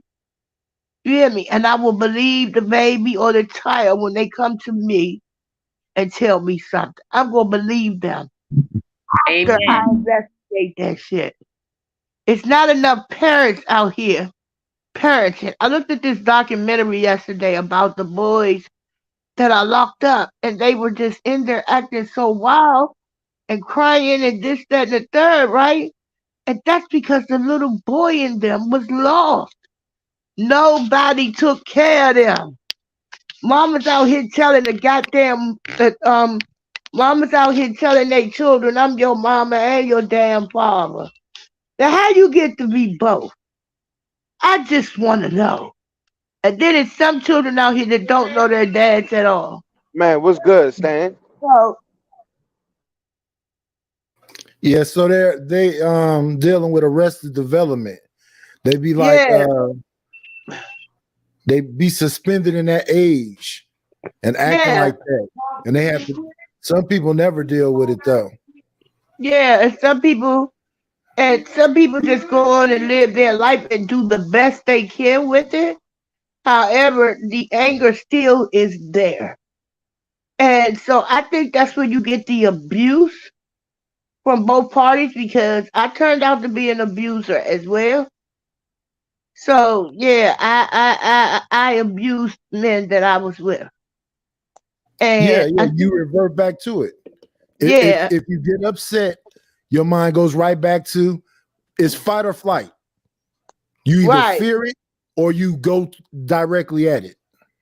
Right. Is that just like a human thing, or like that some people go through, or do you think it's a black issue? No, I think it's a human thing. It doesn't matter who it happens to. It don't matter who it Right, happens. right. If you like, I can't explain when you've been violated as a child what it does to your psyche. You know, in both ways. Physically, you've been abused, and mentally, and a whole lot of other things. And in that time, my mom never told me I was beautiful. The streets told me what I looked like. Never told me I looked nice in my clothes. None of that. No hugs, no birthday gifts, no happy birthday. But even if it was happy birthday, it was just dry. You know, it didn't mean anything to me. You know what I mean? So I grew up very cold and very angry and very mean. And I was a liar because I lied to all the men. Every single one of them, even the ones I was in a relationship with, I lied to them as well. And none of them knew about me being abused because I never shared it with them. My husband is the only one that made me feel safe enough to tell him about it. So yeah, abuse. Wait, Auntie J, can I ask you a question? Sure. When you told your husband about the stuff that you're telling us about now, how did it feel? It felt like it felt like a release. Because for once in my life, you know, I'm working a healthy relationship and I'm telling the truth. And the reason why I told him is because it was certain things I hadn't done. Like I never touched a man's private part in my life until now. I had to be in the dark when I had sex, and I had to be high off we used to call it herb back in my day. You know that night it's herby scurvy, reefer. So I had to be high. I never in my life had sex sober until I met him. And so I tried it out for 6 months and I liked it. It was really, really good. But I never did that before. And so y'all would be surprised at how many females out here that are just like me, but they haven't found the courage to tell the man that they're with that they've suffered the abuse that they've suffered, you know? And that's the truth. Abuse is real. You don't have to beat a child to get them to do what you ask them to do. You don't have to yell at a child. You wouldn't want nobody to yell at your ass. You've already been through that. Why would you yell at them? Why would you stand over them and yell at them? Do you know how that looks to them? So yeah, I catered to her emotions. I participated in her school. I went to PTAs and CTAs and everything else because I was going to be a participating parent and I was going to know what my child did and this, that, and the third. And so she turned out to be pretty good. She's pretty good. And I'm proud of her. And that's what I want to say. You do not have to beat a child in no form or fashion to get them to do what you ask them. You can do takeaway. It was several different. She wasn't bad or hard headed, so I really didn't have to discipline her that much. But if she did get out the way, I would take things away. You know, they don't like when you take their favorite toy away or their favorite game away or anything that they enjoy. So yeah, and that's what I want to say. You never have to beat them because once you raise that stick, that belt, that switch, I had so many whips on my body one day from a switch, and then I had to get in the tub just like United. So of course they burning, right? And I'm crying because I see the whips. And oh, that'll go away. They beat you and then they tell you to shut up. So yeah, beating a child, just want to let all your parents know, it changes the mindset of a child. It really does. It's long lasting, and beating you don't make you stronger. That is a lie. It makes some children actually weaker. And a lot of times why the children are lost because you have to start when they're little asking them, what you want to be when you grow up? What you want to be when you grow up? Because you can't wait until they get 17 talk about what you want to be because there's no plan set for. You know, and that's why a lot of children are out here don't know what they want to do because no one ever asked them what you want to be. So yeah, but my spirit goes out to the boys because they always the ones that's left. Parents treat the boys.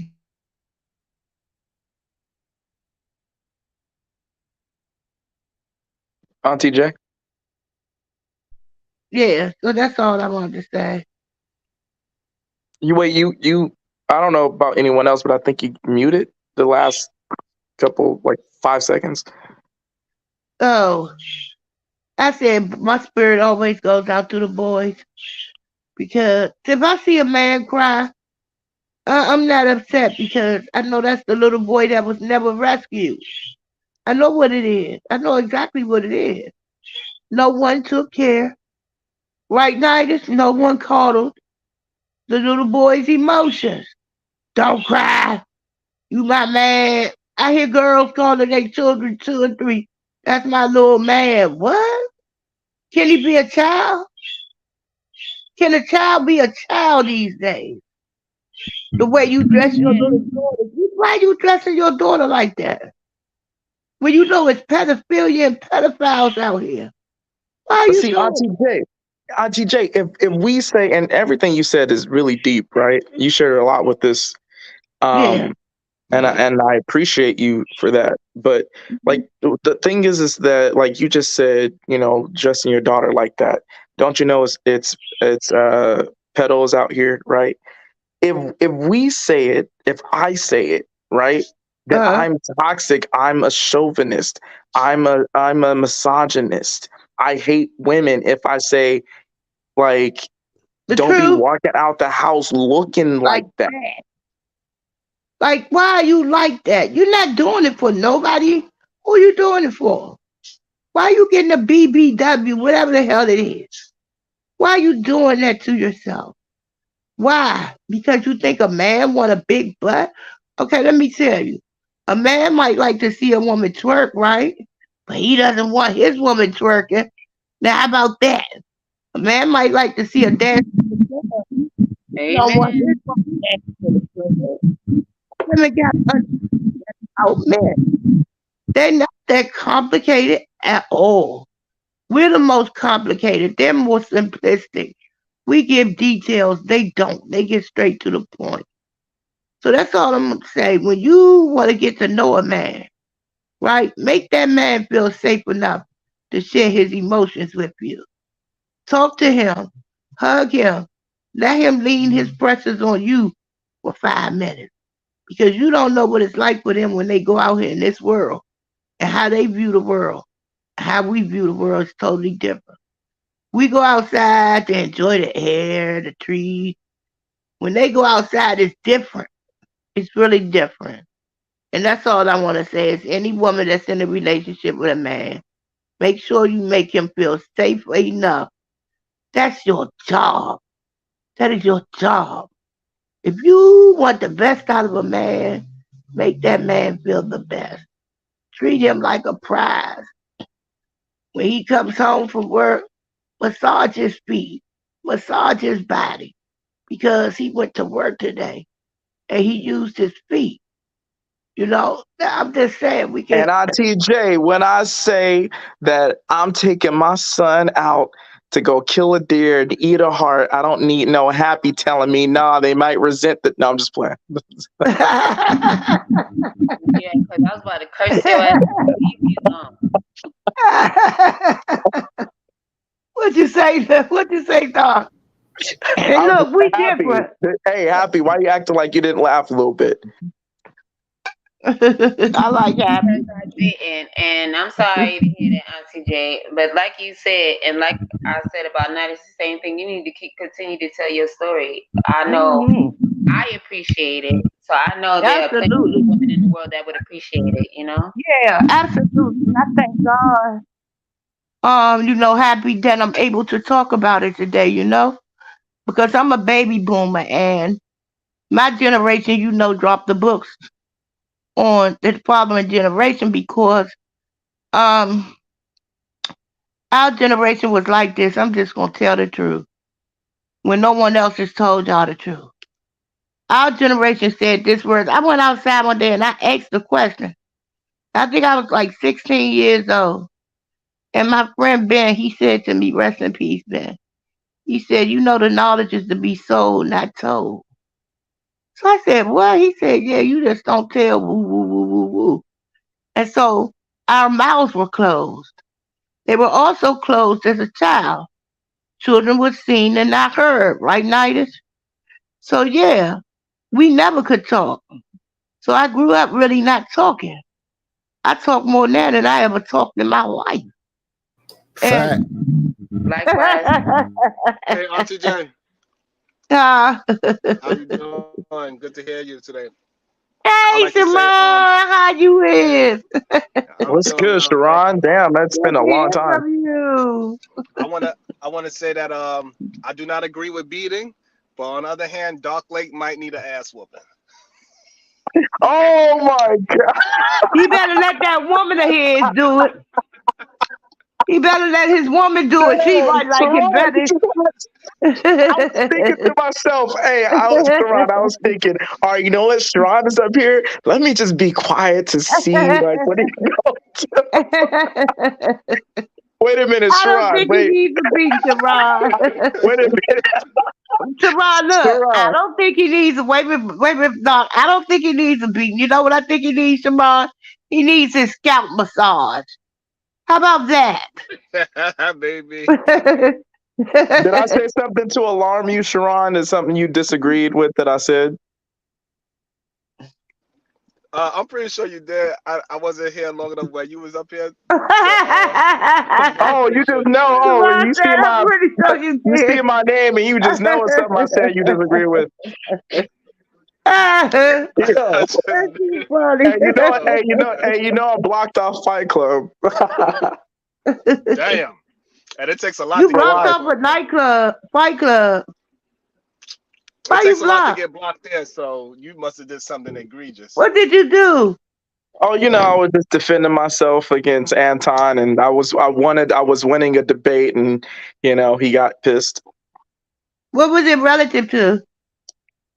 Well, essentially what happened was I'm not gonna go into it. I'll just say this. I was having a debate with Anton about whether or not he should have people meet up to physically fight, like people who have beef on Fight Club. Anton was thinking of a new thing where he was going to fly them out, provide the hotel room, all that to fight and like film it. And I was like, I was just projecting my opinion, Sharon, that I just thought that was a bad idea. And then him and I got into a debate about it. I was making the point that, you don't know everybody on YouTube. Like, they could go out there and pretend like they're going to abide by the rules, but then someone could have a knife, a gun, whatever. You know what I mean? I just don't think it's a good idea. And as I'm explaining that, Anton's wife in the background says, "Oh, that's Dark Lake. He sounds zesty," because I'm telling him that people shouldn't fight. And His so wife on the said you next show, sound zesty? and so on the next show, right? Because the rule, Sharon, the rule is we do not speak about people's wives, right? That's the rule, right? Correct. Right. So if that's the rule, Sharon, isn't it fair if I'm not supposed to mention someone's wife, that their wife don't butt into the conversation and then like assert themselves and insult the person that's debating her husband? Well, like I tell you this. So on the next show, I had another debate with Anton, and then I insulted his wife because he allowed his wife to butt into our debate and insult me. So that's why. Why you insulted my wife, bro? Why That's did why I you was feel that blocked. you had to insult her? Wait a minute. Why did you feel A low blow, bro. that you had to insult her back? Because, Auntie J, one thing I don't like is society having all these rules for men that doesn't allow us to defend ourselves and fight back. If somebody mentions me, if someone insults me, I have every right to insult them back. It doesn't matter who they are. However, you also have the So right what was to. the insult? Wait, what did she say? You What also did she say? have the right to keep your composure and teach a lesson as well, and how to Right. live as men, Facts. as being a teacher What did she of other say? young men. So it doesn't matter Right. what Like she it's said. like He self Sharon is control. right. It Go doesn't ahead, matter what What she did Ron. she said. say though, Dark Lake? He Whatever she said said, that he it was made her saucy. She said that he was saucy or something like that, like soft. zesty or whatever, Oh, right? So like, zesty Yeah, and soft. yeah, that's what you Is said. I mean, it Zesty? doesn't matter what she actually said. It really You know, doesn't. Well, then why did you ask? it doesn't matter what she said. What really matters is how you. What matters is how you react to how somebody treats you. Right. Because Right. whatever Right. they do, Well, whatever they Sharon, do I to don't you, think that. yeah. Well, Sharon, I don't think what I did was right. I just want to make that clear. I think I was wrong, Did you right, for apologize what to I did. Anton? But however, I think it was justified what I did because what she did was wrong first. Like she did the first wrong thing. So So I'm you're like, just being petty. Yeah, I don't well, know. But you see the exactly, little yeah. boy. I You see mean, the little boy. You see the little boy in you. Yeah, You see the petty. little boy in you. well, yeah. Yeah, I was I don't waiting think for I should have somebody to done say it. I it. think I was wrong for doing it, but because that No, was it's the just only time petty. I've ever done it. I don't like insult people's wives or anything. But like my thing is like if you have a rule and it's your channel and you say, okay, it's crossing the line if it's crossing the line if we insult.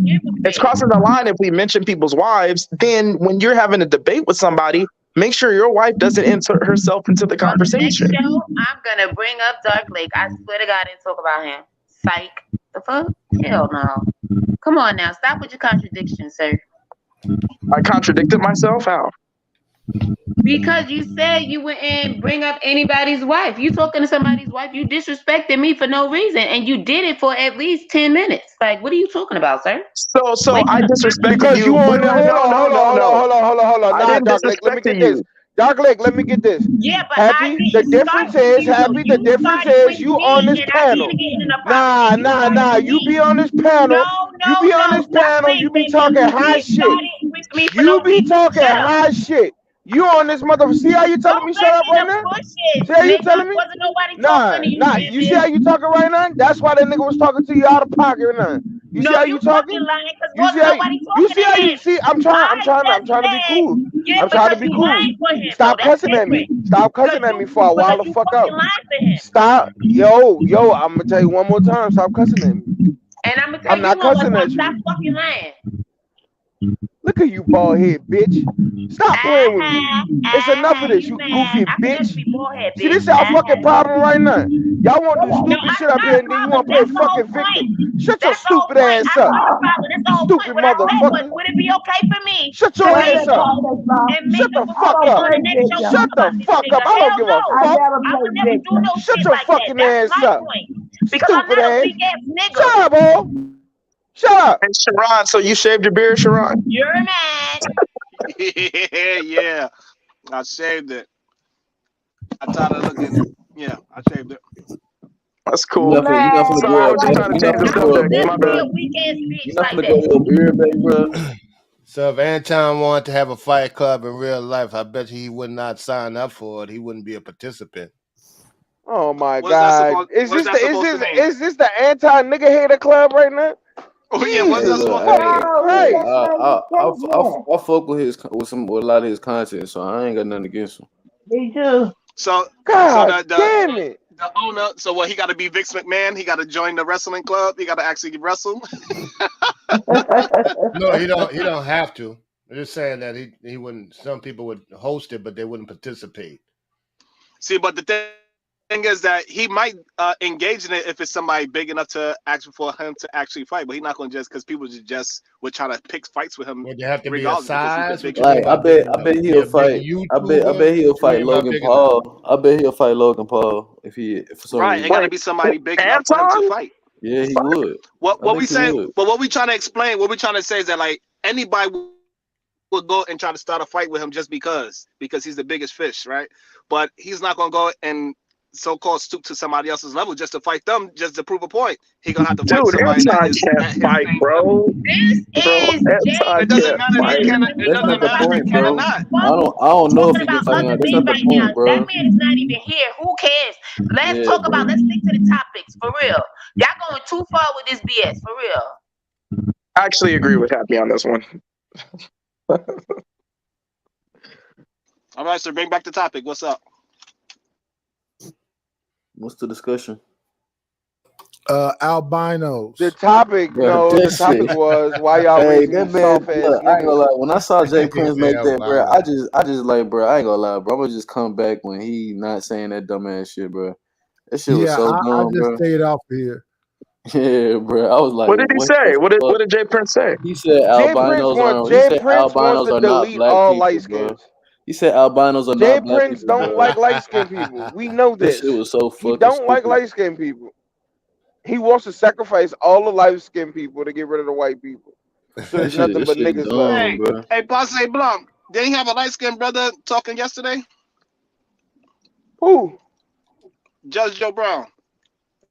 That nigga's brown. That nigga brown. He ain't light skinned. We don't claim him. He OJ. He OJ color. Joe Brown OJ color. He ain't light skinned. We don't claim that nigga. Y'all keep that nigga. Jay Hey, Prince don't like light out skinned though, people. look, That's all I it found is. out though, Brown is light skinned too. Hey, They I'm medium moving the skin. bar. I'm If medium you're skin. not, Yeah. and then here's the funny thing. I be seeing dudes saying they dark, but they not Akon dark. So They're not crunchy black. Nah, They're not nigga, really y'all ashy. niggas brown.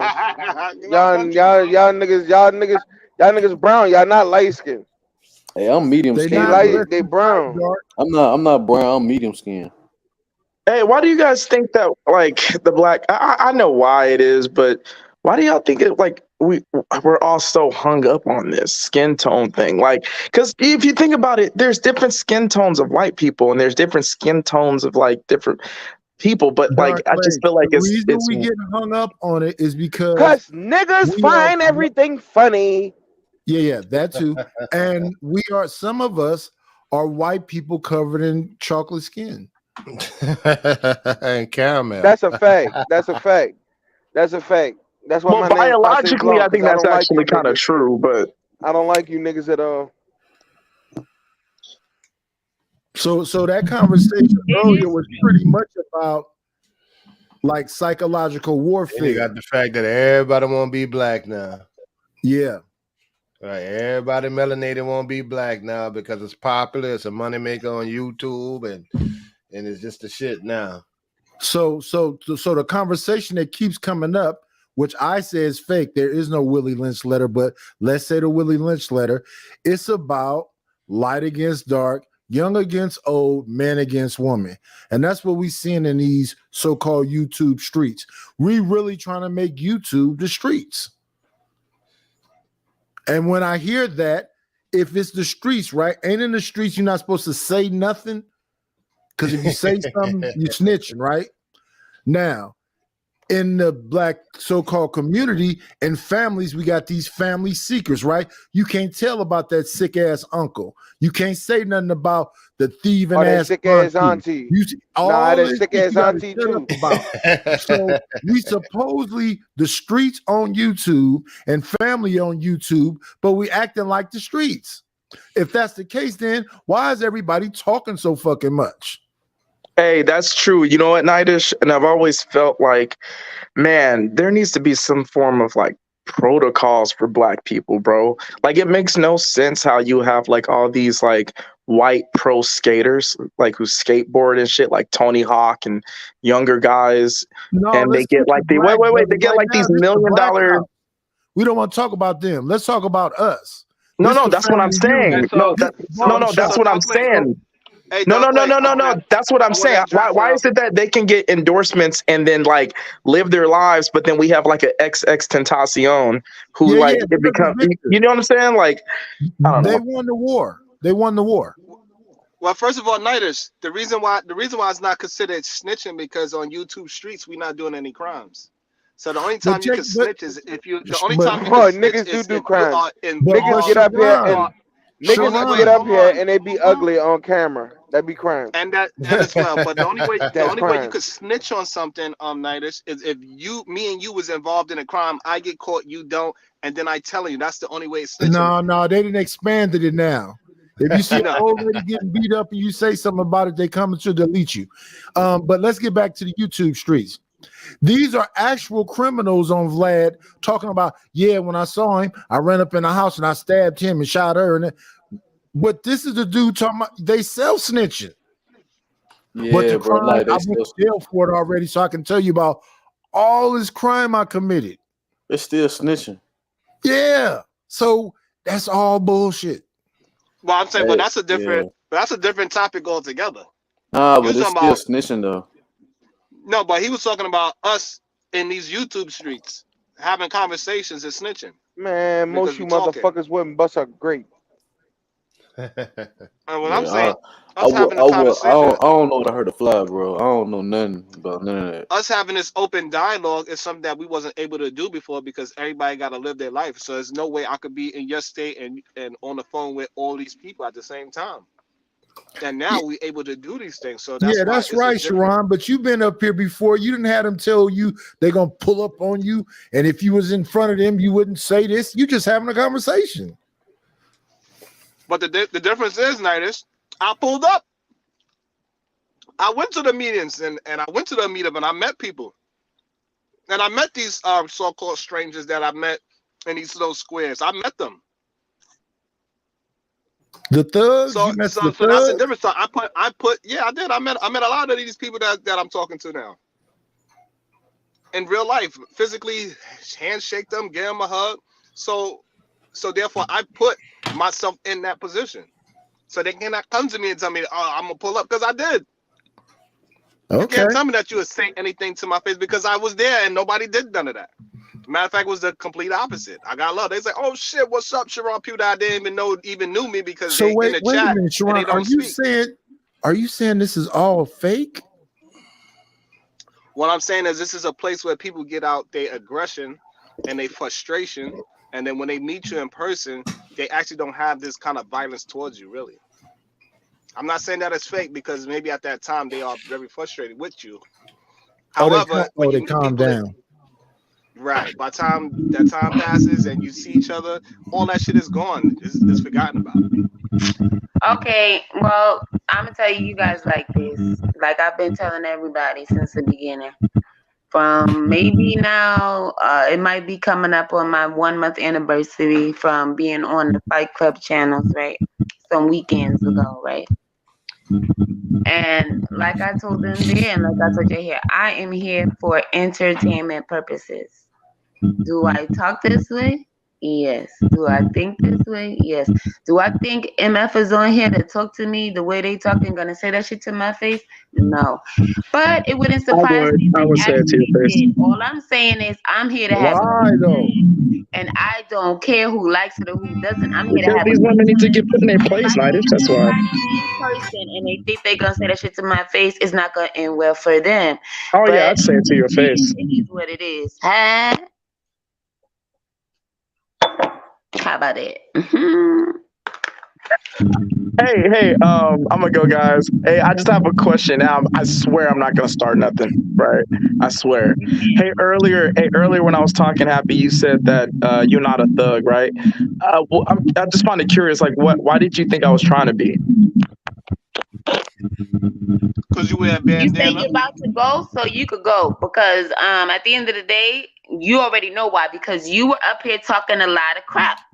And that's what it was. So I just said, like, yeah, because for some reason, like, I just explained it to you, and then you're gonna ask that question. See, this is what I don't understand. People just want to hear themselves talk.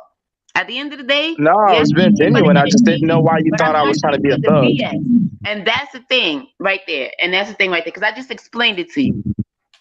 I just got finished explaining it to you.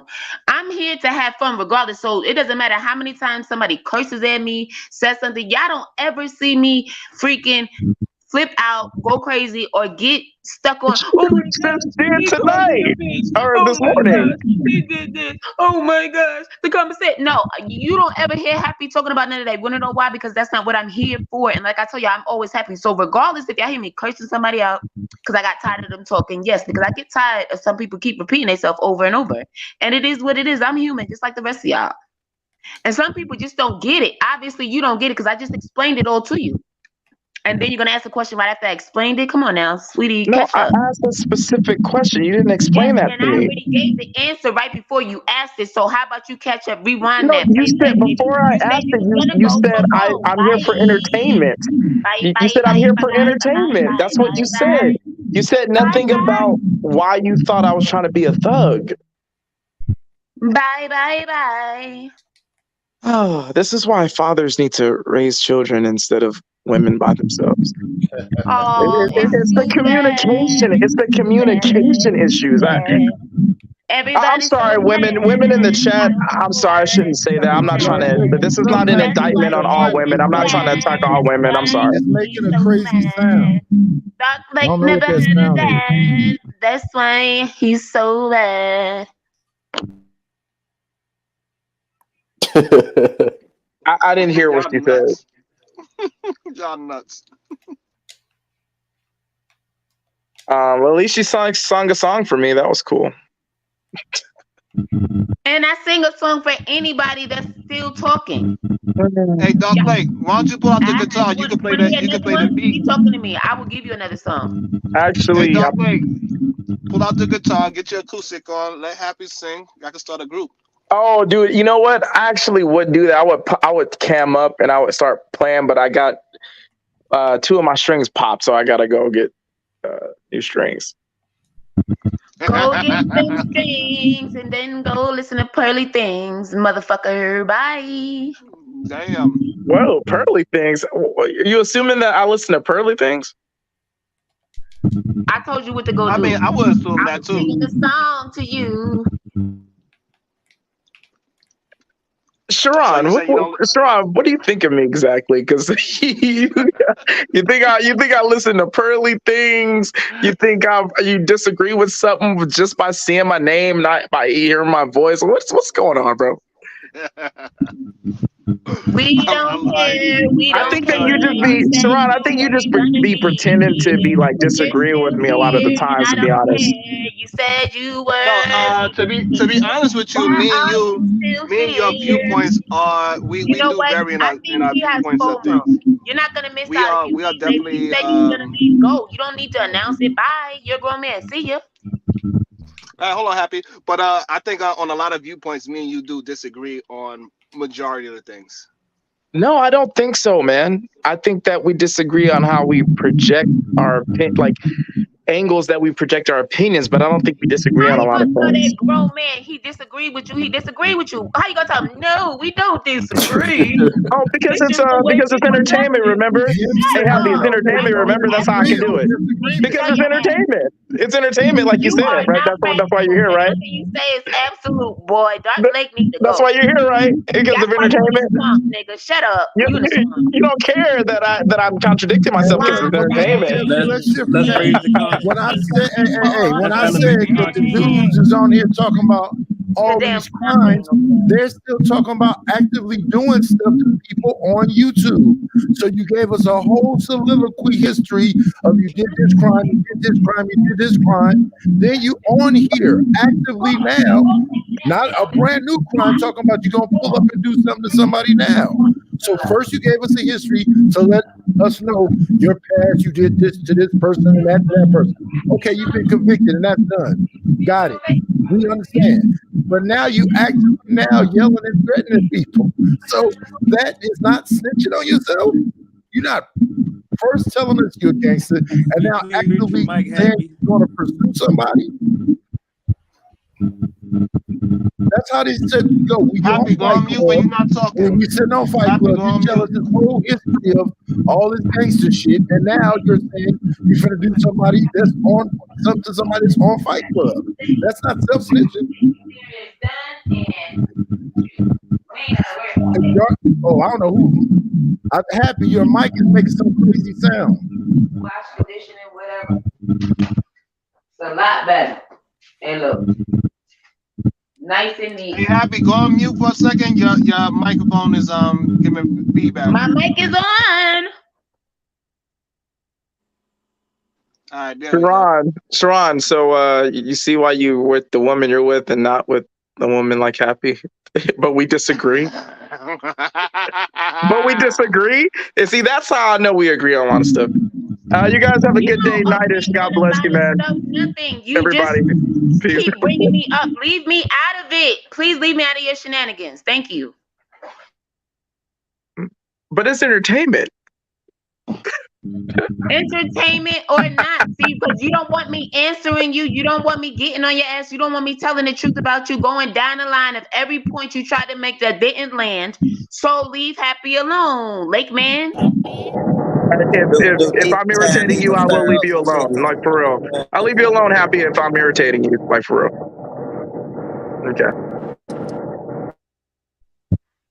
Listen, the only irritation is the fact that, like I just got finished saying, see, you don't understand. I tell you the point, and then right after you say some other shit. I just told you. It's because you don't want me reading you for filth to all your non-existent points, to all your hypocritical behavior up here on the panel. So since you don't want me to do that, then do not address me. It's as simple as that. That's all, sweetie. That's all. I won't address you. I'll leave you alone. I said I'll leave you alone. That's cool. Can we raise the consciousness of the discussion and move forward? Man, you're on a panel. You're on a panel. You can get addressed. You fuckers, you talk. Yeah, I could Brother, get addressed. that's not the time to That's whine, what I'm though, saying. bro. I could get addressed, but what I'm saying is he doesn't like to get addressed back, so he doesn't need to address Happy. Address somebody else. That's all I'm saying. All right. Stop Y'all being a done got y'all hypocrite. That's points all out. I'm saying.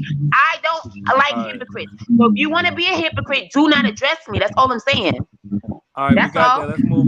Let's move past that, sis. You're right. Now my question is, and we have to acknowledge that the total number of majority African American congressional districts is decreasing. The total number of African American majority communities is decreasing. We're being ethnically displaced and eradicated. My question is, does anyone have suggestion on ways that we can preserve African American communities? And I'll go first, really. We can I go after you. begin by number one is fathers. We have to be in our children's lives more.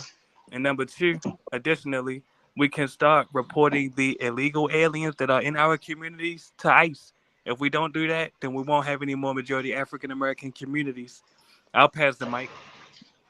I disagree with that wholeheartedly. Number one, Doc Lake, what he got to explain is what does that mean by fathers to be in their children's lives? Because that's just a blanket statement. That doesn't mean anything. Right. All right. The children that don't have parents don't have specific Where did he Damn. go? Man, you ran the man off with one question, man. No, I think he's coming back. I think it was a connection issue. I would kid. Right.